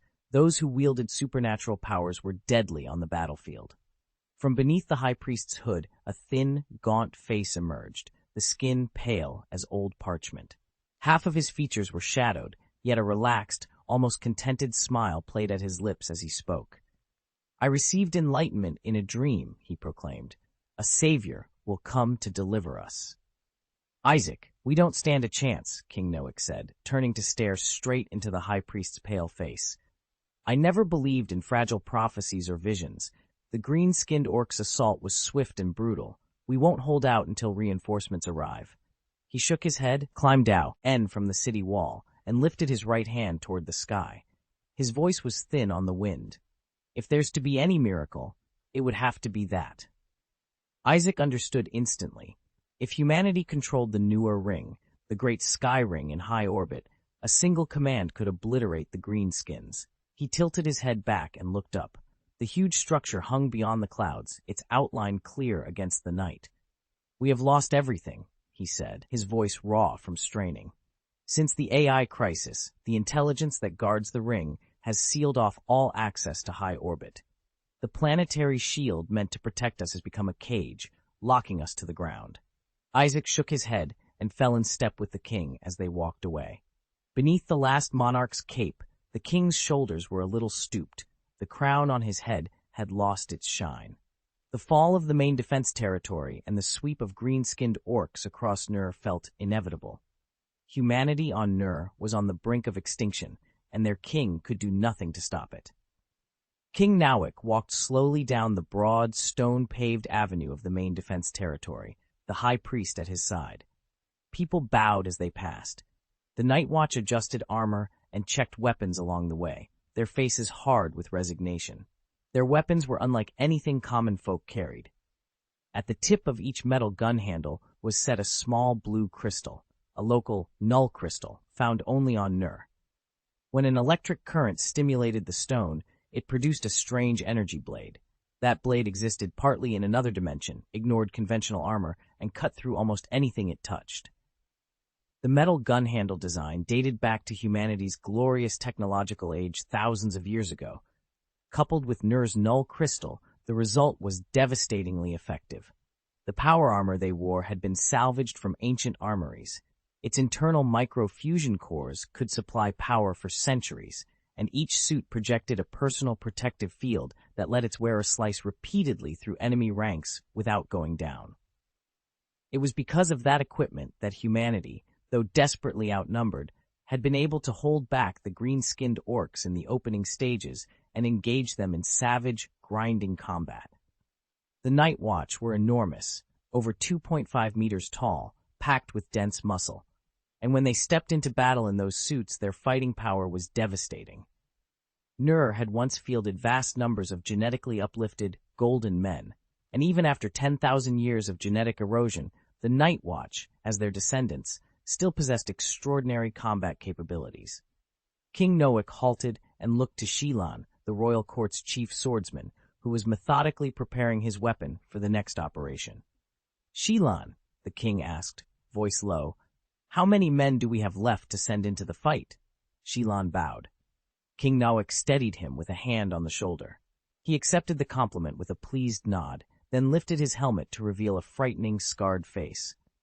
After a moment's thought, he answered, "Fewer than 20,000. King Noak patted Shilan on the shoulder. "Prepare a set of equipment for me, chief swordsman. I will fight at your side." "As you command, my king," Shilan replied. 19. Falling from the sky. Shrimp! Shrimp! Shrimp! Shrimp! Shrimp! Shrimp! Outside the city, at the heart of the main defense territory, the orcs' taunts tore across the sky. Millions of green-skinned forms had gathered on the plain, an ocean of muscle and crude armor, unleashing raw, animal roars that rolled and folded into the heavens. They stamped their feet in unison, their voices beating like war drums that made the ground tremble beneath them. The battle line stretched for tens of kilometers, its edges lost to the heat-hazed horizon. For 5 kilometers back from the front, siege engines of every description were packed so tight the plain looked like a machine yard. Ballistae, battering rams, catapults, wheeled towers, all heaped and bristling, turning the field into a green, iron-strewn sea. On a throne of tusks and animal hides at the center of that mass sat the orc boss, a hulking figure nearly 7 meters tall, as much a battering ram as a commander. He looked like a living tank. His patchwork armor had been daubed in red, a massive power claw had replaced his left hand, and 2 human firearms had been crudely welded to an armored plate over his right. He leaned back, bellowing and taunting, a grating challenge that cut through the din. "The shrimp are coming out!" he roared, and the shout rolled back from thousands of throats like an answering drum. "The shrimp are coming out!" A green-skinned youth lowered his binoculars, jabbed a finger toward the main defense territory's city gate, and whooped with glee. "Wag!" answered 100 throats in one guttural roar. The sea of green surged. The orcs peeled back their lips to show long, yellowed fangs and bellowed, letting out the fierce battle lust they had been holding in. They only needed the orc boss's order. Then they would charge and revel in tearing apart the shrimp. The orc boss stood before them, a cruel smile on his face as he soothed their impatience. He had been briefed by the High Hair's second in command. The humans were exhausted, barely able to resist. "Hold," he called, raising a hand. "Wait until they're all out. Then we crash in and smash them." Around him, his followers trembled with barely contained hunger. "Wait! Wait! Tear them! Tear them to pieces!" some shouted, weapons waving, eyes bloodshot with anticipation. Their fierce posture would have sent ordinary people running in panic, but the Night Watch ignored it. The green-skinned mob screamed for blood, but the defenders' pulse didn't even flicker. In tight, practiced ranks, they marched out of the city gate, power-armored figures moving with the calm of veterans. Through the long, V-shaped visors, their eyes were flat and steady. No fear, no hesitation. Fewer than 20,000 men and women in all had mustered, every combat unit that could be spared. They formed a solid battle line and held it, wills locked like riveted steel. Their once white power armor was streaked with soot and gouges from a dozen fights, lending the formation a grim, chilling presence. There was no time for elaborate maneuvers. No complicated plan was needed. The Night Watch would hold Nur's people one last time. No enemy would break the line until the last defender fell. On the walls, the automatic weapons spun up, belts feeding and barrels warming. Young conscripts, non-combatants pressed into service, took their stations on the ramparts, shouldering rifles and trying to steady trembling hands to add whatever little ranged firepower they could. A voice rose over the clamor, a single, raw shout that cut through the chaos. "Night Watch! We have 2 ways to die now!" King Nawick roared, raising his sword at the head of the formation. His voice carried over the Orcish bellowing. "Either we're swept away by the green tide at the walls, or we are drowned on the assault. Which do you choose?" "Attack! Attack! Attack!" came the answer. The Night Watch brought their right hands down on their breastplates in unison. The metallic clang rang out like a drum. Facing millions of green-skinned foes, their resolve did not waver. A warrior should fall at the front, not beside women and children. "Advance! Humanity endures." Nawick issued his final command and stepped into the ranks, taking his place where it had been reserved for him. "Humanity endures," the watch resounded again as they lifted their guardian spears. The men spun the metal shafts. The energy blades at their tips flared, sending out razor-blue rays that lanced straight into the orc battle lines. The guardian spear was no mere thrusting weapon. Its power was deadly at range as well. By cranking up the power, the dimensional ray would extend in an instant, punch through the containment field at its tip, and unleash a long-range beam with terrifying cutting power. "Little ones, charge! Chew up the shrimp!" the orc chieftain bellowed, craning his neck as spit flew from his coarse jaws. The green-skinned horde surged forward like a tidal wave. Every time the Night Watch's weapons flared, dozens of orcs were torn apart. But before the smoke cleared, more bodies poured through the gaps. On the battlements, the young defenders stood grim and steady. They didn't need time to aim. Their blue energy rifles spat precise arcs that fell into the writhing sea of green and sent ripples through it. The Night Watch were veteran fighters, bred for this, lean, disciplined, relentless. In their hands, the guardian spears became a blur, streaks of light and motion that moved faster than the eye. A 2-foot energy blade hummed to life and traced a clean line through skull and bone. With each practiced swing, several orcs were bisected at the waist, their bodies collapsing and scattering the dust. A flick of the spear opened another skull like a ripe gourd. Another quick thrust sent a green head tumbling. They fought not with bravado, but with grim efficiency, every strike economy and purpose. Still the orcs kept coming, a surging mass that refused to be thinned. Between the chitter of automatic fire and the sharp metallic hum of the spears, the wall became a gauntlet, flash and ruin, life and death in the span of a heartbeat. Alas, against the endless tide of green-skinned attackers, all resistance was futile. It was only a matter of time before the human line would be overwhelmed. The orc boss paced anxiously on his throne, waving his power claw and barking orders, ordering his underlings to toy with the human ranks. He forbade the use of ranged weapons. He wanted them to fight with teeth and blades, to make the slaughter personal and brutal. The Night Watch fought with extraordinary will. Piles of slain orcs rose like small hills at their feet, but still the tide never ebbed. These were pure warriors, each one capable of holding off 100 men, each moving with brutal efficiency and economy of motion. But what did it matter? Even if every Night Watch fighter could face 100, even 1,000 enemies, the green-skinned horde was like a sea that would not run dry. The orcs were inexhaustible, pressing the defenders so relentlessly they could never draw breath. At last, one of the Night Watch, blade flashing, gun firing without pause, cut down wave after wave of green-skinned foes. Then a creeping, uncontrollable fatigue crept into his muscles. His usually fluid motions dulled. For a heartbeat, his strokes faltered, just enough for the never-ending wave to press forward. An orc seized the opening, crashed into him, and sent him sprawling. It swung a broken blade at his pristine white armor. The impact triggered a shimmering blue force field. The Night Watchman drove his knee up into the orc, never flinching at the beast's snarling face. Calmly, he drew the hilt at his waist and unfolded a blade of blue dimensional energy. One smooth arc cut through the air and through the orc's throat. Its head came away in a spray of blood. The creature's mouth still exhaled warm breath as the night watchman rose, sent his spear spinning up with his foot, and slipped back into the line. All around him, other night watchmen were being shoved to the ground by the green-skinned tide. Gaping, irreparable hall as opened in the formation, and the orcs, by sheer weight of numbers, began to pour through and engulf the human ranks. Above, the floating war fortresses pushed their weapons beyond safe limits, their energy conduits glowing white-hot and threatening to fail. Even so, the barrages that hammered into the orc lines were little more than drops in an ocean of enemies, incapable of making a dent against such overwhelming numbers. At the center of the human line, King Newick and the Grand Swordmaster stood shoulder to shoulder, blade against blade, their movements perfectly synchronized. With a single swing, Newick sent a green-skinned foe's head tumbling to the ground and called to his companion, "Sheelan, it's an honor to fight beside you." The Grand Swordmaster, Sheelan, wielded 2 blue energy blades.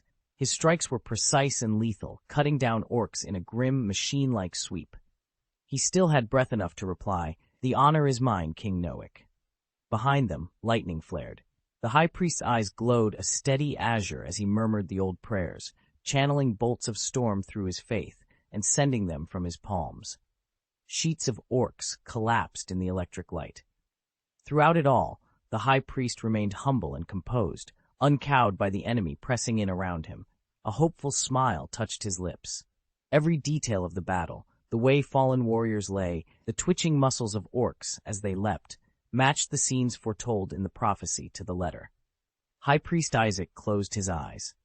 In the god's prophecy, this place would no longer be a refuge of human suffering. Soon, the son of the gods would descend upon Nur. The High Priest intoned the ancient words again, calling lightning down around him. As the final line of the prophecy seared through his soul, he knew the moment of the divine son's arrival had come. When Isaac opened his eyes, tears filled them. He had seen it. The prophesied son was coming. "Night Watch, hold fast, we are saved," the High Priest cried. The incantation made his voice ring with otherworldly power. It rose above the din of battle and reached every warrior. "Our Savior has come from beyond the heavens. He will lay waste to our enemies." The High Priest lifted his staff and pointed into the cloudless blue. Far off in the direction he indicated, a golden star appeared, a burning streak cutting toward the planet. Something was tearing through the atmosphere, its passage hissing and sparking, a faint, hopeful light glinting off the air. It should have been impossible. The Nur Ring, a colossal energy barrier that encircled the world, generated a near impenetrable shield over the entire planet. Almost nothing could get through it. Those who watched were dumbstruck. The Night Watch, who had relied on the ring's protection for years, stared in stunned silence as the impossible unfolded above them. An incredible miracle had occurred at humanity's darkest hour, and the shock of it filled everyone with fierce, almost childish exhilaration. A strange artificial object streaked through the atmosphere. Perhaps the outside world had returned to normal and other humans had come to rescue them. King Newick's eyes watered. "For humanity," he cried, raising his sword, his cheeks flushed. His roar galvanized the troops and drew out whatever strength they had left. The Night Watch rallied and pushed back into the fight. The surviving soldiers, newly fired with courage, poured their remaining power into a single, bloody surge toward the center of the battle. The orc boss leapt from his throne with a thunderous roar. The energy the shrimp had released surged through him, and he couldn't resist diving into the slaughter. Veins stood out on his green skin. His power claw opened and closed in manic excitement as he vaulted down and drove his guard forward. Crashing through the ranks, he was unstoppable. He cut a path through the sea of green, trampling countless orcs into pulp before he even reached the human lines. The orc boss didn't care about caution. He only wanted to crash through the imp lines and slaughter them. As he closed the distance, he could almost smell their exhaustion. Still, the little fighters were unusually agitated, shouting and pointing behind him. "Is there something behind me?" he wondered. He spun around and saw a blazing orb hurtling out of the sky. plummeting straight for the center of the orc army, where his throne stood. Before he could make sense of it, the fireball, driven by immense kinetic force, struck the formation. The impact blacked out the orc boss's vision and knocked him unconscious. His last baffled thought was the same as everyone else's. How could a fireball fall from the sky? The collision detonated like the world splitting in two. A thunderous roar rolled across the wasteland as a mushroom cloud blossomed beyond the main defense territory wall. The blast sent a shockwave and choking dust slamming into the city ramparts. Unprepared civilians were swept off their feet and thrown like leaves. On the battlefield before the walls, the orcs turned from fury to panic, screaming and scattering in all directions. Blue light flared along the night watch as their personal shields flared against the shockwave. They dropped to one knee and planted their spears deep into the sand to brace themselves. The high priest's staff clattered from his hand, but he gritted his teeth, spread his palms, and wove a translucent ward that enclosed and protected King Nowick. Sand and grit whipped through the air. Amid the stinging flurry of sand and flying stones, the orcs screamed and scattered in all directions. Ringing in their ears, the human warriors fought to keep their footing as smoke and dust slowly began to lift. When King Nowick and the others finally rose, blinking against the grit, they were dumbstruck by the scene that unfolded before them. Chapter 20, Doom. All that remained at the blast center was a vast circular crater. Whatever had been there was gone. The orcs who had stood closest were utterly vaporized, while further out the ground was littered with piles of white bones, flesh evaporated by the searing heat, leaving only charred skeletons. At the crater's heart stood a strange man-made device, its casing scored with runes none of them had ever seen. The machine was badly damaged. On the scorched earth beside it lay a naked human infant, inexplicably unharmed by the heat, as if roused from a deep sleep. King Nowick took it all in at once. Seeing the child made something stir in him. A child who had fallen from the sky had to be extraordinary, and the thought of taking the boy and raising him to manhood flashed through his mind. The high priest Isaac felt the same impulse. Casting aside his usual poise, he tore at the hem of his robe and broke into hurried, clumsy strides toward the infant. He hadn't time to think, only to reach the child. But King Nowick was faster. He covered the last distance in a few long strides, pulled his cloak from his shoulders, and wrapped the baby in it. He cradled the child gently in his arms. The infant had a fine dusting of black hair and dark eyes like polished obsidian, staring up at them with the calm, bewildered gaze of someone just awakened into a very strange world. The infant was plump and healthy, all limbs intact, taking in his surroundings with clear, unblinking eyes. When King Nowick looked down and saw him, a tired smile squeezed across his face. There really was a healthy baby in his arms. A mysterious rune was burned into the child's chest, a faint red light pulsing with each breath as if the mark itself were alive. The baby's eyes were pristine and reflective. In their depths, Nowick could see his own weary face, and the child regarded him with an odd, almost contemplative curiosity. A chill ran down Nowick's spine.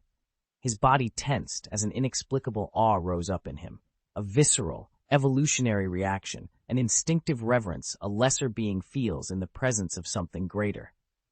Under his helmet, his features hardened. Instinct and reason wrestled inside him, and for a moment he even wanted to fling the infant from his arms. Then a great force seized him. The baby's chubby hand reached out on its own and clutched the edge of Nowick's cloak. When their eyes met, something in Nowick's chest loosened. His heart trembled. The child's gaze was unnervingly calm, as if he were silently appraising every danger in the clearing. Nowick felt his body rebel, his muscles tense, his breath coming hard. His warrior instincts screamed that if he loosened his grip now and let the child fall, the infant would be ripped apart. This was no exaggeration. It was the honed, life-or-death intuition of a veteran who had survived 1,000 battles. Fighting that reflex, Nowick forced himself to steady his arms and hold the human babe closer. He swallowed the sudden surge of awe and tightened his embrace until his limbs ached. Almost immediately, the sense of danger ebbed, and the child, finally relaxed, drifted off to sleep. The whole thing had taken less than 2 seconds, too quick for most of the surrounding warriors to notice. "What's wrong?" the swordmaster murmured, instinctively tightening his grip on his twin blades as he glanced toward the infant cradled in King Nowic's arms. Nowic only shook his head, wordless. Carefully, reverently, he lifted the swaddled child higher. In the folds of his blood-soaked cloak, the human baby slept on, small and untroubled in the king's crimson embrace.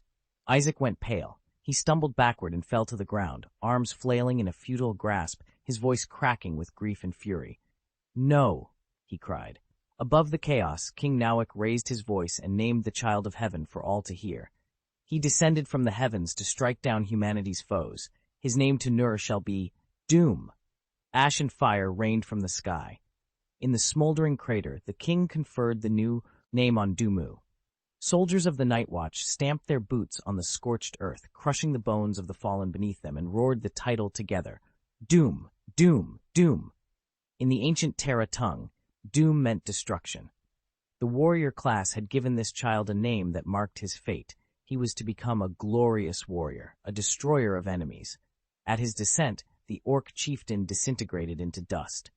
Terrified by the battle cry, the orcs scattered like headless insects. Without a leader, they fell into chaos. In pockets that the blast had not yet reached, orcs even turned on one another. While the crowd erupted in elation, one figure stood apart, watching with cool indifference. Isaac lay face down in the dirt like a dead man, his face buried in the soil and his heart ice-cold. Nothing about this matched the prophecy. In the god's revelation, he was supposed to hold the child, declare him the priest's son, and teach him to serve the gods and learn the arcane. Not this. Not the child made into a night watch, a law-bound warrior standing exposed beneath everyone's eyes. Fate had gone off course. Reality had undone the vision, and the mission the gods had given him had lost its vessel. The high priest rose from the blood and mud, all ceremonial grace gone. Despite the ornate crown on his head, his face was empty of expression. He laid a psychic pressure over the crater that stifled the Night Watch's shouts. Then, with a single slender finger, he pointed at the infant cradled in King Nowic's arms, disregarding the king's authority and speaking with the force of a command. This child came with the revelation. He is not yours. He must be given to me. The words rolled through the crater and echoed in every warrior's ear. The ringing echo wiped away any taste of triumph, laying bare the open rift between the warrior class and the priest class with no pretense. Since humanity first colonized Nur, technology had surged forward and survivors had endured the AI rebellion. After countless struggles and political reshufflings, society eventually settled into a brittle equilibrium split between two orders. On one side were the warriors, ascetics of discipline and steel who honed body, spirit, and skill. They took up ancient weapons, trained themselves to perfection, and stood as the staunch protectors of ordinary people. On the other were the priests, devotees who surrendered their souls to divine inquiry, pursuing arcane knowledge through rites, incantations, and worship. Between them, the two classes governed most of human life on Nur, each ruling firmly within its own sphere. For 1,000 years, their opposing doctrines spawned skirmishes and full-scale wars in cycles that never quite ended. So when the Greenskins laid siege to the City of Truth, the Priest City, the High Priest himself marshaled a retinue of divine officers and led them into the main defense territory. For a moment, it had seemed possible that old enmities might be set aside. After all, King Nowic of the main defense territory had laid aside past grievances to receive the priests with courtesy, accepting their counsel and aid. People whispered that if humanity were lucky enough to beat back the Greenskins, warriors and priests might finally sit down, end 1,000 years of conflict, and build a united future. Now that fragile hope vanished in an instant. The high priest, Isaac, plainly did not treat the warrior king as an equal. He issued orders to a king as if rank meant nothing. "High Priest Isaac," Nowic said, his voice steady as he held the infant close, according to the warrior laws of the main defense territory. He took a small, deliberate step backward. It was not a retreat in fear, but a signal. Shilan slid into place at his side, and the Night Watch tightened around them like a living wall. In a single practiced motion, their formation shifted. Blades and spears lifted, unconsciously aimed at the high priest. The air hummed with tension. On the battlefield, King Nowic continued, grave and unyielding. Anything ed by the victor's hand becomes his spoil. No one else may claim it or interfere. That is our law, the foundation of our survival. If you insist on having this child high priest, then challenge me to a duel. If you defeat me, you may take him. Isaac's face went even darker. His eyes flashed with a cold light, and his mouth twitched with a rare anger. He understood exactly what King Nowick meant. The warrior king had no intention of yielding, and he would never hand over the child. On this world, no one could hope to defeat the warrior king. Nowick's reputation was absolute. He had become king as soon as he came of age, endured the warrior trials, challenged and bested every living legend, and earned the title Warrior King. Songs of his deeds spread across Nur. He was the very symbol of invincibility, strength, and wisdom. Challenging King Nowick was not an option. Not now. The orcs have been driven off. Nowick continued. To ensure they do not return, I will lead my people in pursuit. At last the high priest withdrew his psychic influence, and the tightness in the air eased. The high priest bowed slightly, then glanced at the child and said with heavy meaning, Warrior King, we will meet again. King Nowick met his gaze and heard the words twice, the reluctance and malice in the priest's eyes, like a viper drawing back its fangs to slink into the shadows and wait for its moment. We will meet again, he repeated softly. The night watch cleared a path and watched the high priest depart. Why not kill him? Someone demanded. A viper coiled in the dark is more dangerous than a beast running in the open. The chief swordmaster narrowed his eyes, his twin blades half raised as he watched the priest's retreat, sensing the twisted darkness gathering behind him. Killing Isaac would be the easy part, he said. The order and the people behind him, that's the problem. They're fanatics. Nowick's broad shoulders sagged with fatigue. He turned to Shi-Lan. This battle has already cost us too much blood. How much more must be spilled in our own house? Then he looked toward the white-walled, towering ramparts of the main defense territory, smiled down at the plump child in his arms, and murmured, The future has arrived. A new king has come down from the heavens. I can feel it. He has power. Shi-Lan nearly blurted out a protest. You mean to make him the heir? The chief swordmaster's voice shook with confusion. That's against our laws. King Nowick raised a hand to stop him. He spoke slowly, deliberately. Laws deserve respect. They keep us from repeating old mistakes, but they are not sacred when history hands us an opportunity we could never have expected. He stared past the scorched waste around them, seeing farther than anyone else present. His voice was low and sure, as if already listening to a future only he could hear. Isaac will not be our enemy, for now. He is still part of humanity, and humanity has a single true foe, the greenskins. This child may accomplish what no one before him has. He could unite Nur, and then take the throne. Shi-Lan sank to one knee. The night watch followed, boots sinking into the hot mud, left fists pressed to their chests in salute. We will follow your will to the death, great King Nowick, they vowed. King Nowick lifted the infant high and shouted, Doom Nowick, declaring him prince.